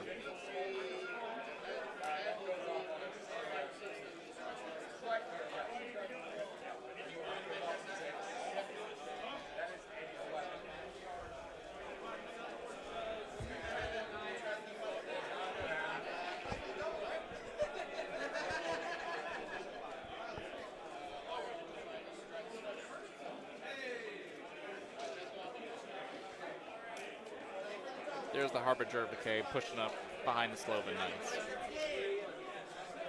I wonder what Randy's strategy is for this turn. Is he going to try to flip? I don't think it's feasible to flip the ley line into his favor, but he could take the blue and the green objective, the left green objective and the center blue objective just this turn, possibly score some. He could probably start his Wrathful. If he's able to turn both of these objectives into his favor, he'll start his Wrathful. He'll probably control the center, which doesn't really mean much, but in regards to tactics, that is.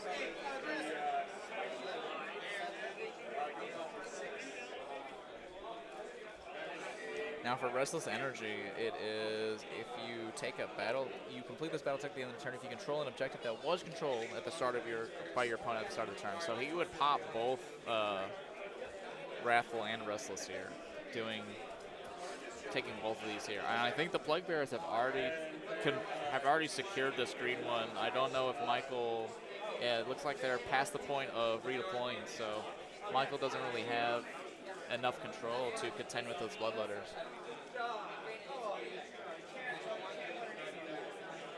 These Plague Bearers, sorry.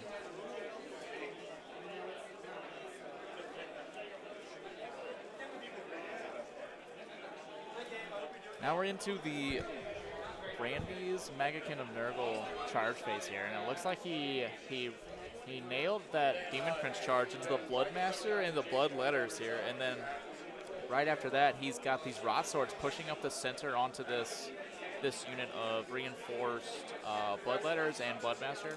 Now, I think the plan is to get the Sloven Knights in there and hit that 2-up for that Strike Blast ability.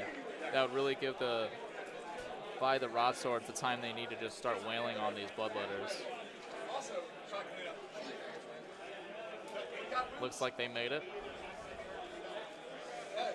Basically covering that entire objective with Megakin of Nurgle models. All women have giant boobs, so. Going down to charge phase abilities now.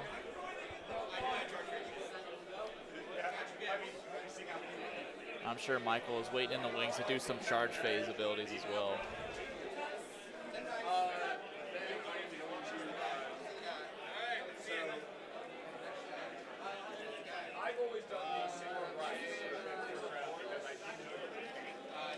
Randy's just debating where he wants to put his rampage.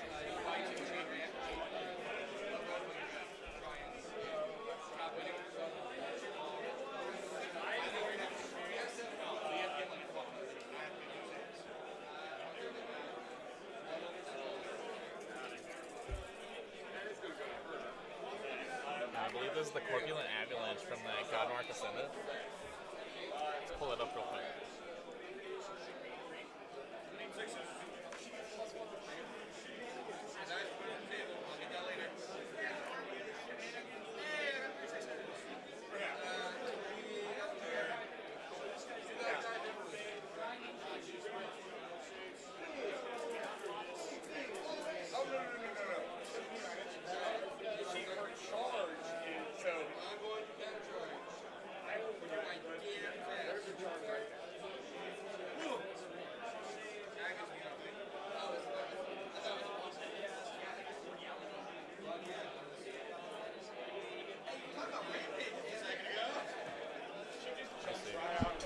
Yeah, Corpulent Avalanche is a very good heroic trait for the Megakin of Nurgle here, especially on this. The trick is you put it on the Demon Prince because his movement characteristic becomes 10 with that with the wings. So you get how it works is you trigger at any charge phase when the bear successfully completes a charge, which he did into that Bloodmaster.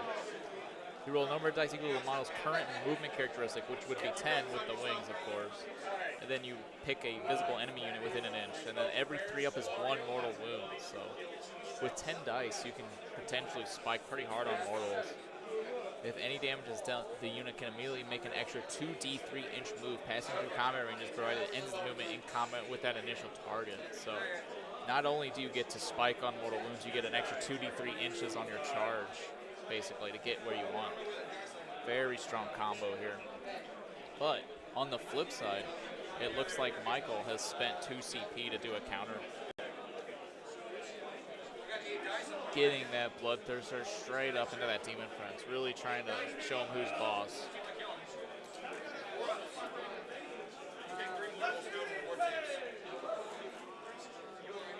Looks like this is the Rampage on the Bloodthirster, dealing 3 mortals, no ward saves here.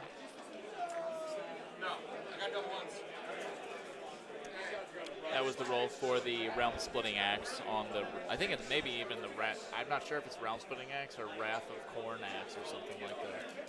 The Corn Axe flying through the air, you know, fails to kill the Sloven Knight.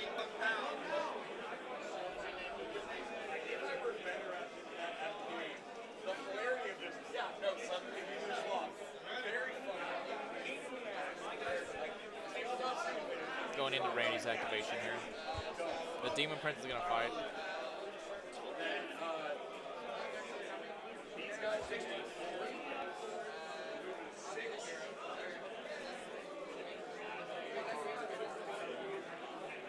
Putting these attacks into the Bloodmaster.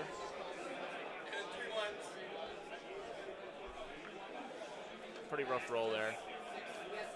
6 mortals, no wounds. But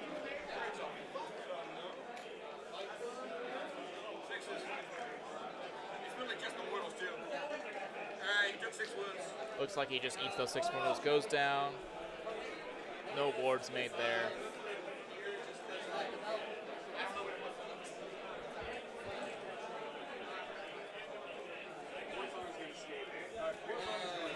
That was into the Bloodthirster, sorry.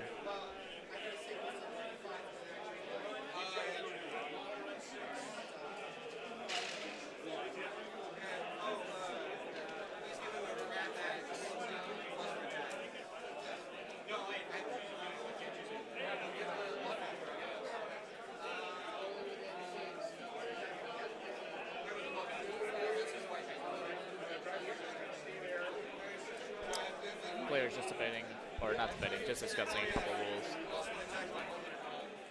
Declaring, I think it's popping off the +1 attack ability from the Bloodthirster.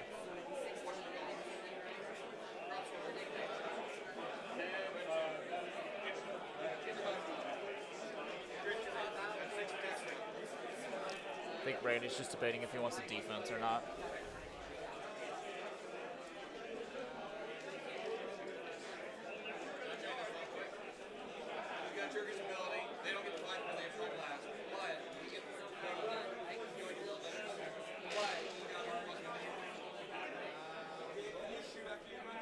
So what's happening here is that the Bloodmaster can't really fight in tandem properly because the Bloodletters have been brought down to that strike last phase, or that fight last sub-step rather, from the Sloven Knights. So they're not eligible for a fight in tandem with the Bloodmaster.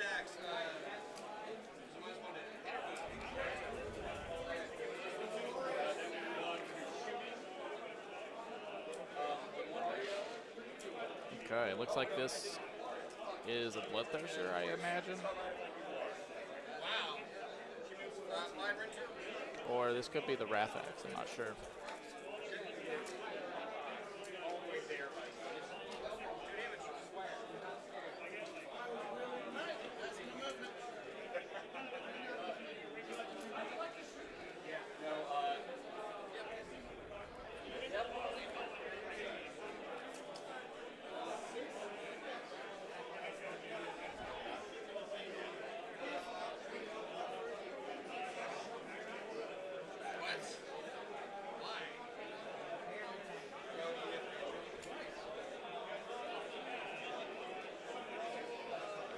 Looks like he's activating with the Rot Swords next. Pretty good. A lot of dice to throw here.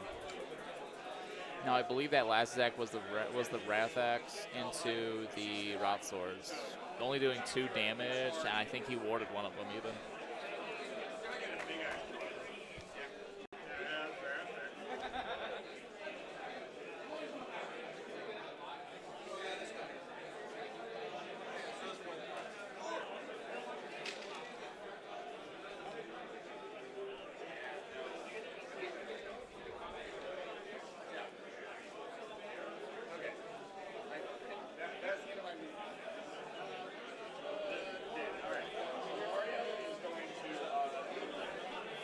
Looks like Randy's just moving in here, piling in with the Rot Swords.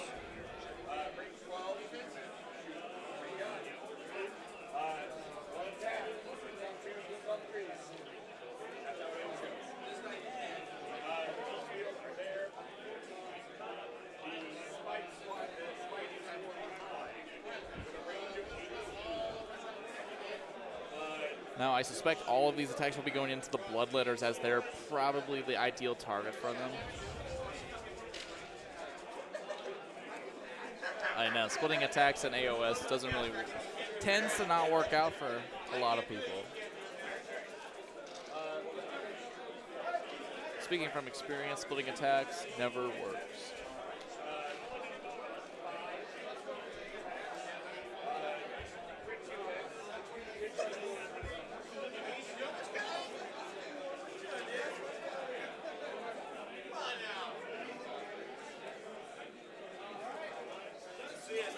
All right, Rot Swords, 3s and 3s here.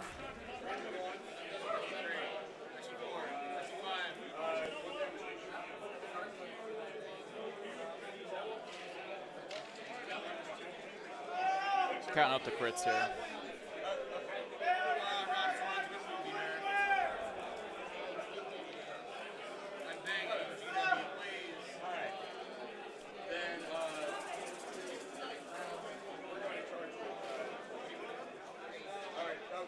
And 3's the wound here. I believe these are all at run 1, but I also think that Bloodletters only have a 5-up save, so a lot of these attacks will hurt.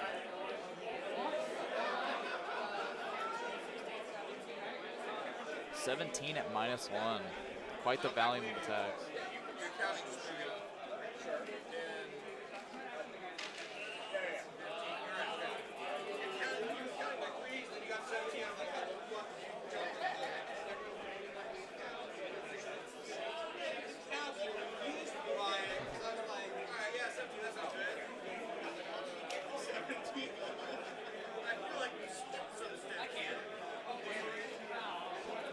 Run 1 here.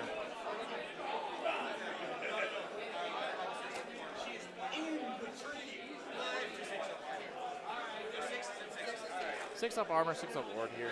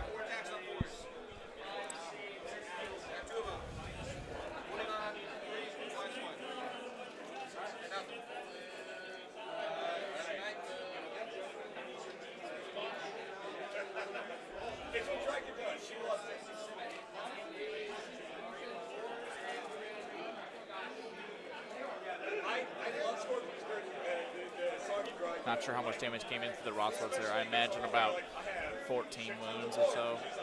Oh no, he saved 4 on the first one, so probably around 10 wounds after wards. Maybe about 5 Bloodletters pulled. I think he's doing the next attacks considering their strike last. He's going with the Knights.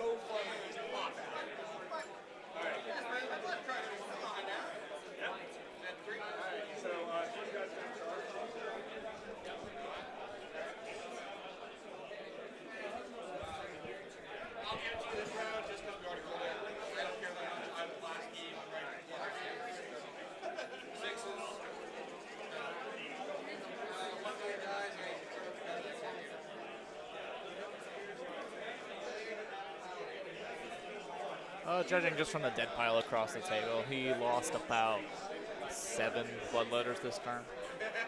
Very fitting, considering he's playing against Nurgle. I get screwed by horses all the time, dude. Nice. Hey, look at that.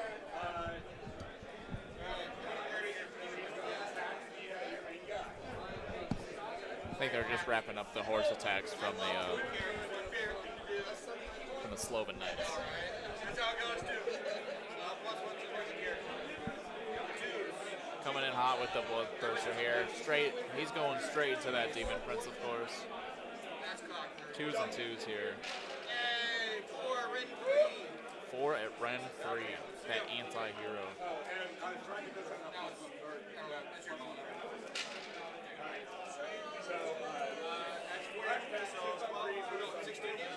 16 damage total coming in on that Demon Prince. Looking pretty grim for him.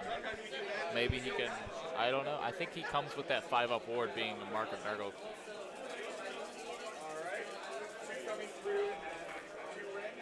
Ooh. Looks pretty good from here. I'm not sure. He's got 3 wounds on him already. Oh.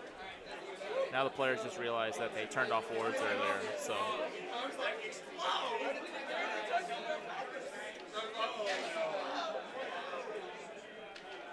Yeah, that just picks him right up. 16 damage to the face will do that to you, folks.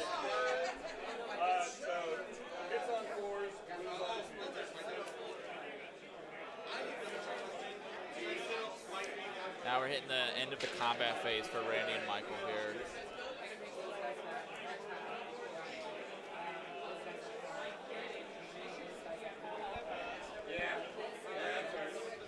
I believe we're hitting the strike fast.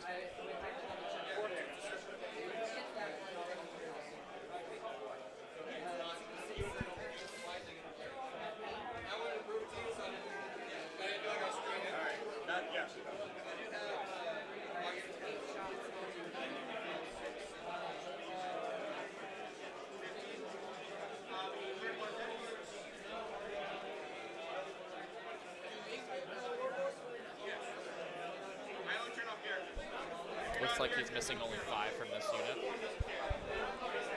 So he's getting about 30 attacks or so. 31 attacks coming back in. Where it was just 2 wizards that got into combat. Like, we miss all our attacks. I miss all my attacks. Or like,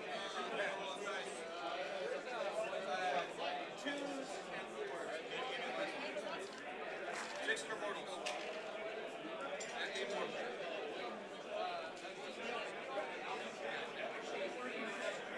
I wish that I'd be so happy. Coming in with the hit roll for the bloodletters here.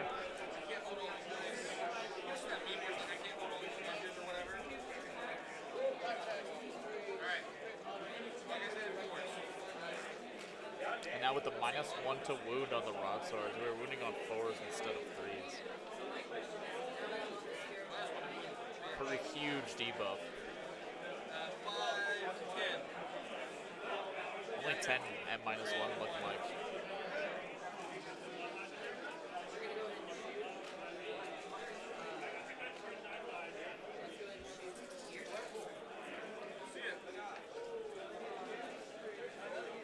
Four up saves on the rod swords. 6 go through total.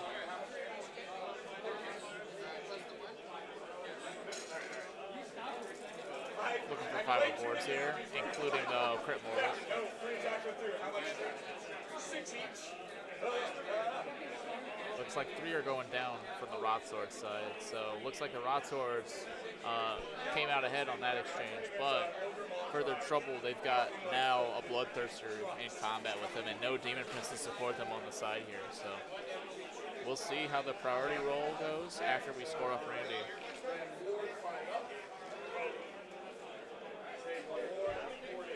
Now Randy's got Restless Energy and Wrathful Cycles, of course, as discussed. So it looks like he's going to pop both of those off. Because he's got 3 objectives to Michael's 2, and took 1 objective that he is opponent controlled. So he'll be scoring at least 1, at least 2, and he's got no pairs, it looks like. Yep, so it looks like he's got a 15-point turn. Oh no, 16-point turn. Putting him 1 point ahead. Going in the priority roll here. Hits that big 6 on Randy. Still get it.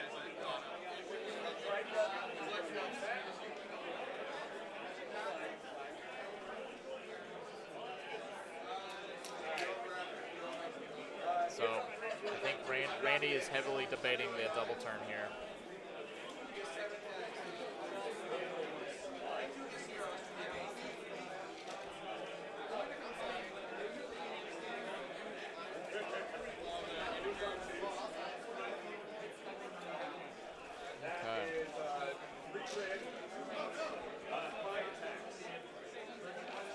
Looks like Randy's just doing all of his disease at end of turn, of course.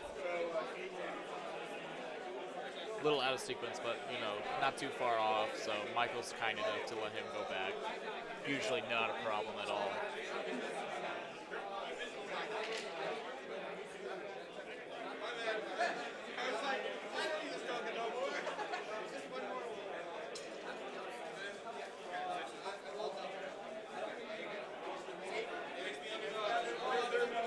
So I ended up doing a disease point, doing a mortal wound with disease, but Michael just rolls a 6 and wards it anyways.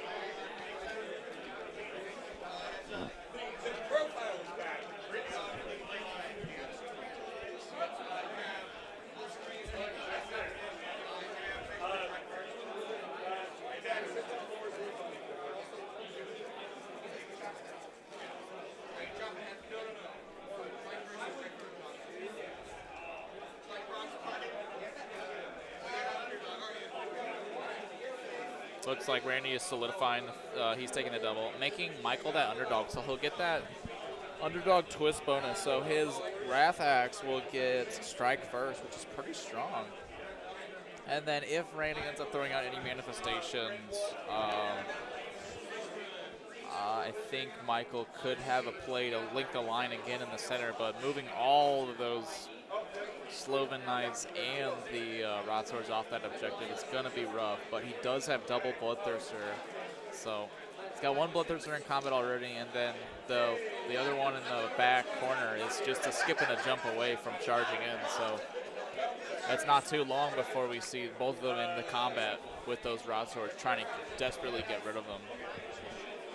Now, that's not to say Randy doesn't have his own support. He's got Rodriguez and the heroes, plus the block of Plague Bearers facing off on that left side even. So we'll see where he allocates Rodriguez. Well, I think will be the key here for Randy.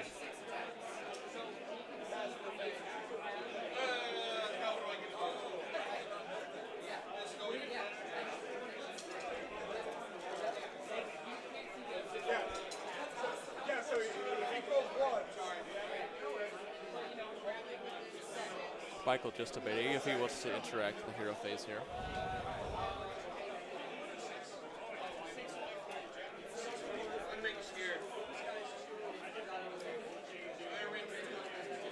Increasing the rend on those bloodletters, making them run 2.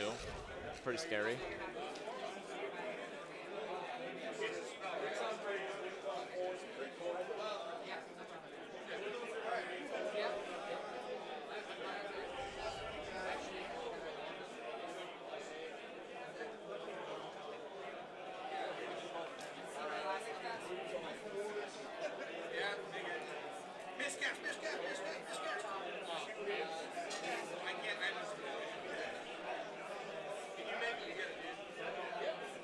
Look like the -1 to wound spell coming back out on those Rot Swords. Huge debuff again. So that's really what keeps them. It's part of what keeps them extremely durable.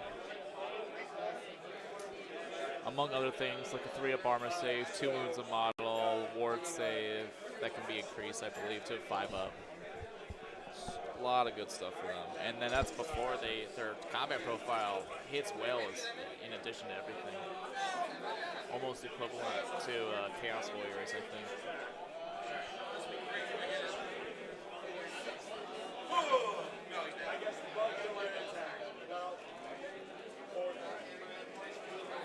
Damage spell into the Bloodmaster, also dealing with the Wrath Axe since he's the one who had cast it. 2 birds in 1 stone kind of thing there.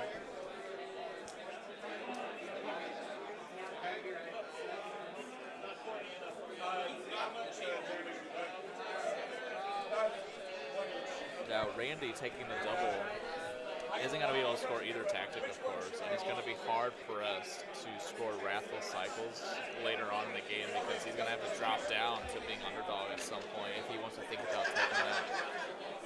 So, and then the second part of Restless Energy for future turns, he's going to have to control every objective within enemy territory if possible, which luckily for this mission is only that back right objective, which is probably going to be left unguarded for an amount of time. So Brandy's might have the opportunity to either touch it with the Sloven Knights, or if they live through that Bloodthirster, or even go for the Nurglings onto it later on. That would be a problem for round 3 or 4, I assume.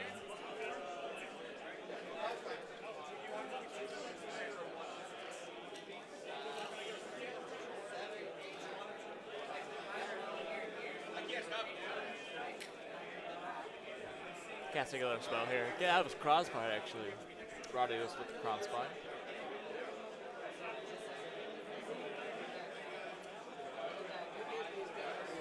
Crossbane's an excellent piece for this, for Magakin of Nurgle specifically, I feel, because Magakin's pretty slow and they kind of have a moving castle kind of build. So you kind of group up, have this kind of semicircle bubble thing, maybe even like an L shape going.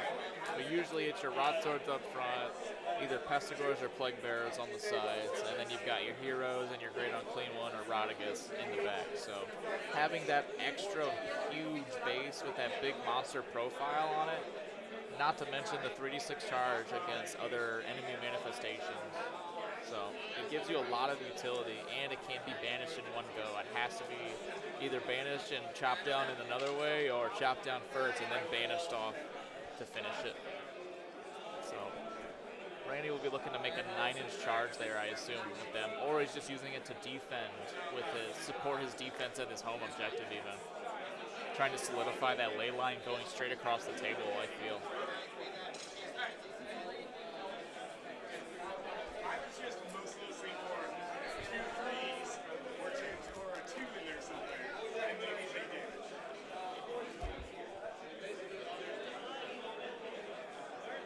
It's like we're going into the movement phase of Magic Cannon World.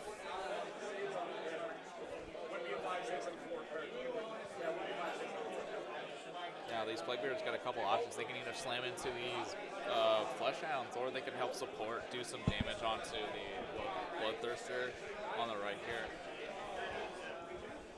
I would assume Randy would try to get all 20 of them onto the objective and just try to hold out against those Flesh Hounds and Blood Crushers if possible. It might be a tall order, but with the support of Radagast, maybe they could really have a good contest. Not to mention the Nurglings shuffling up the middle here. Not sure where they're gonna go. The lack of the Demon Prince now is kind of rough, because it would be nice if Randy had that still to go either left or right. I mean, I guess he did trade it for the Bloodmaster ultimately, but trading a Demon Prince, a 260-point Demon Prince for that like 120, 100-point Bloodmaster is kind of rough sometimes, because he didn't really take too much threat off the table. Like, the Bloodmaster is great and all. I guess you took out his prayers, but just the main block of Bloodletters might just out damage that Bloodmaster ultimately. Looks like Randy's just debating what he's gonna do here, where he wants to land with these Plague Bearers, Nurglings.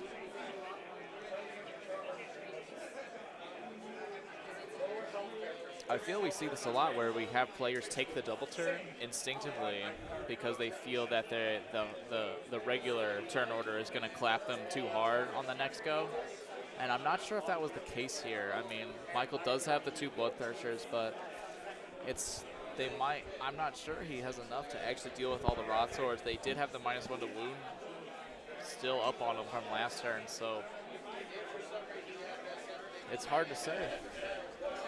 But now Randy might be in a better position, holding that Kron Spine, pushing up on the table, just claiming more table ultimately, trying not to get boxed in, right? I'm so glad. Oh yeah.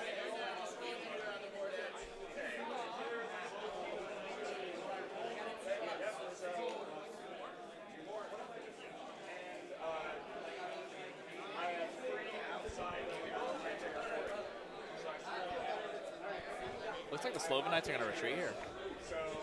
Taking 2 mortals.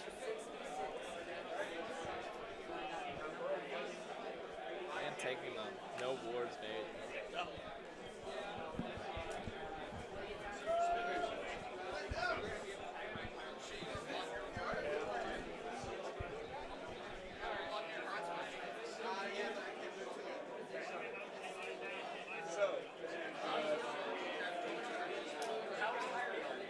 He's pulling the Sloven Knights back to act as a buffer for that other reinforced block of Bloodletter, so he doesn't just swarm into the Harbinger, swarm into that Kron Spine too early. Pretty smart. Great positioning. Just buying yourself a whole nother turn with that, I assume. Because even if he touches Kron Spine, it's not really. It's pretty much to your advantage at that point. Kron Spine not only gets to attack, but if he does any damage to Kron Spine, it was all free, so it doesn't matter. Plaguebearer is pushing up, being aggressive here.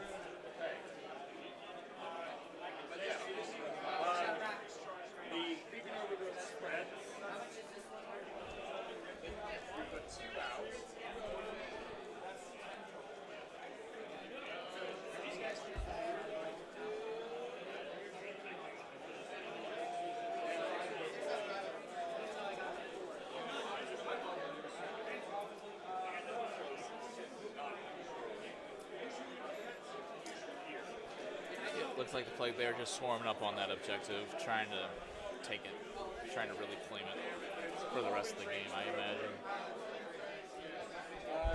Rodriguez coming in here, not getting in a position for charging, but really just pushing up the center here.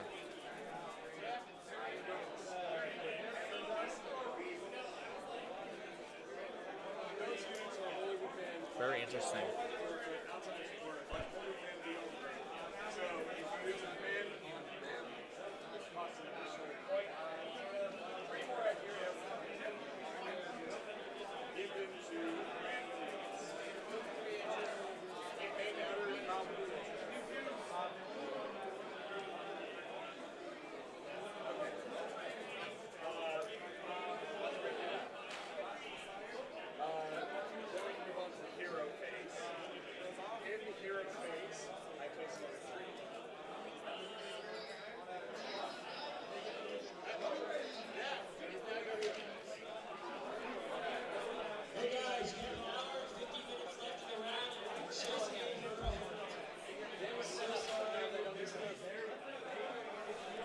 Looks like we have an hour and 50 minutes left, 5-0 minutes.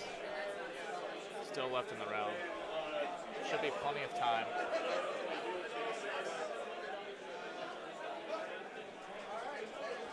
Now it looks like interesting enough, the Nurglings have pulled back into the deployment zone of Randy here.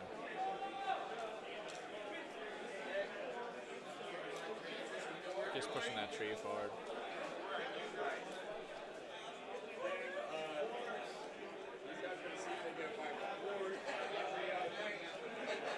Just trying to use that tree just to really block that Bloodthirster. Even if he piles in 3, he has his 3-inch combat range out, he can't just bonk on Rodriguez for free, basically, like he really wants to. I think what Randy's really concerned about is the Bloodthirsters coming in and just wrecking house with all of his heroes, taking all of his support pieces out, and really just leaving those rot swords to flap in the wind, ultimately.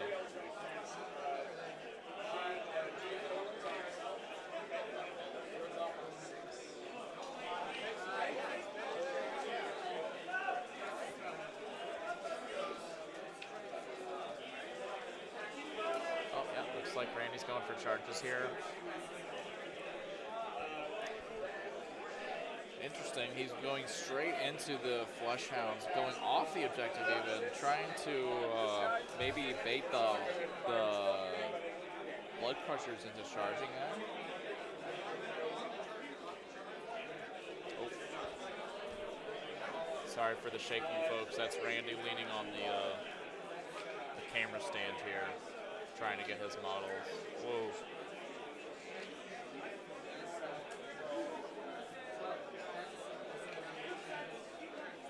The mortal round shake with the steps of Rodriguez.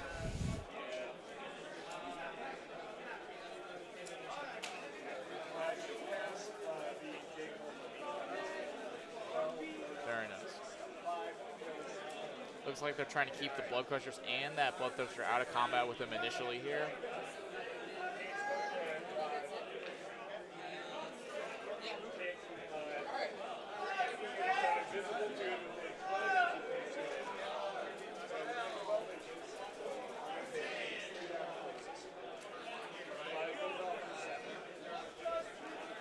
That seems to be all the charges. Michael's debating a counter charge here, I imagine. With I assume either the Blood Crushers or the Bloodletters on the right side here. They've got some pretty good distances. Nah, you're good. Sorry about that. Player's just asking me if they messed up the camera here.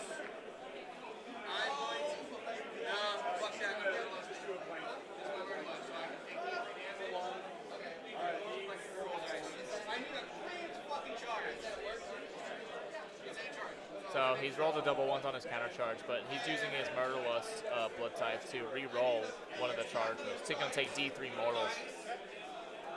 Or that would be his murder host battle formation. So he re-rolled that 1 into a 4. He just needed a 3-inch counter, so gets that 5, gets in there. Going down to 3 CP from what I understand.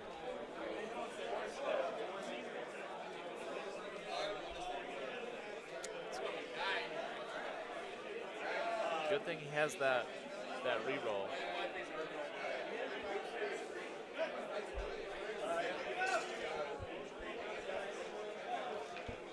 Randy just activating all of his fight phase abilities here.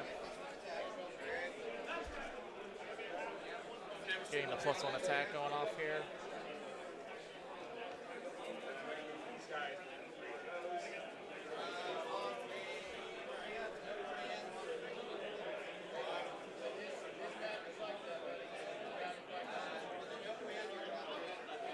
He's gonna go no commands on the Bloodthirster. So 3-up roll, unfortunately he fails it. I think that's from the Harbinger of Decay, specifically.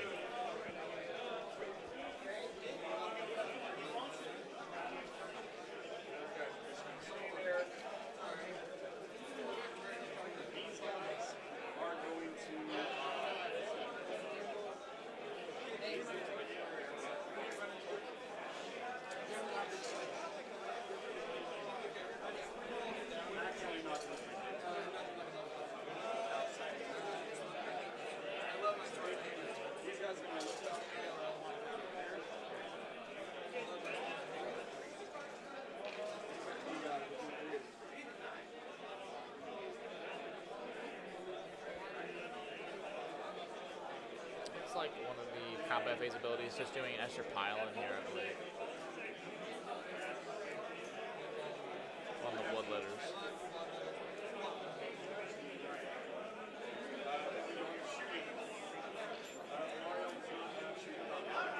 Really just getting around the side, doing some circles around the Rod Swords, opening the door for the other Bloodthirster to charge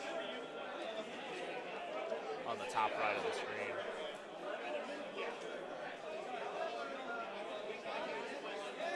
I just want to say we have two beautiful models here on the table displayed for us today. We've got this very unique pink wings on the Bloodthirsters, and then we've got this awesome purple and green nice tones on the Nurgle side. And thematically, the Demons versus Demons matchup is very, very on par with what goes on in Age of Sigmar, so we love to see it. Looks like the first activation will indeed be those Rot Swords, throwing all those dice out. I believe they have +1 attack on them. They may have crit 2 hits going out on them as well. A lot of debuff, a lot of buffs, and then not to mention that -1 to wound buff if you want to hit them back. Looks like they might be able to outdamage the Bloodletters here.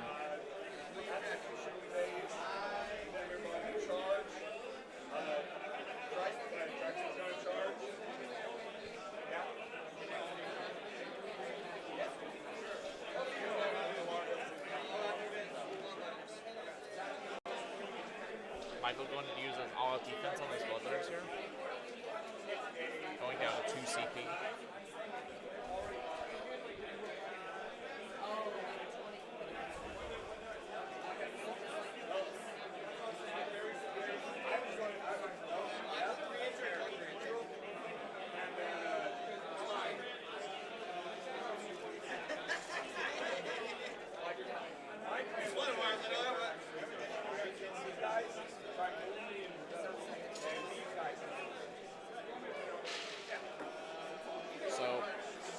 Projecting off of what's going on in Randy's double turn here, it looks like he is going to score probably 6 points here for controlling 1, controlling 2, because he doesn't have a ley line and he doesn't have a pair of objectives either.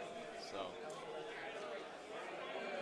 I'm not sure this double turn was entirely worth it, but I guess it did prevent him from getting a charge straight up by Michael's Bloodthirsters and the Bloodletters as well. So.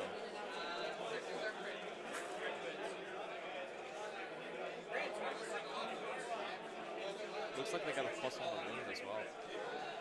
3's to hit, 2's to wound.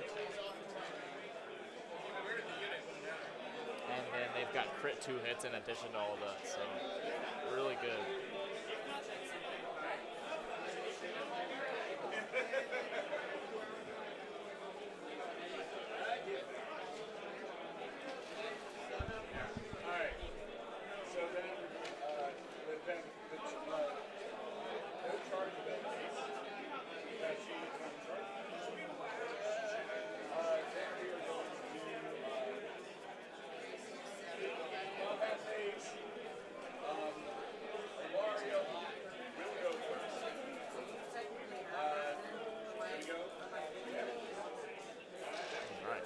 2 is the win from what I hear, understand.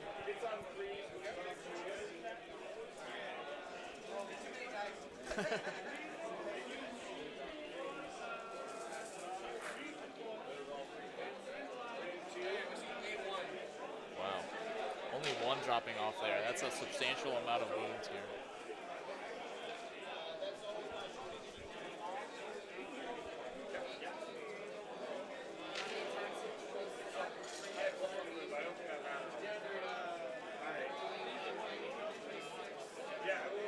Wow, 37 wounds at -1 ren.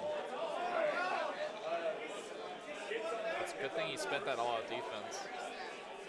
So he's looking for 5-ups into 6-up wars for these bloodletters to stick around.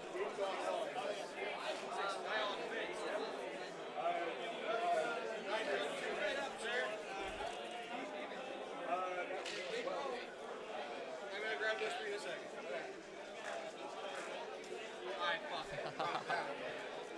We have a dice overboard, as is tradition.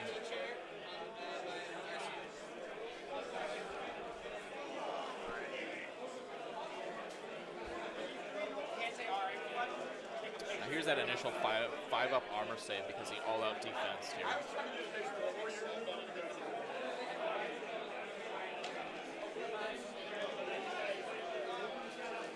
I'll send it to you.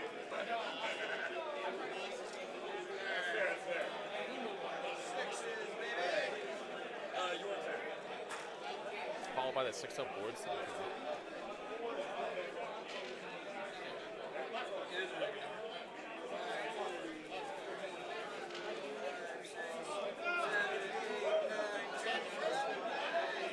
Wow, looks like 22 damage went through on there, which is 11 bloodletters. I think that leaves about 3 or 4 left, I believe. But what matters is that they're alive. For now.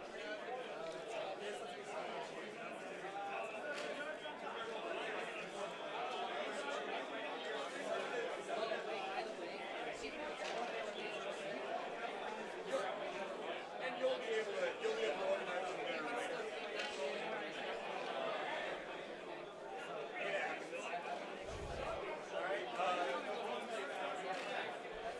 Alright, looks like there's 5 left after all of that.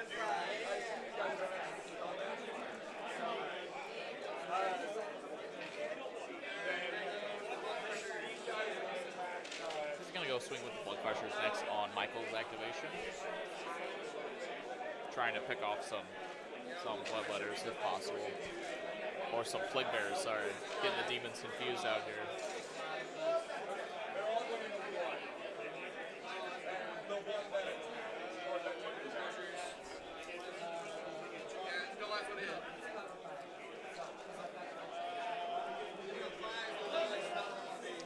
Mice want to hit kicking in from those plague bearers, meaning that they're hitting on 5s here on the mounts, I believe.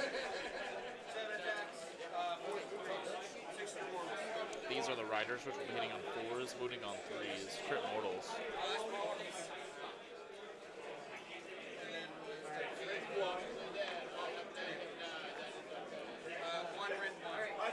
They're coming in with 1 ren run in addition to 3 mortals so far from the riders.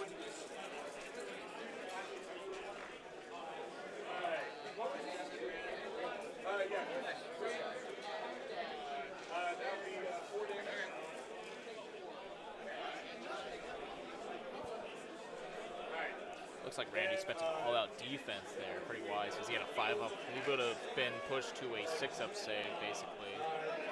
Now retaining his 5-up save. He only lost, but that looks like 2 bloodletters total, or plague bearers total. Probably going to come in and activate those plague bearers before the dogs have a chance to munch on them too badly.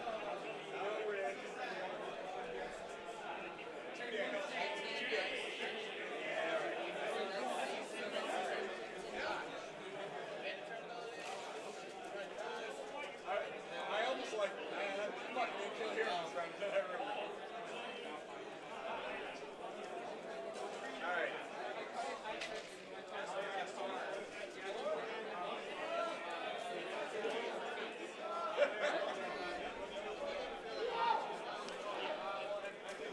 just getting the dice together for the attacks on the bloodletters or the plague bearers into these flesh hounds.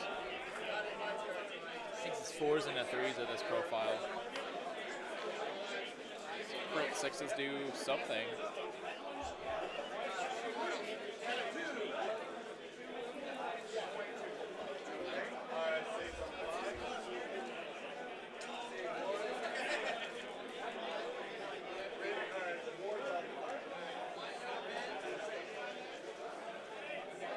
Looks like we're doing 1 no rend into these flesh hounds, and then 6 mortal wounds.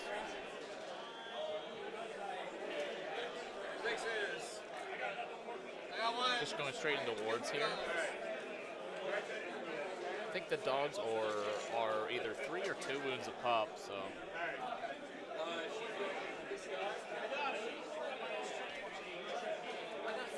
They could drop 2 dogs off of that activation there, which is about 6 attacks. It's something.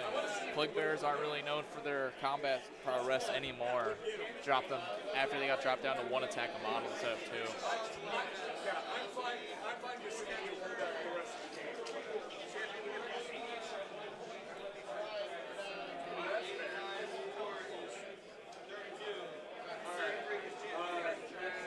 They're 4 attacks a model even, so 8 attacks gone.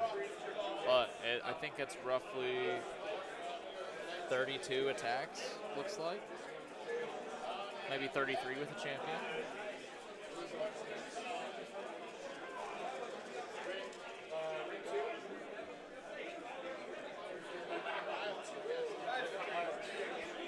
The -1 to hit kick again. He's going to be hitting 5s to hit, 3s to wound on this profile.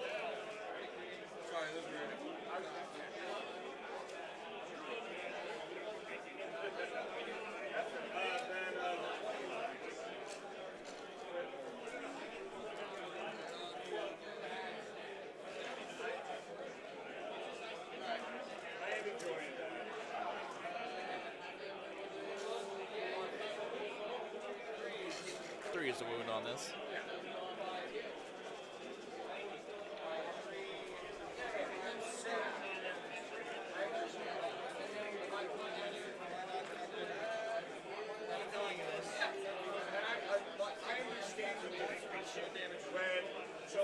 Looks like about 5 wounds go through straight towards on these plague bearers. Probably dropping about 2 more plague bearers total there. I brought it back, he crushed her again, like second round, like, well, and then he doubled it. And I was like, I had he killed all my units by 2 or 3. I was like, Karanak coming in now. 5s and 3s on his profile. -1 to hit really hurting him. Didn't do anything, unfortunately. Plague Bears really held up there. Wow. That -1 to hit is really, really saving them. Such a good tar pit with that. Now the Bloodthirster has something to say.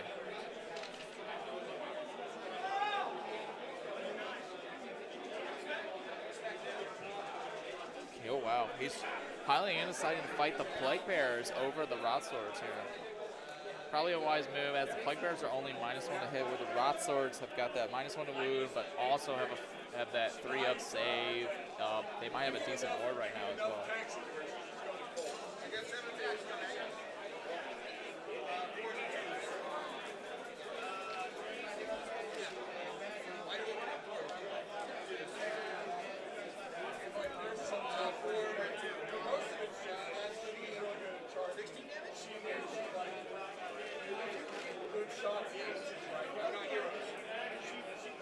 Looks like the Bloodthirster clocked in for 15 damage, if I'm not mistaken. Or 16. Yeah, 15 damage, yep. Going straight to ward saves, of course.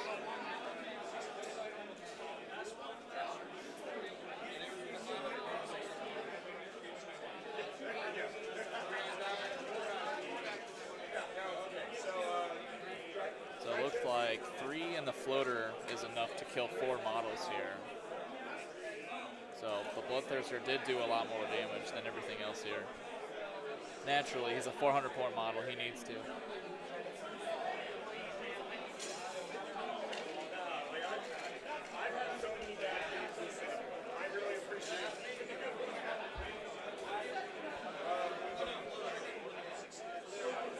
now he's got to round out this combat phase. We've got the bloodletters sitting in the middle here for Michael.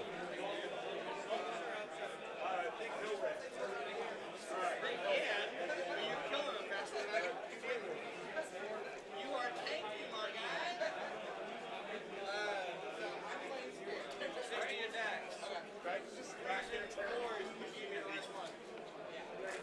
16 attacks coming in here. Into the rot swords, of course.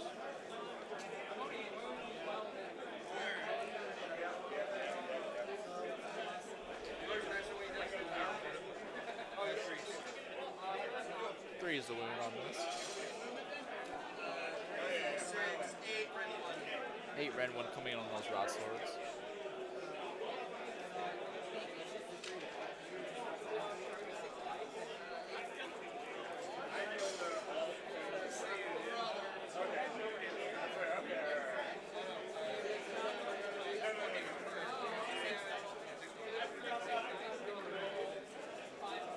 Going towards now.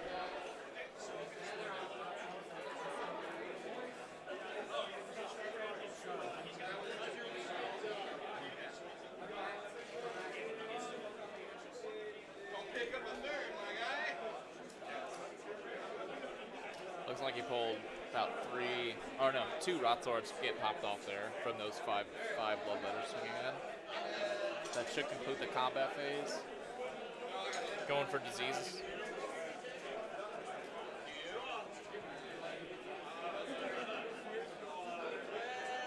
Giving disease onto that bloodthirster. This is disease on bloodletters for 1 mortal.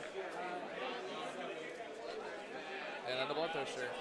Take 3 mortals. And he'll block 1.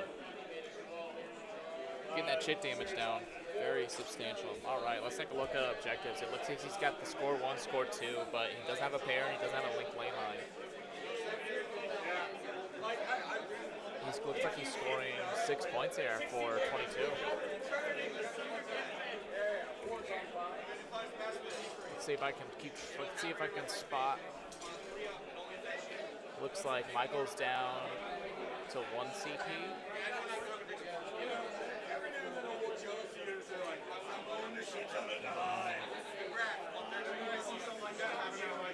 There we are. I think we have the CPs correct now on the screen.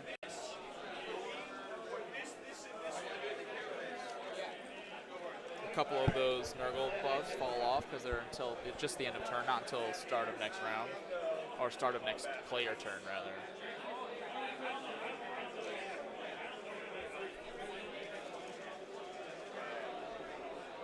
Looks like Randy has 3 CP, it looks like. I thought I was correct. He must have jostled his dice a little bit during the gameplay. Happens a ton.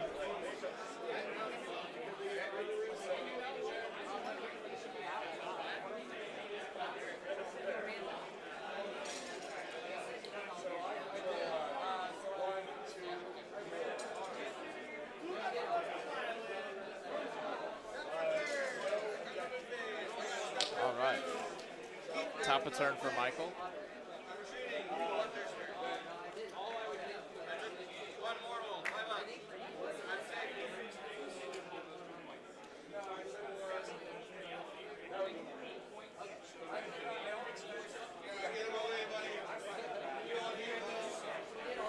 Ooh, looks like the Bloodthirster is retreating out of combat and going straight down to this left side here.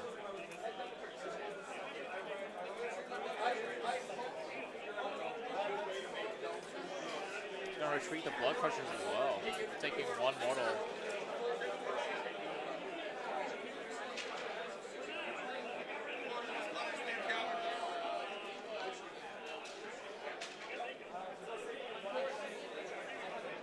Interesting move to do the retreat move, but it could be to score that juicy scouting.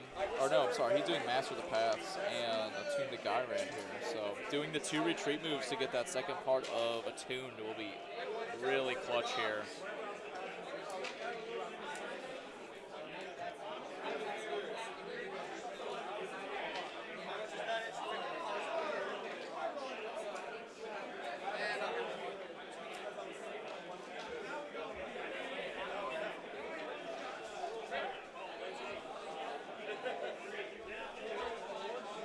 Karanak is teleporting his Flesh Hounds. Just repositioning to the right side of the board here.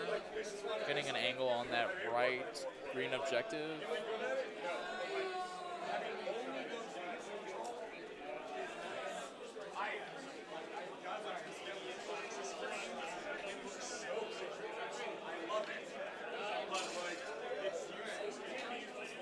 And just like that, the whole left side is gone and redispersed across the board. Very cool.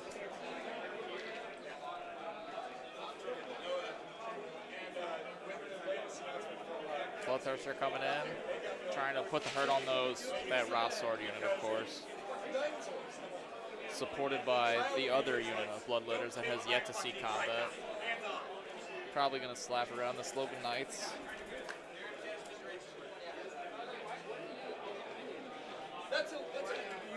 Now it's up to Randy's if he wants to do a redeploy.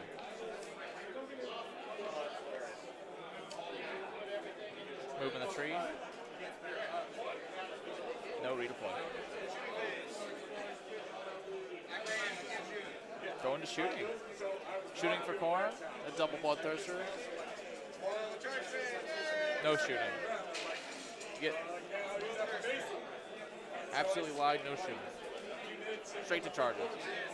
Here comes a Boomthirster here. He's got this is the one that every crit will do an explosion of D3 plus 3, I believe. Or no, just, I think it's D3 plus 2 even.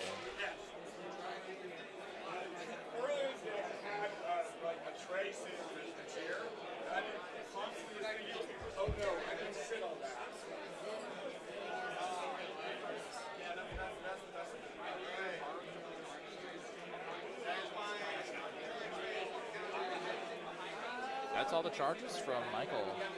Up to Randy if he wants to countercharge. He's got 3 CP, so he does have option.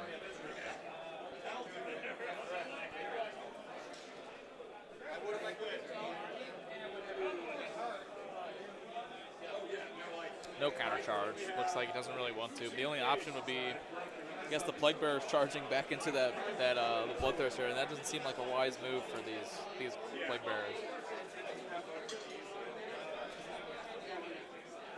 Ooh, he looks like he is going for it.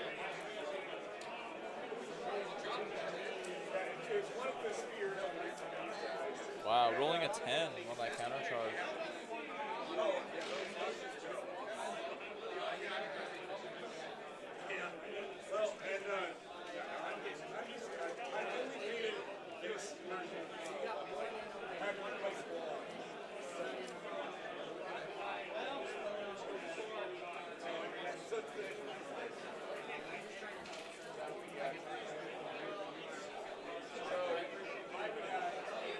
So it looks like Michael's in line to get that second part of the Tunic Iron because he retreated the 2 units here. He retreated the Scourgic Iron Blood Pressures on the left here, along with his Bloodthirster, and then the 2 units that he charged are the other Bloodthirster, the Boomthirster, and this other squad of Bloodletters. So very well done from Michael, setting up that Attuned to Gyran extremely well, back-to-back, round 1, round 2 like that.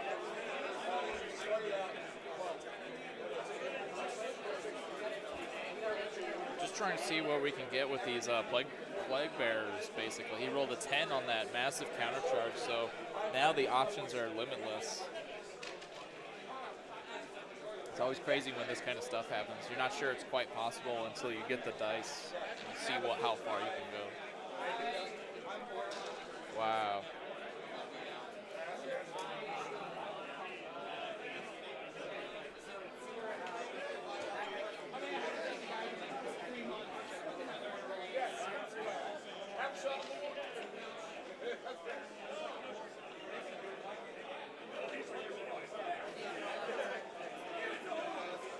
Bear with Randy, folks. He's moving his Plague Bearers on the thing here. He's just jostling the camera stand, basically. No worries, folks. All right. 10-inch counter charge completed. Pretty substantial. So it seems Randy's taking the opportunity to just jolt the Plague Bearers back over to the center objective, seeing as Randy has completely abandoned the left side, leaving that green objective in control of Randy right now. Now, I'm not sure what else. Not sure what Michael's plan is to do about that last green objective, or if he's just going to start smacking stuff and hope for the best.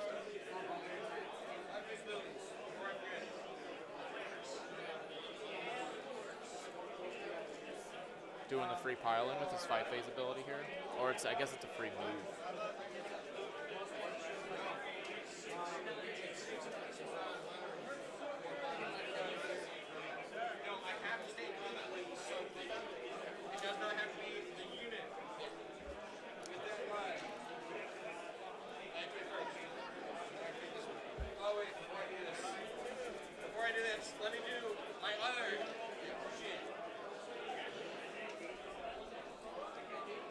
Coming with that free move again on this unit.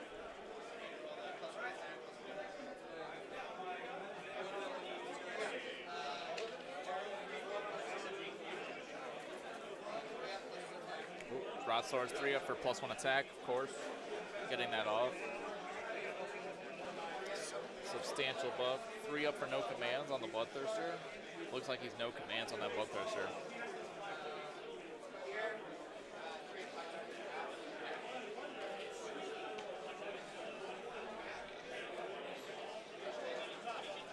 It looks like the Sloven Knights hit that fight blast onto the Bloodletters, but I thought that was only if in the turn that they charge.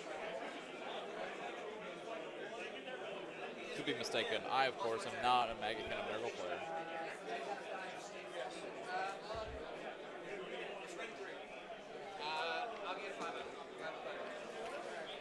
So it looks like Randy spent 2 CP in the charge phase of that nasty counter, and now he's spending the final CP to all-out defense against that Bloodthirster that's fighting his Rot Swords.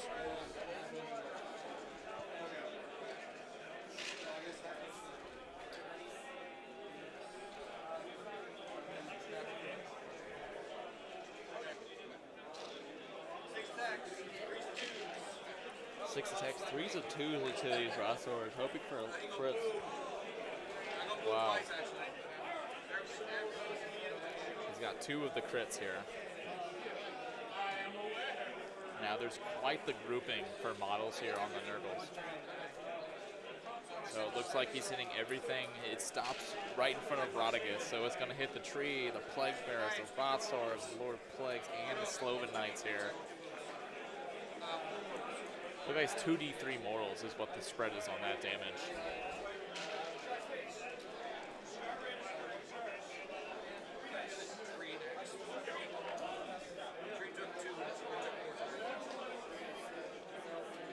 Looks like enough mortal wounds to pop a Sloven Knight. 4 mortal wounds onto that Feculent Gnarlmaul. Lord of Plagues took the max damage, 6 damage, straight to his ward.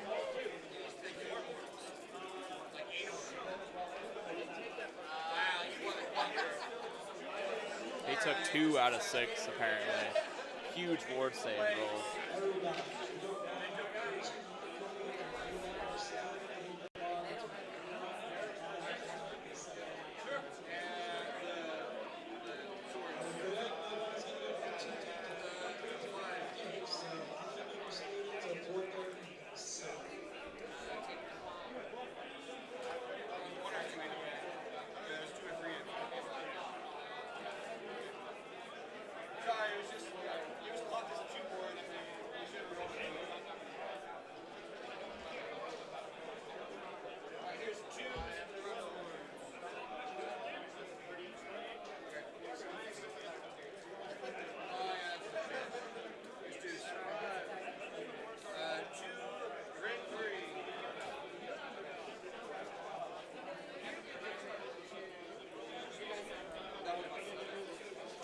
They were just resolving the booms first, and now we are doing the resolution of attacks into the Rot Swords here.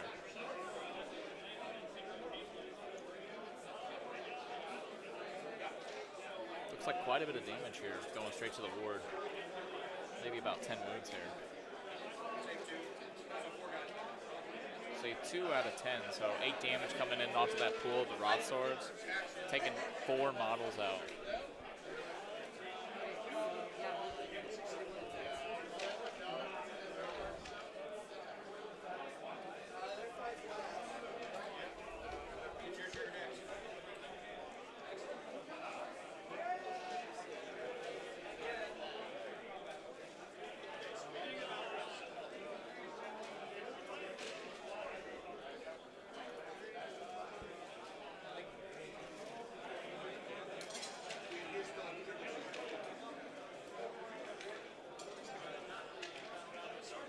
The Rothor just pushing up that center here.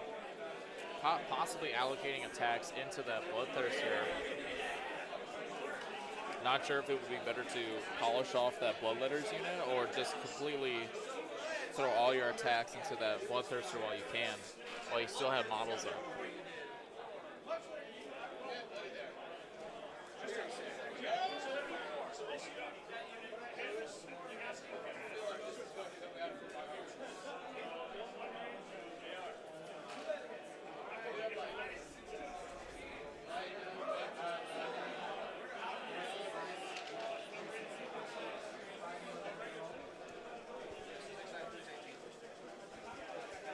Looks like there is 18 attacks coming in here.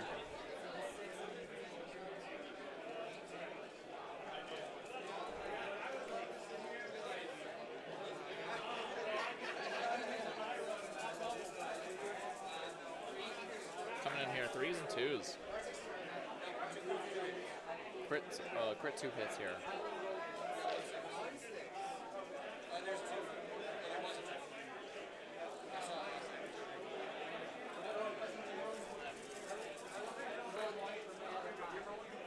Twos to wound. What's a 6? It's a 6 or a 5?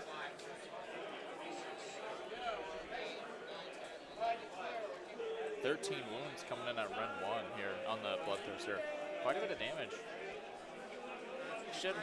Not enough to kill him, of course, but it's definitely a decent chunk of his health if he doesn't make enough wards or armor saves here. 5's 5. Looking for 5s here.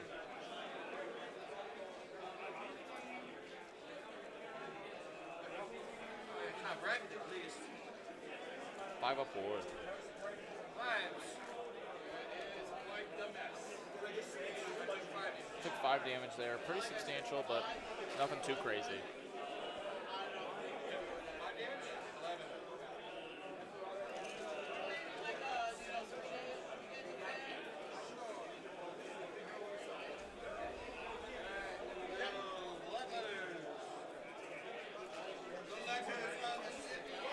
Okay, looks like we're coming in with this 5-man unit of Bloodletters just chilling up in here. Not sure what they're going to put their attacks. They will be -1 to hit into the Plague Bearers, I imagine. Give it to me. I want it for you! Dang it!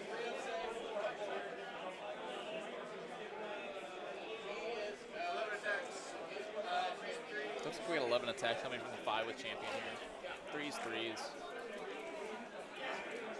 Looks like the -1 hit is not active right now.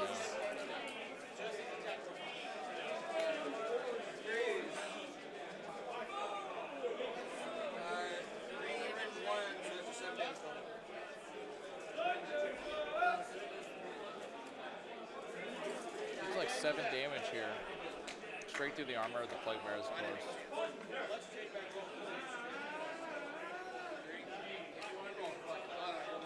These wards are coming out crazy. They're like a 50% success rate on some of these save rolls. They're coming in clutch for the Megakin and Nurgle player.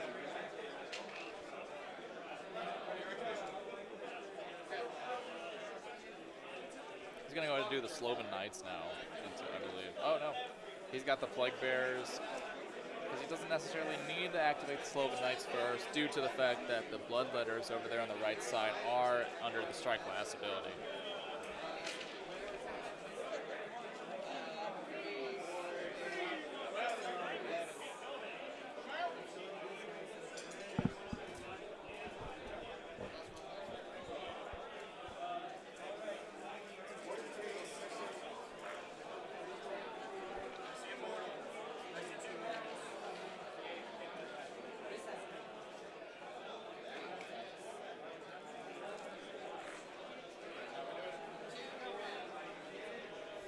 2 and no red into those bloodletters. Just the plague bears attacking, of course. Nothing too crazy out of them anymore. They live another day. One guy doesn't, the rest do. Dropping a whole bloodletter, it looks like. The other night, and I claimed you. I cannot go away from it.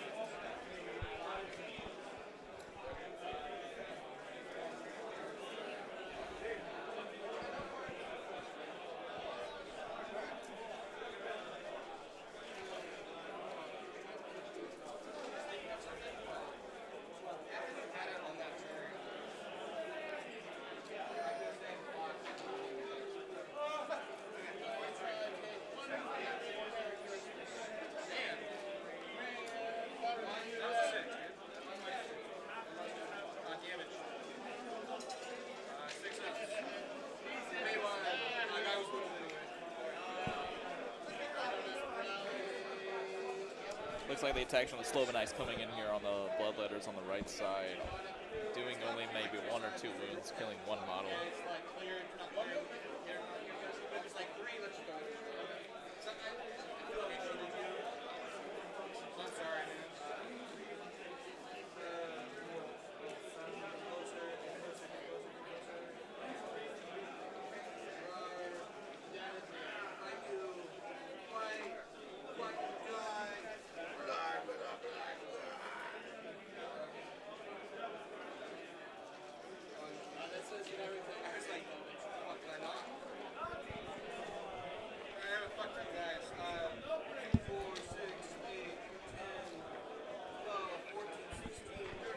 Looks like we got 16 bottles there, so clocking in at 32 attacks, or 33 attacks, right? With the champion, of course. So, and look, now it's probably one of the first times we're seeing the bloodletters actually swing at full force without any debuffs on them. So this should do quite a bit of damage. I have high hopes for the bloodletters clearing out these 2 Sloven Knights remaining, but we'll see after the dice roll, of course.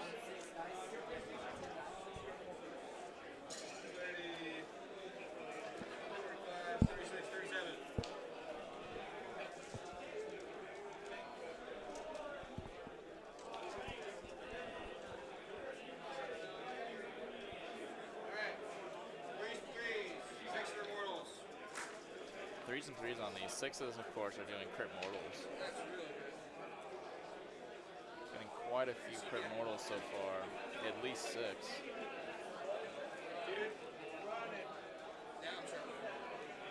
Not against the rat swords. That's what they sometimes do. I had a game where I killed everything but the rat swords. I just killed the rat swords. I won the game by 40 points and I'm still mad. And I fought for 5 fucking rounds. It was a bit bullshit, I won't lie. I love the army. I fucking hate fighting rat swords. Threes.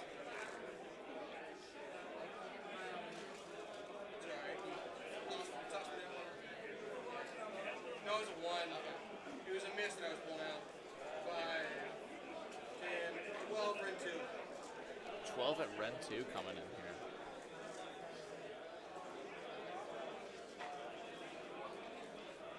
Ren 2 because he had put the ability previously in the hero phase that increased the Ren on these bloodletters by 1.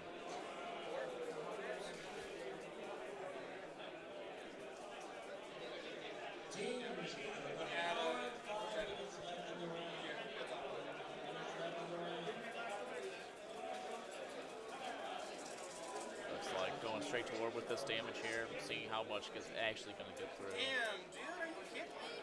Wow, looks like close to another 50% success rate on these 5-0 boards.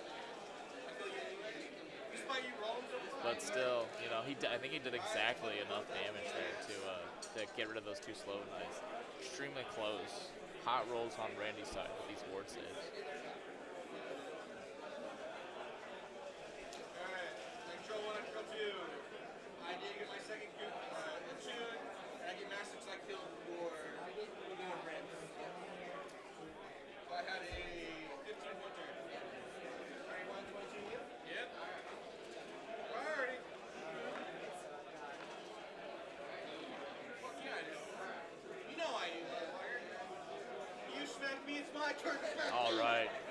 looking at the end of the bottom of round 2, Michael's scoring. It looks like he got Master the Path for killing a hero. I think he killed either the Cyst Witch or something else with that Boom Thirster ability. So he's scoring 10 points for scoring the second part of Attune, first part of Master. He scored 3 for 1, and he scored 3 for controlling 2. So he's scoring a 16-point turn here, putting him up to 31. And now we're moving into round 3. It looks like Michael won the roll-up and is giving the return double turn now. Now that would solidify Randy as the underdog right now.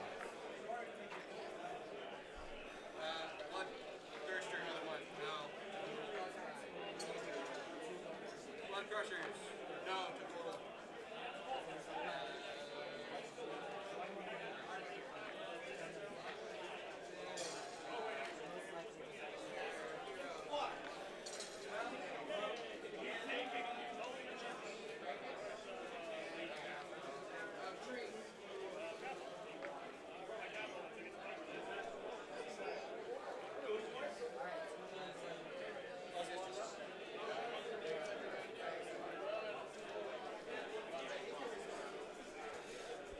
Yeah, but until he died. All right.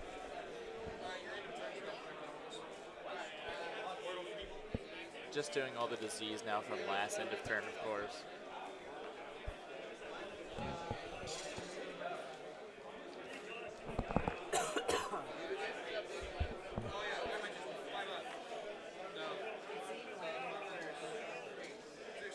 Excuse me, folks. I'll be right back. I just got to use a little boy's room, take a little break, get some water. Please enjoy the players rolling dice.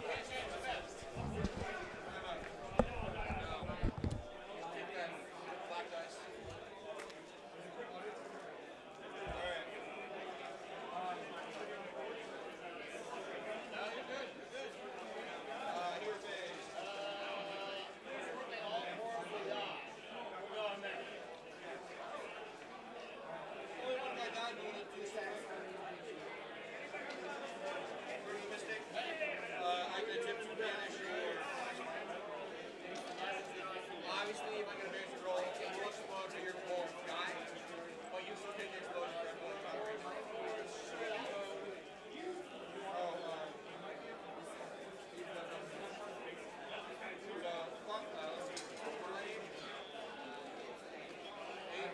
You'll also get a give us a blood light. No, I don't unbind him from our mystic. Here's Karanak. Karanak also. Alright. Mother your face crash.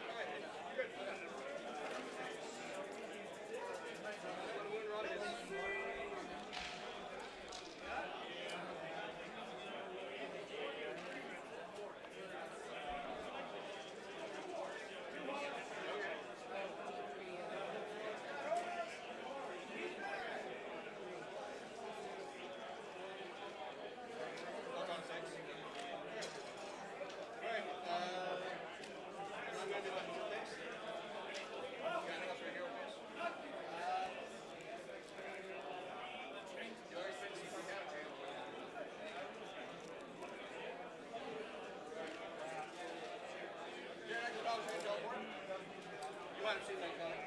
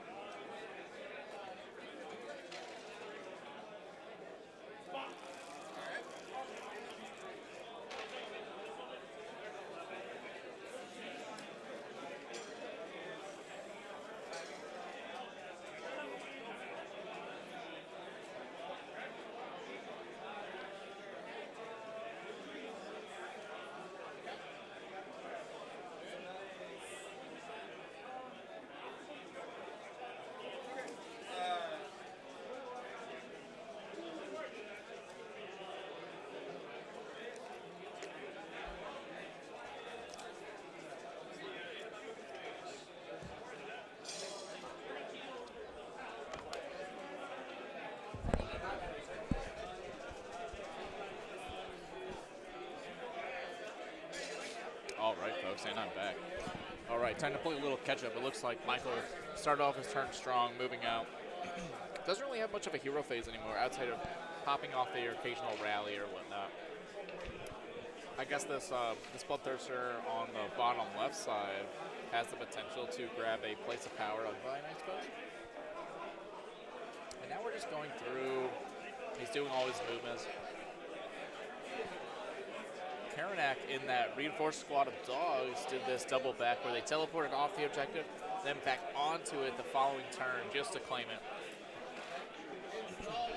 Excuse me. And it looks like he's making a play, definitely has the pair for the extra 2 points there at least, and then if he is able to shift that blue objective into his favors somehow, then he'll be in good shape to score a 10-point turn here without the tactics, of course, since he's doubling. Now, Randy, I caught earlier when I was coming back. He spent 1 CP doing a magical intervention, putting the -1 to wound spell on Rodriguez himself. So he doesn't want Rodriguez going down right now. That would be pretty sad. Excuse me, folks.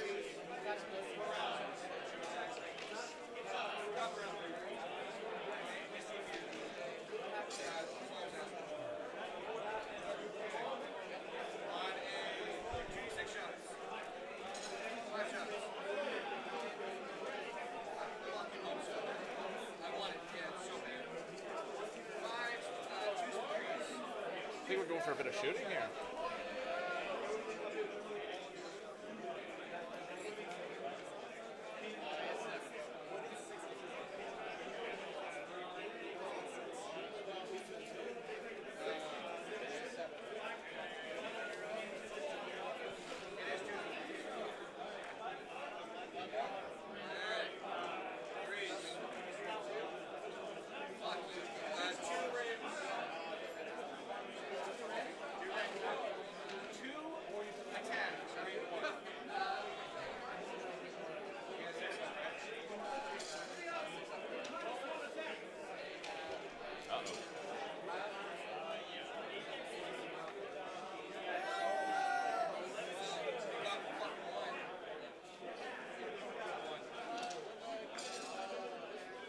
Sorry about that, folks. Thought the stream cut out for a moment. Looks like we're back and ready to go.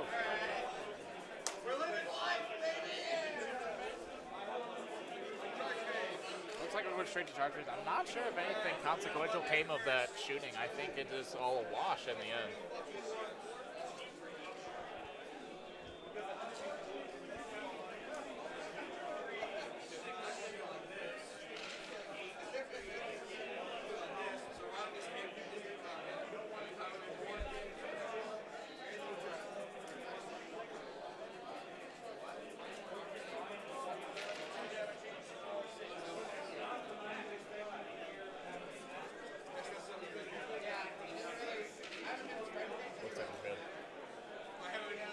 Looking for charges. Looks like the Bloodthirster that initially retreated as part of the attuned IRAM battle tactic has charged back into the center here.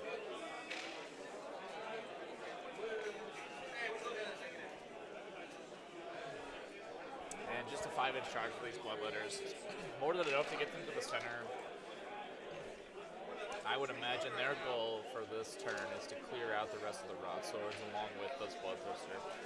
If Michael's able to just lift the the plague bearers and the broadswords, along with that Lord of Plagues, I suppose, and possibly that tree, he'll have a really good footing or a foothold onto this battle plan and this mission for the rest of the 2 rounds, I think.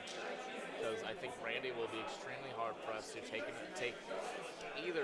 honestly any of the objectives back from Michael, because Rodriguez is pretty slow. He's not really a powerhouse in combat initially, especially against multiple bloodthirsters. So and Kronspine only goes so far. So.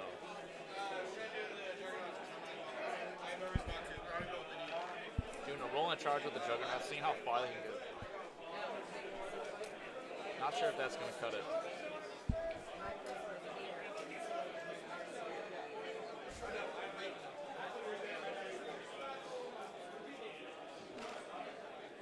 Oh wow, looks like that 8-inch charge.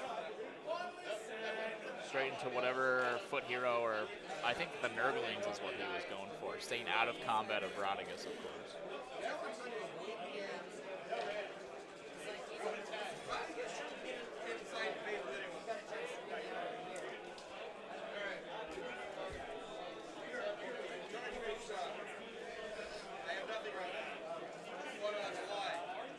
Charge phase abilities popping off now for Michael, and I suppose Randy will debate anything. I don't know if he's going to want to do a counter with Rodriguez or not, but getting him in the mix earlier rather than later might be the play. Unfortunately, it does look like Rodriguez's base is too big to fit through some of these places. The tree's a little more forgiving than the bases themselves, obviously, but the models, it looks like there's a point here where there's Lord of Plagues and his Harbinger are sitting that might be too narrow for that big base to fit through.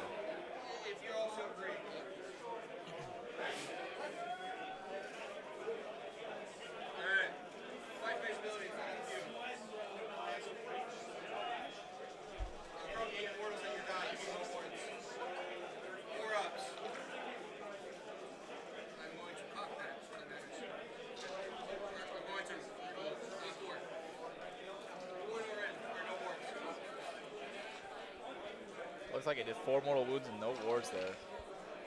Onto that Lord of Plagues from that rampage on the Bloodthirster.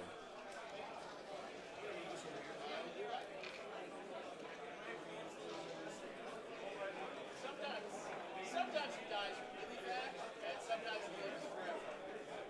My dice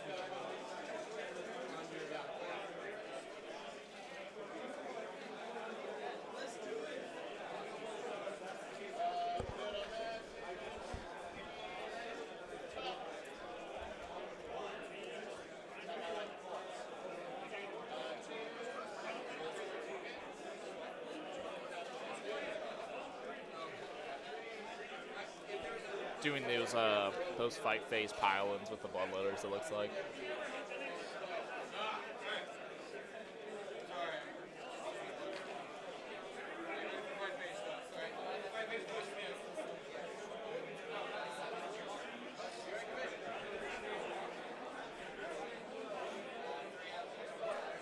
Getting those 3 up +1 attack never fails, of course. Lord of Plagues, I think he's probably 3 for 3 on those +1 attack ability.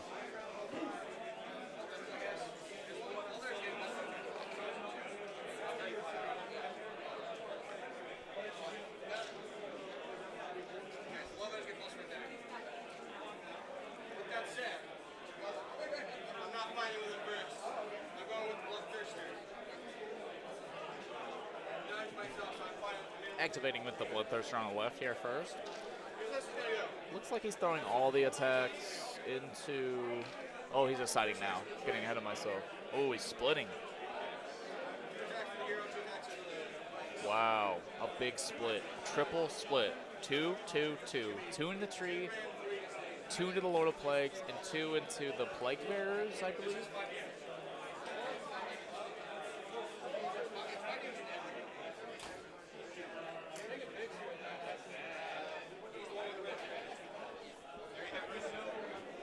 Right.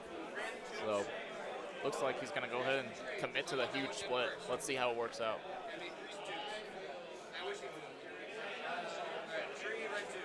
These are into the Feculent Normal, 2 at Ren 2, it looks like. Which goes straight through. I'd be so mad. Thank God. If you rolled that many 5s, I don't know what to do, dude. Looks like the tree was left on just 1 wound anyway, so pops it off no problem, even after the wards. And here's the 2 attacks from the Lord of Plagues. Now these ones will have an anti-hero +1 rune. Only 1 rune going through at Ren 3 though. And no wards on these, so he just kills them with that damage. And now here's the final 2 into the Wrath Swords. I was mistaken before.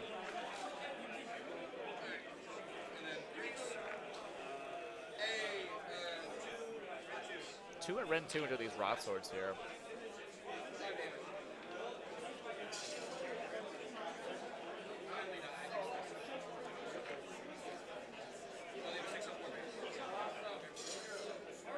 Looks like the 5 damage does go through there.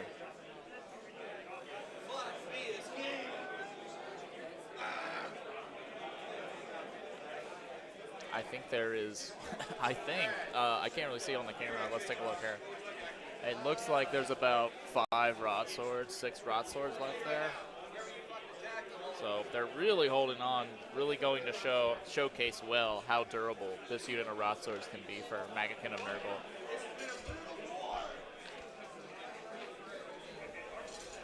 Please forgive Randy, he's leaning on the camera stand here.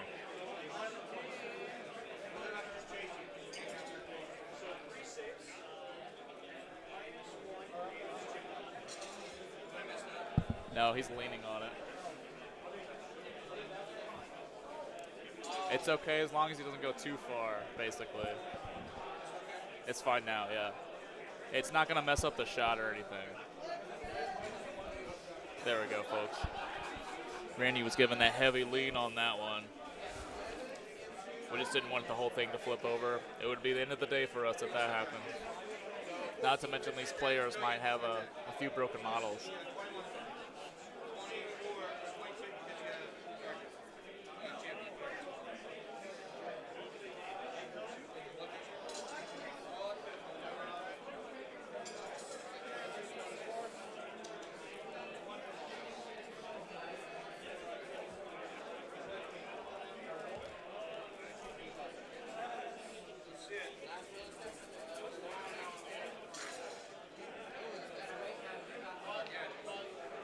I believe he has the Rot Swords attacking back.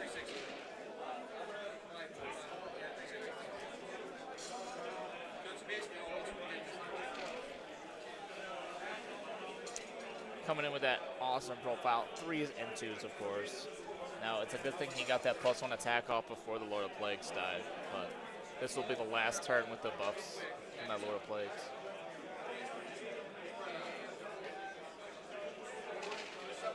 Looks like Michael's just saving some time here, doing his piling real quick on the Bloodletters up there.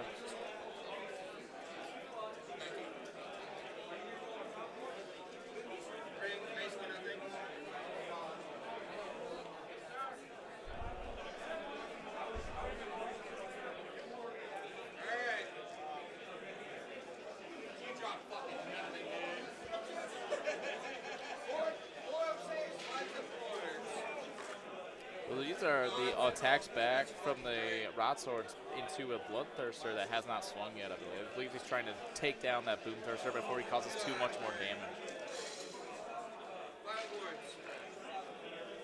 So he was already chunked once before this, so we'll see how much damage comes through on him.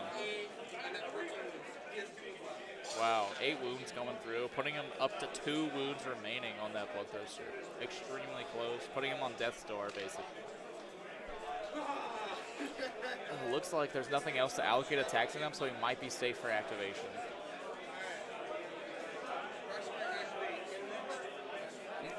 mind, he's just going for the Bloodthirster to activate right now.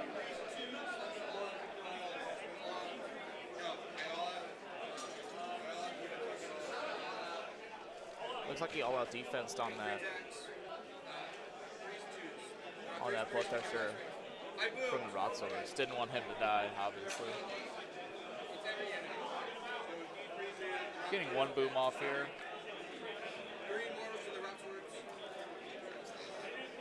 Popping 3 mortals onto the Broadsword specifically on this roll. Popping another max roll of 3 onto the Plague Bearers.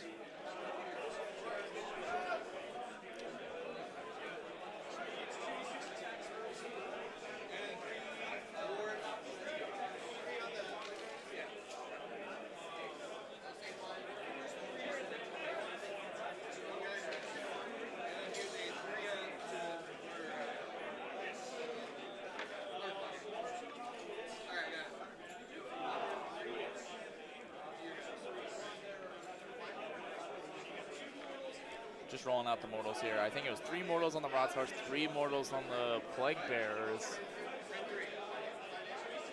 And now we're just resolving the attack from the Bloodthirster itself, the 5 damage thing. Well, he saves 4 out of 5. That's an insanely huge spike for wards here. Yeah, exciting. A huge upset. Huge upset. Yeah, usually something that just picks up models did a single wound to a Rotsword just now.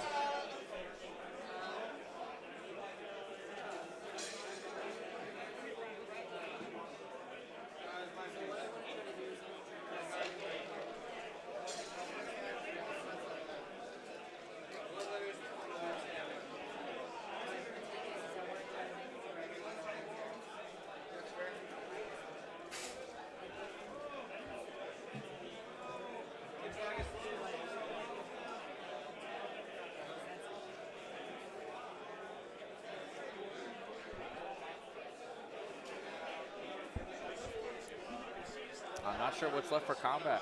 He might be down to scoring. I'm going to go ahead and speculate what the score will be for scoring for Michael here. It looks like I think we're looking at a 10-point turn, considering we don't get tactics here because this is a double turn. So I'm thinking we get a 10-point turn for Michael. We do have now that I'm looking again, we have the Blood Crushers and these Nurglings coming up here.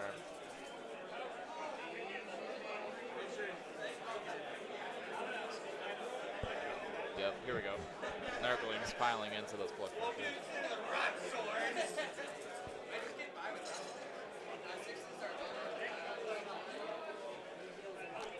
Crit 6s are auto wounds on these Nurglings.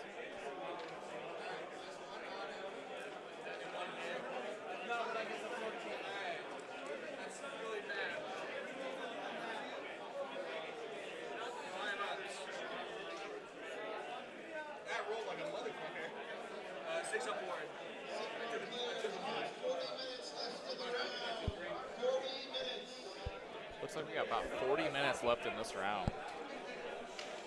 This one's been a bit of a slog, but as the game progresses, we are getting less and less models on the table, so it's taking less and less time to resolve each round, score up the points here, slowly but surely.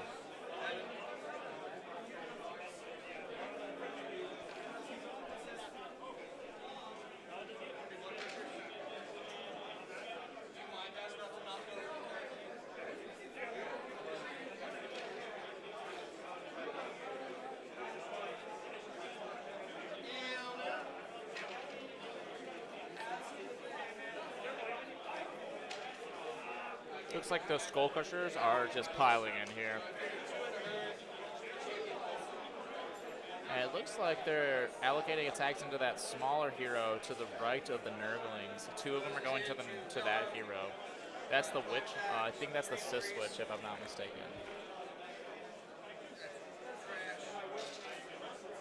Yeah, Belga, the Sis Witch.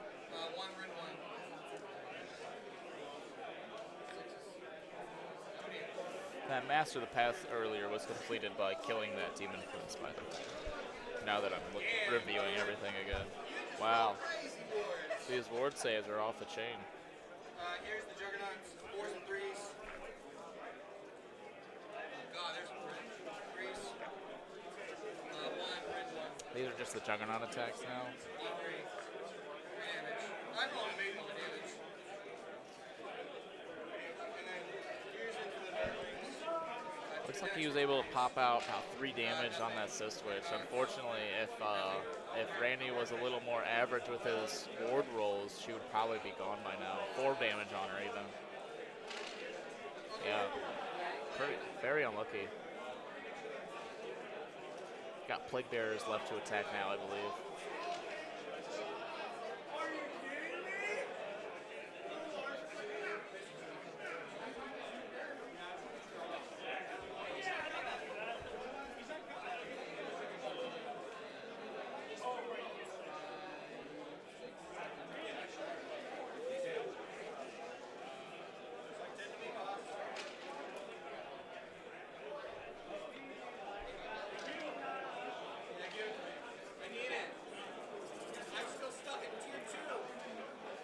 Here come the Plague Bearer attacks into those Bloodletters up top.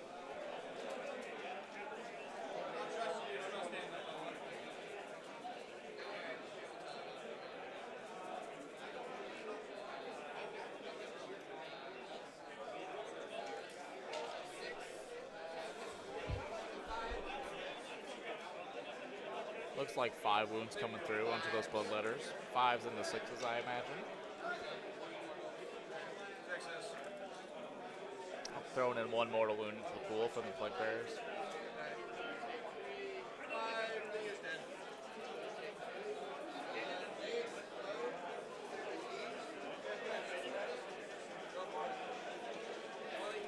Looks like he killed those Bloodletters exactly 5 wounds and 5 wounds remaining. So he looks like he can spread the disease.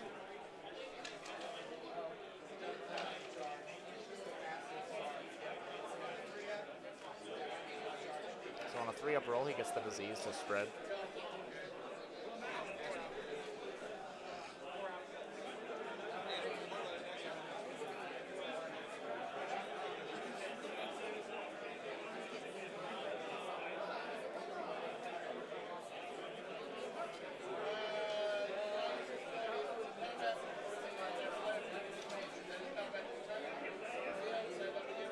Looks like these Bloodletters are piling in as the final activation as well. I thought they had already swung, but that's just me not paying attention, of course. Yeah, these ones pretty juiced up from what I imagine. They're +1 rend. They might have a few debuffs on them from Nurgle, but we'll have to find out.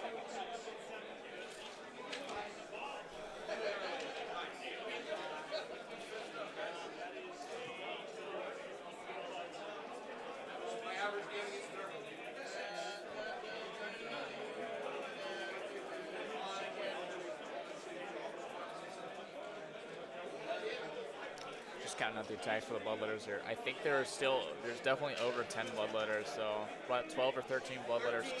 Yeah, 13 Bloodletters swinging to the Rot Swords, really trying to just polish them off for officially. We'll see. So I think the linchpin here for Randy is if those Rot Swords fall, the gates are open for Michael to just move around. That opens up that rear Bloodthirster and potentially the middle squad of Bloodletters, assuming those Plague Bearers fall sequentially.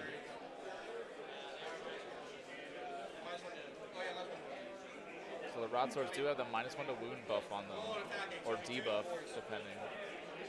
Michael's going to go ahead and spend a CP to all-out attack here.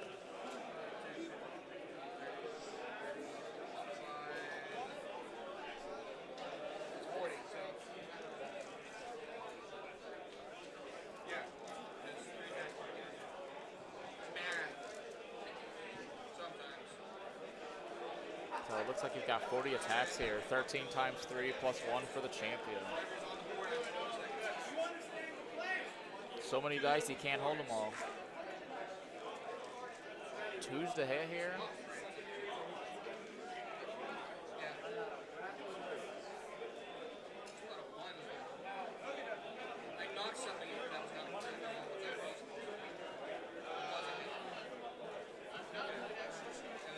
Rolling second volley here. These are all hits he got here. He pulled out his crit mortals. Looks like he got 6 crits so far. Looks like 8 mortals coming through here, a pretty substantial amount. And now he's looking at 4s to wound due to the debuff of the rod swords, the -1 to wound coming in. Clutch, always. I feel your chances to lift this unit are whenever they fail that -1 to wound spell, I think it is. But still, I think it's so easy to cast for them, it might not just be that simple, even.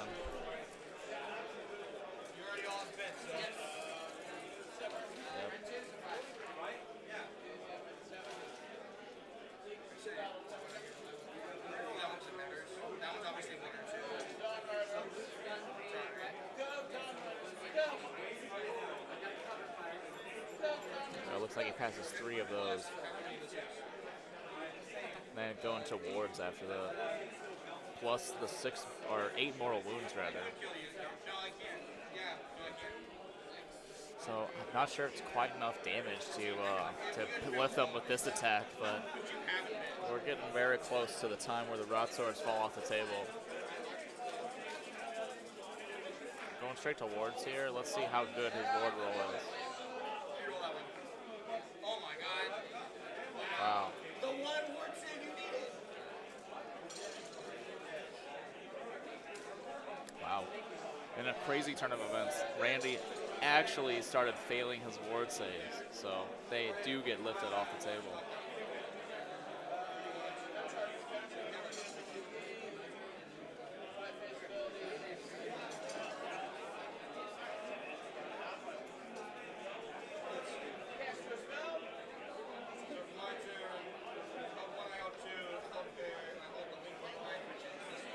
So, scoring for Michael, end of this turn.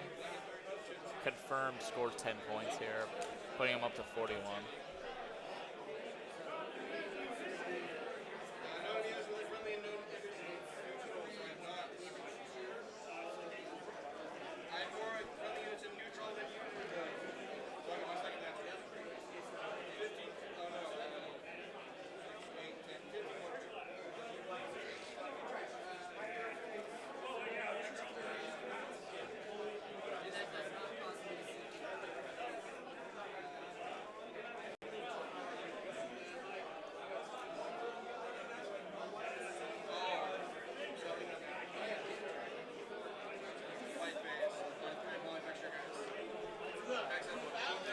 Just catching up on a few abilities there.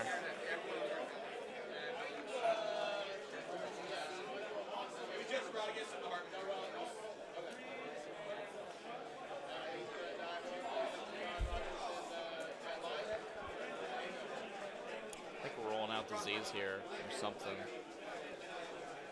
Oh no. Some sort of splash damage it looks like. Disease there we are. Now we're up to disease. Rolling 3 wounds on that guy, on that bloodthirster with 2 mortals left.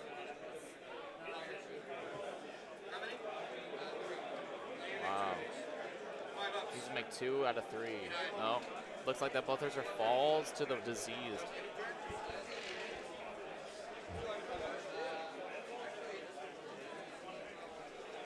Wow. That solves that problem very quickly. Although there's still 1 more bloodthirster and a whole pack of bloodletters still on the table.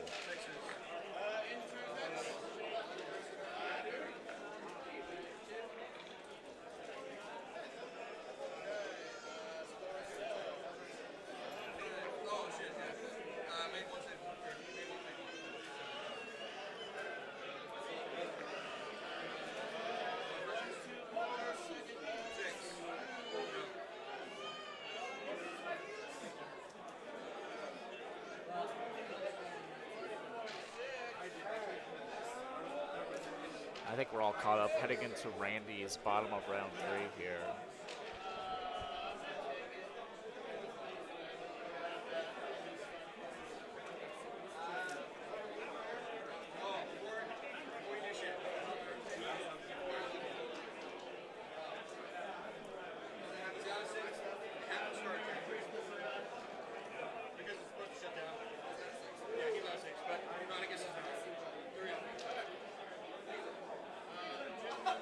could not make up its mind. I saw The most ambitious 3-up roll. So it looks like he's popping off the Mage Eater. He's -1 power level this turn, Rodriguez is. So he can, probably in a crucial turn where he needs it left. He's lost power level on Rodriguez and lost power level on Assist Switch. So, 30 minutes last.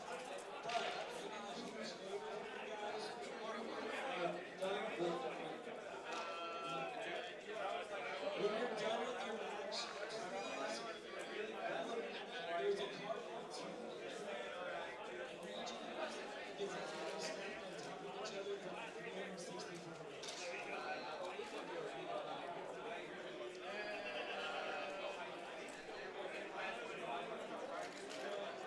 Just like he's flinging out a bunch of spells and debuffs here. He's gonna have the -1 to wound spell on Rodriguez, I imagine. He's gonna get the 1 unbind here from the place of power. I imagine.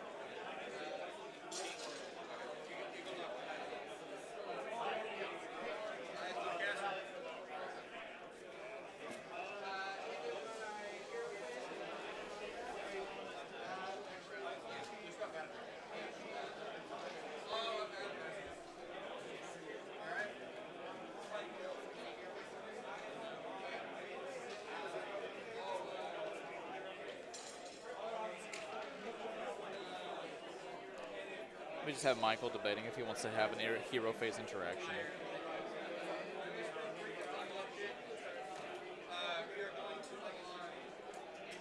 Spending some blood tithe.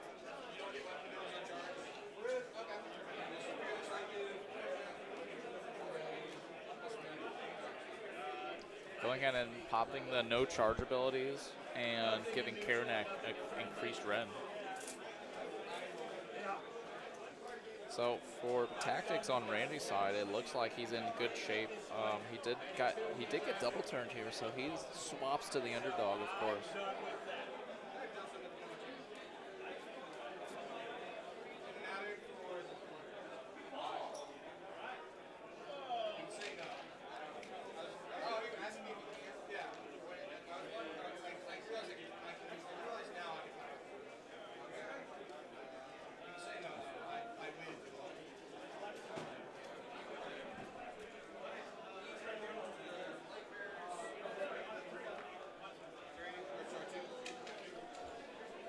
It looks like Michael is just going back and doing an ability here. Him and Randy just had a little conversation about it, and Randy is nice enough to let him go back, even though this is out of sequence here. Michael forgot to power through here, so Michael would go down to 1 CP. And he's trying to back up this Bloodthirster, essentially.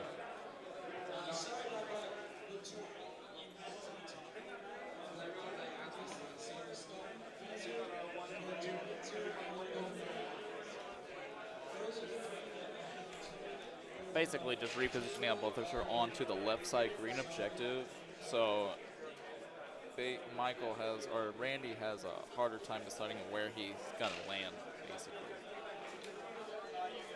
So he's coming in with that Crown Spine, which I believe the underdog twist gives you strike first on manifestation, so I believe that Crown Spine rocks in with that strike first, and then supported with Rodriguez, you can do quite a bit of damage between the pair. I suspect that Rodriguez is tied up on. I'm not sure if Rodriguez is within 3 inches of these Skull Crushers here on the left, or if he's just free to move this turn. I think Randy's debating on where to put things right now. This turn might be very crucial. He needs to make sure he's scoring and standing in the right spots here. It seems that the Harbinger is moving to the right to shut off the ley line and the pair for his opponent Michael here, which is probably very wise.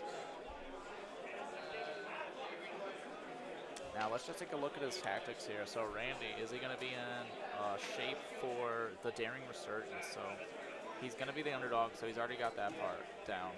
And there's at least 1 friendly unit on the battlefield, and at least half of the friendly units on the battlefield have used the fight ability. So if we go ahead and take an account here, we've got 1, 2, 3, 4, 5 units, not counting the Crown Spine, I believe, on the table. So he has to have at least 3 of them use the fight ability. So as long as the Nurglings, the Plague Bearers, and Rodriguez fight this turn, he will be in good shape to get that Wrathful Cycles pulled off.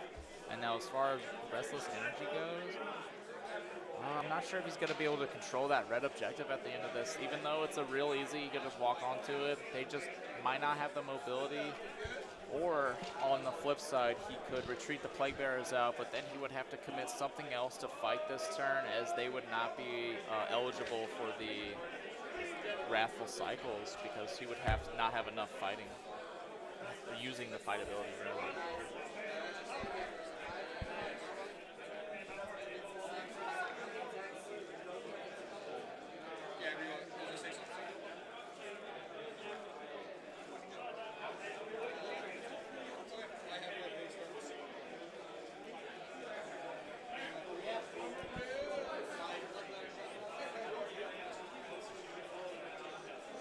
Alright, looks like we're down to combat phase, and now the Bloodletters get to do their free move.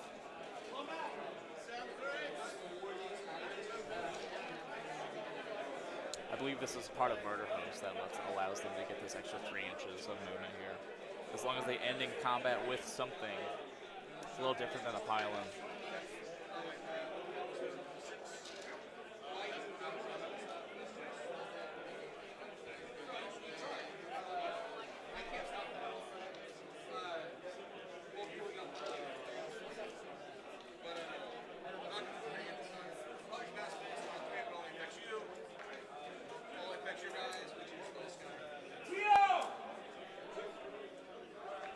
Sorry, folks, we have a TO call. Separate game, of course.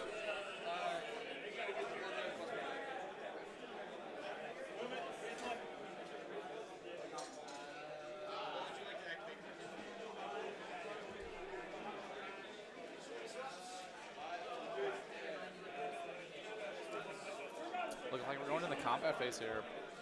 Rodriguez did make that charge, of course, but the Plague Bear or the Bloodletters have kind of used their ability to pull away a little bit. Regardless, he's still going to be able to activate and fight.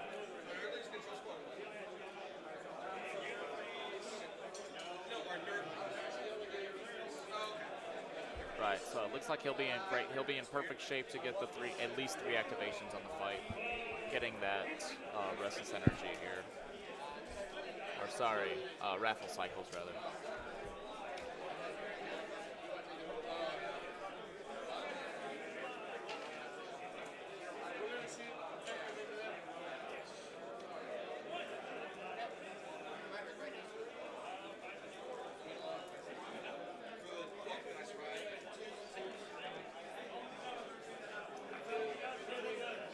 Oh no.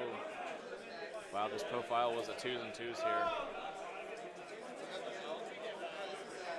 This isn't all that attack he spent on Rodriguez here. Very wise. Need to get some damage through. But unfortunately, he Snake Eyes the best profile, the 2s and 2s profile. This one, he hits all of them. Maybe not the best profile, but this one.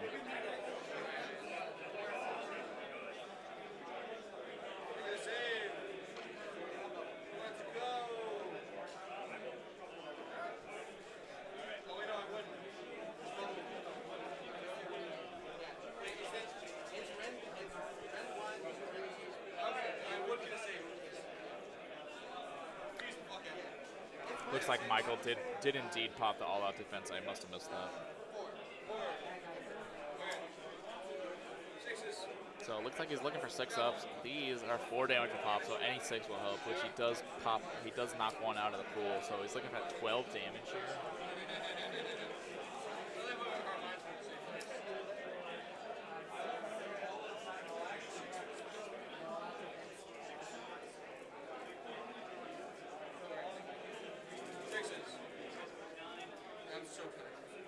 Sorry, these are 3 damage each for 9 damage total. Math, folks, it's very hard.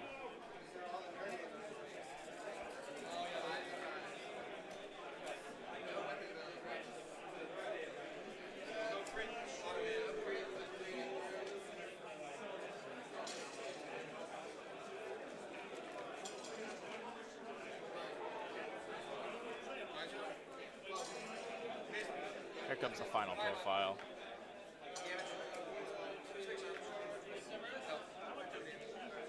sneaking in one more damage onto those bloodletters.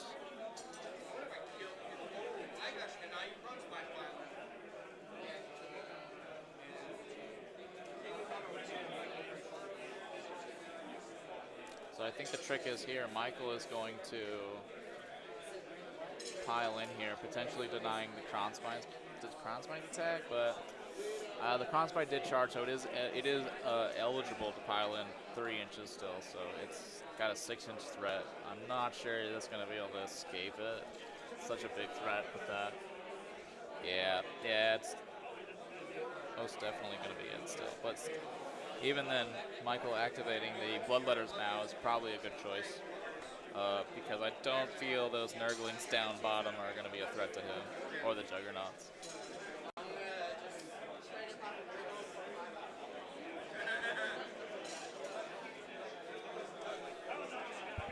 You only roll good boards when it's bullshit.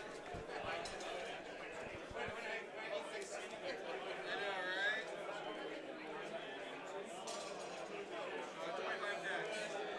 They got 25 attacks here coming in with those Bloodletters onto the Plague Bearers, of course.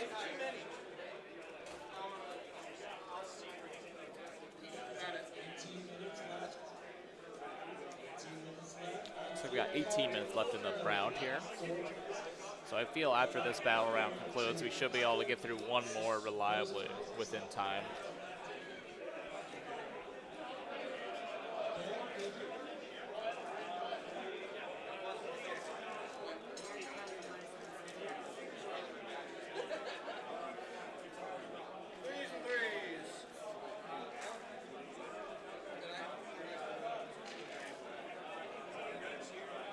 Threes and threes here. No debuffs, shockingly. So the Bloodletters do quite the blunder work without all those debuffs. Mainly it's because they were swinging off to those the Rot Swords this whole game. So extremely more durable.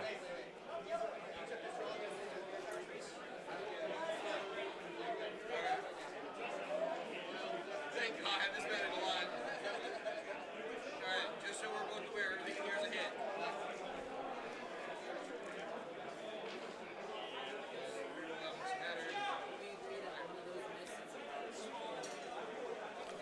Looks like we got about 5 mortal wounds there in the pool, plus all these hits.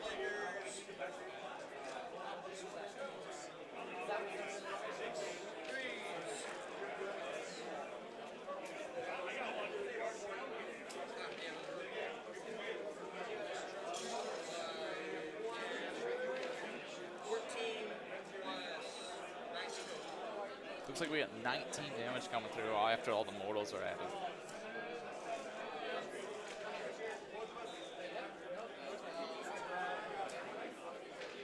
I believe those will be straight to 5-up wards.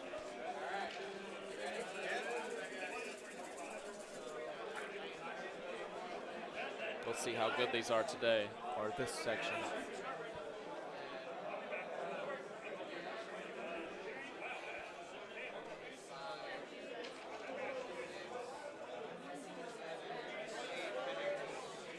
Looks like 8 go down total because he has a floater present right now. But that does mean there's still a lot. I think there's about 2 of them left there. 2 or 3 left.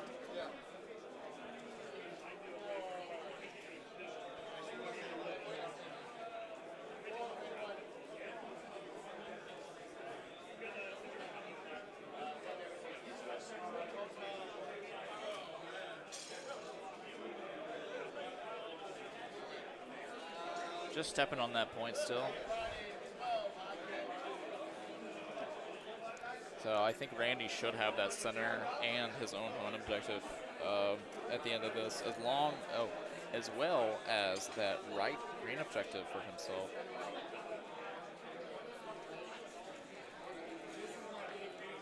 Look at these little Nurglings attacking those Juggernauts down.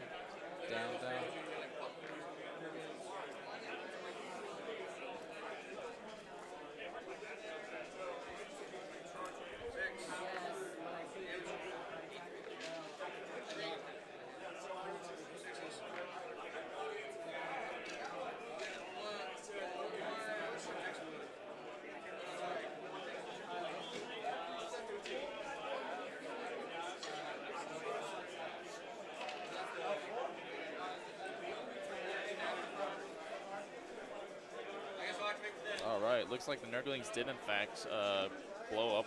Or maybe that was yeah, the Nurglings definitely blew up one of these Juggernauts down here, ultimately dropping their attacks a bit. The Juggernaut is able to put 1 foot onto that objective, and it looks like the Nurglings are not on it anymore, from what I understand. So they've done this nice little dance to trade the objective, unfortunately. Unfortunately for Randy. Ooh. Now he's allocating his attacks into the switch just to dice her down. You know, if she's off the table, that means that's at least one less spell.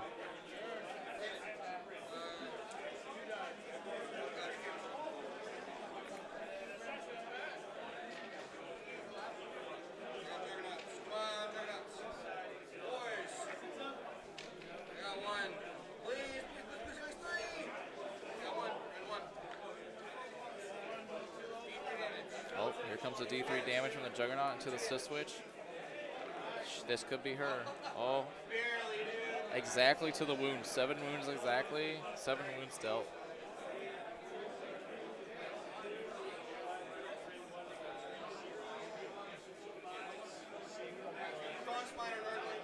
Looks like he's got Kronspine and Nurglings left to activate. I believe that was actually the Sith switch that punched that Juggernaut down earlier. So she was trying to blow up a few, but unfortunately she did go down, and the Juggernauts are able to step foot on that home objective for Randy. Here comes the Kronspine's attacks, 4s and 2s, the ultimate swinging profile. 4 misses out the gate. Only 1 wound, unfortunately. 3 damage coming in on those bloodletters. Ultimately dropping 1 guy, leaving a floater behind, of course. Nurglings coming in for the Juggernauts. If they spike hard, they might drop one.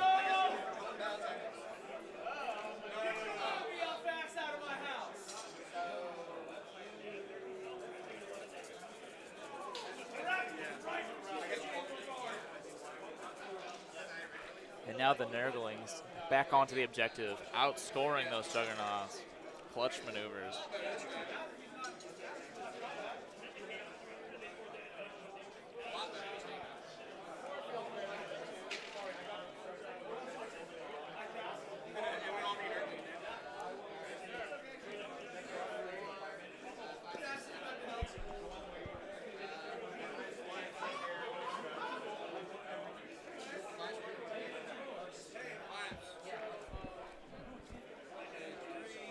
Alright, just the attacks coming in from the Nurglings here. 6 up wards now. Wow, the Nurglings drop another Juggernaut.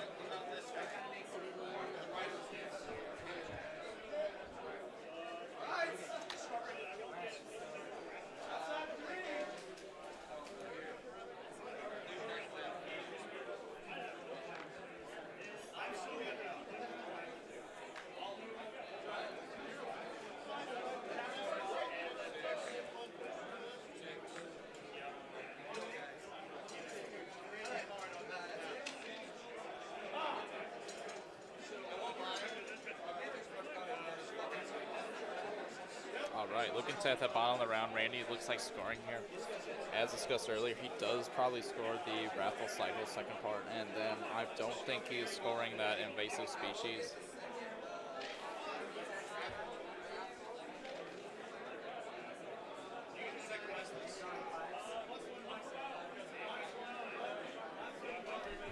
So he's looking at, he's holding 1, he's holding 2, and he's got Wrathful Cycles, so he's looking at an 11-point turn here for Randy, bringing him up to 32 points. Going into the top of round 4, Michael has won the roll-off, it looks like.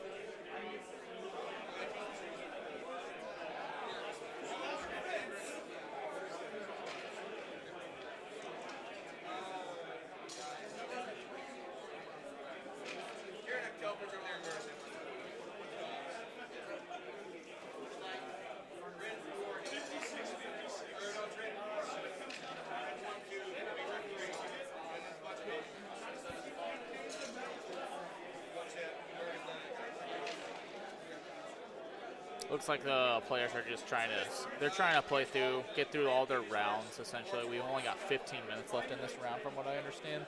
So they're just gonna go ahead and roll some crucial rolls while we wrap everything up. It looks like Randy has agreed that Karanak and the dogs would be able to teleport and pounce on him pretty easily. And now we are rolling the attacks from the Bloodthirster into probably, I suspect, into Rodriguez along with all the Bloodletter attacks. The idea is to get all of the attacks gone through.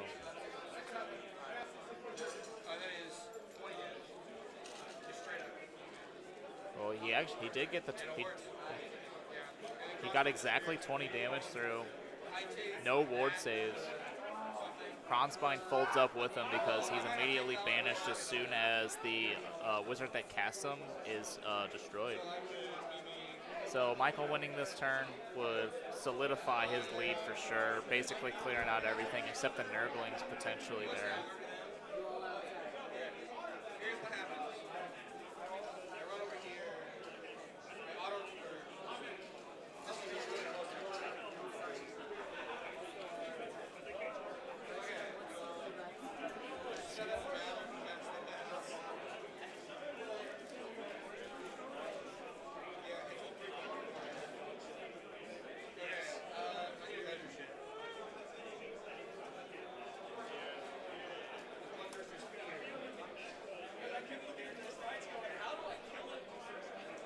Just trying to see if Michael can score out his Master of the Path between this round and next round, of course.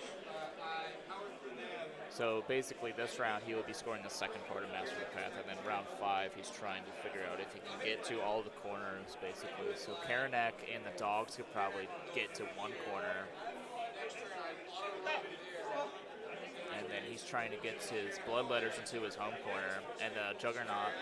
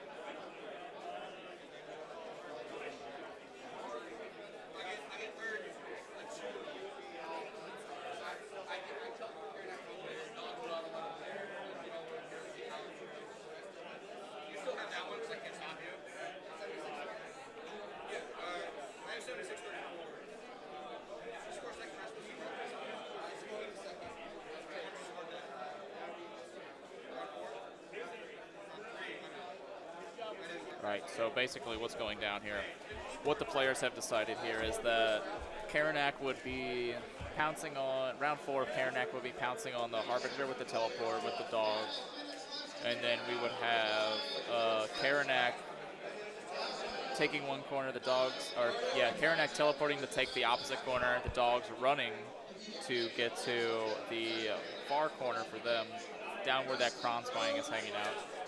And then we've got those these Bloodletters going for that home corner essentially in that round 5.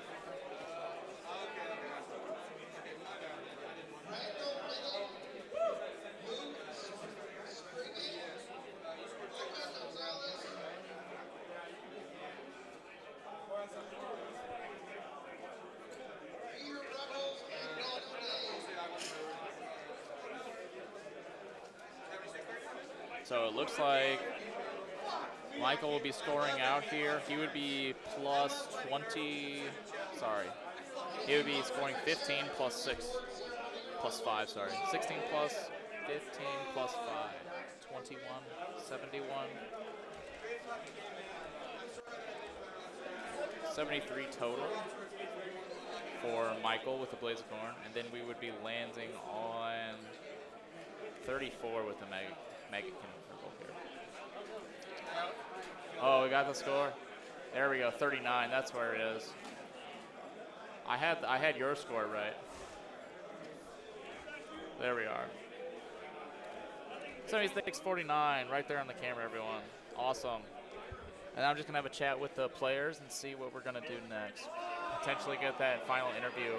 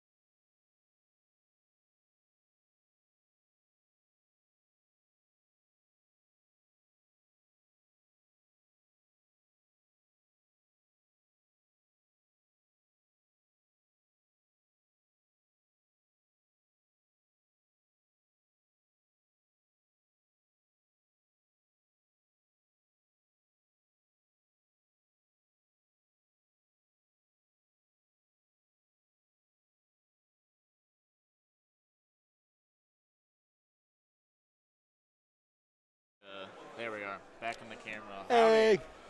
Quite the game. That drug out straight to round 5 even. That was quite the slog. But it always is with Maga King of Nurgle, isn't it? Oh, it's always. I've played him in 4 tournaments so far, 3 since the new book. Every single time, it's always a brawl between Bloodletters and the Rot Swords right in the middle of the battle. The first time I encountered Rot Swords, I wasn't sure what to expect. But after going through them time and time again, it's just... You have to throw bodies at them. You can't let them run wild and just smack whoever they want. You have to like bog them down with bodies, and at the end of the day, if you can't last long enough, you just suffer. Absolutely. I seen that you put like maybe 6 combats, Bloodthirsters and Bloodletters together into them, and they were still up with like 6 models left. It wasn't until like bottom of 3 even. After he had his double turn and you were able to double back, luckily, we were able to see where you were able to climb out of, basically. So the points were mostly in your favor the whole game, but it was looking that mid-game, he was able to just, if he was able to pin you down and hold you where you were, you wouldn't be able to score anymore is the problem. Oh, my God. Maggot Kingdom Nurgle has always had a problem where they struggle, unless they're bringing like a bunch of flies, they struggle to get onto the edges of the board and start scoring objectives. So I just had to, I shoved my Bloodletters up knowing they were going to get bogged down, knowing they were going to just fight. I had to, I'm so good at this matchup at this point, and I'd say that not because I'm actually good at the matchup, because I know how to just deal with Rot Swords, which is throw bodies. Bodies and bodies and bodies. Yeah. The Rot Sword seems to be the linchpin in most of the lists. Luckily, this list only showcased 20 of them, so I didn't have to see the 40 on the table. So I don't know what I would. I don't know what I would do with 40. It seems like nobody knows what to do against 40 of them, honestly. The good thing about 40 is there's more chances to mess up their buffs, more chances that they fail their buffs. But at the same time, it's still 3-up saves, 5-up wards in the tree. At that point, you have to kill the tree and you have to keep it dead. And if you don't keep it dead, you're screwed. Yeah. But beyond that, I don't know, man. Yeah, so what did you think about your one Bloodthirster? He ran around with the non-ward. Is that Argath, the King of Blades, that turned off the ward? Yeah, so he was kind of an MVP when he rocked up, turning off wards. He was actually pumping damage through. And then he went into Rodriguez and did exactly 20 damage. Oh, yeah. Him. That was substantial. So how Blades of Corns, how Argath, the King of Blades, does for the army is you have the Bloodthirster who turns them off in melee, like 3 inches around him. You have a Rampage where you throw 8 dice at a guy and every 4-up's immortal. What it does is it's basically the biggest hammer that you can throw at all these gods and all these big heroes like Lot of Aetherian. You throw them at Teclis, you throw them at Rodriguez, Greater Demons. You throw them at anything that has a big health bar and hit big ward. It's deceptively frail, surprisingly, actually, because it's still only heroes. They get a monster thrown at you, you get an infantry blob. My game 4, they got hit by Varangard that fought Twas and just destroyed my Bloodthirster. He couldn't even get into anyone. But if it's a ward, like a heavy ward-reliant character, like low save, high HP, but a high ward, you need this to turn it off. Or then you're just relying on bearing it under attacks, which is what the mortal part of the army does if they're not bringing a Bloodthirster. Right. But for demons like mine that are very frail, but they hit very hard, hit a lot, but it's 5-up save, 6-up wards, like almost across the army besides Bloodthirst and Blood Crusher, but they're only 4-ups. They are not tanky in the slightest. It's really not. So this is the way I get around demons, or get around with demons, is hit them so hard that I don't have to worry about whatever they decide to do next. Because if I can kill them in single combat, that Bloodthirster has paid himself off despite the fact being a quarter of my list. If I kill 2, he's making his points back and more. I could kill 2 foot heroes that have a high ward. I'm confident I can win a game off that. Right, that's a good point.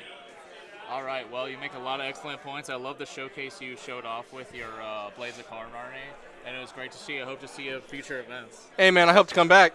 Thank you.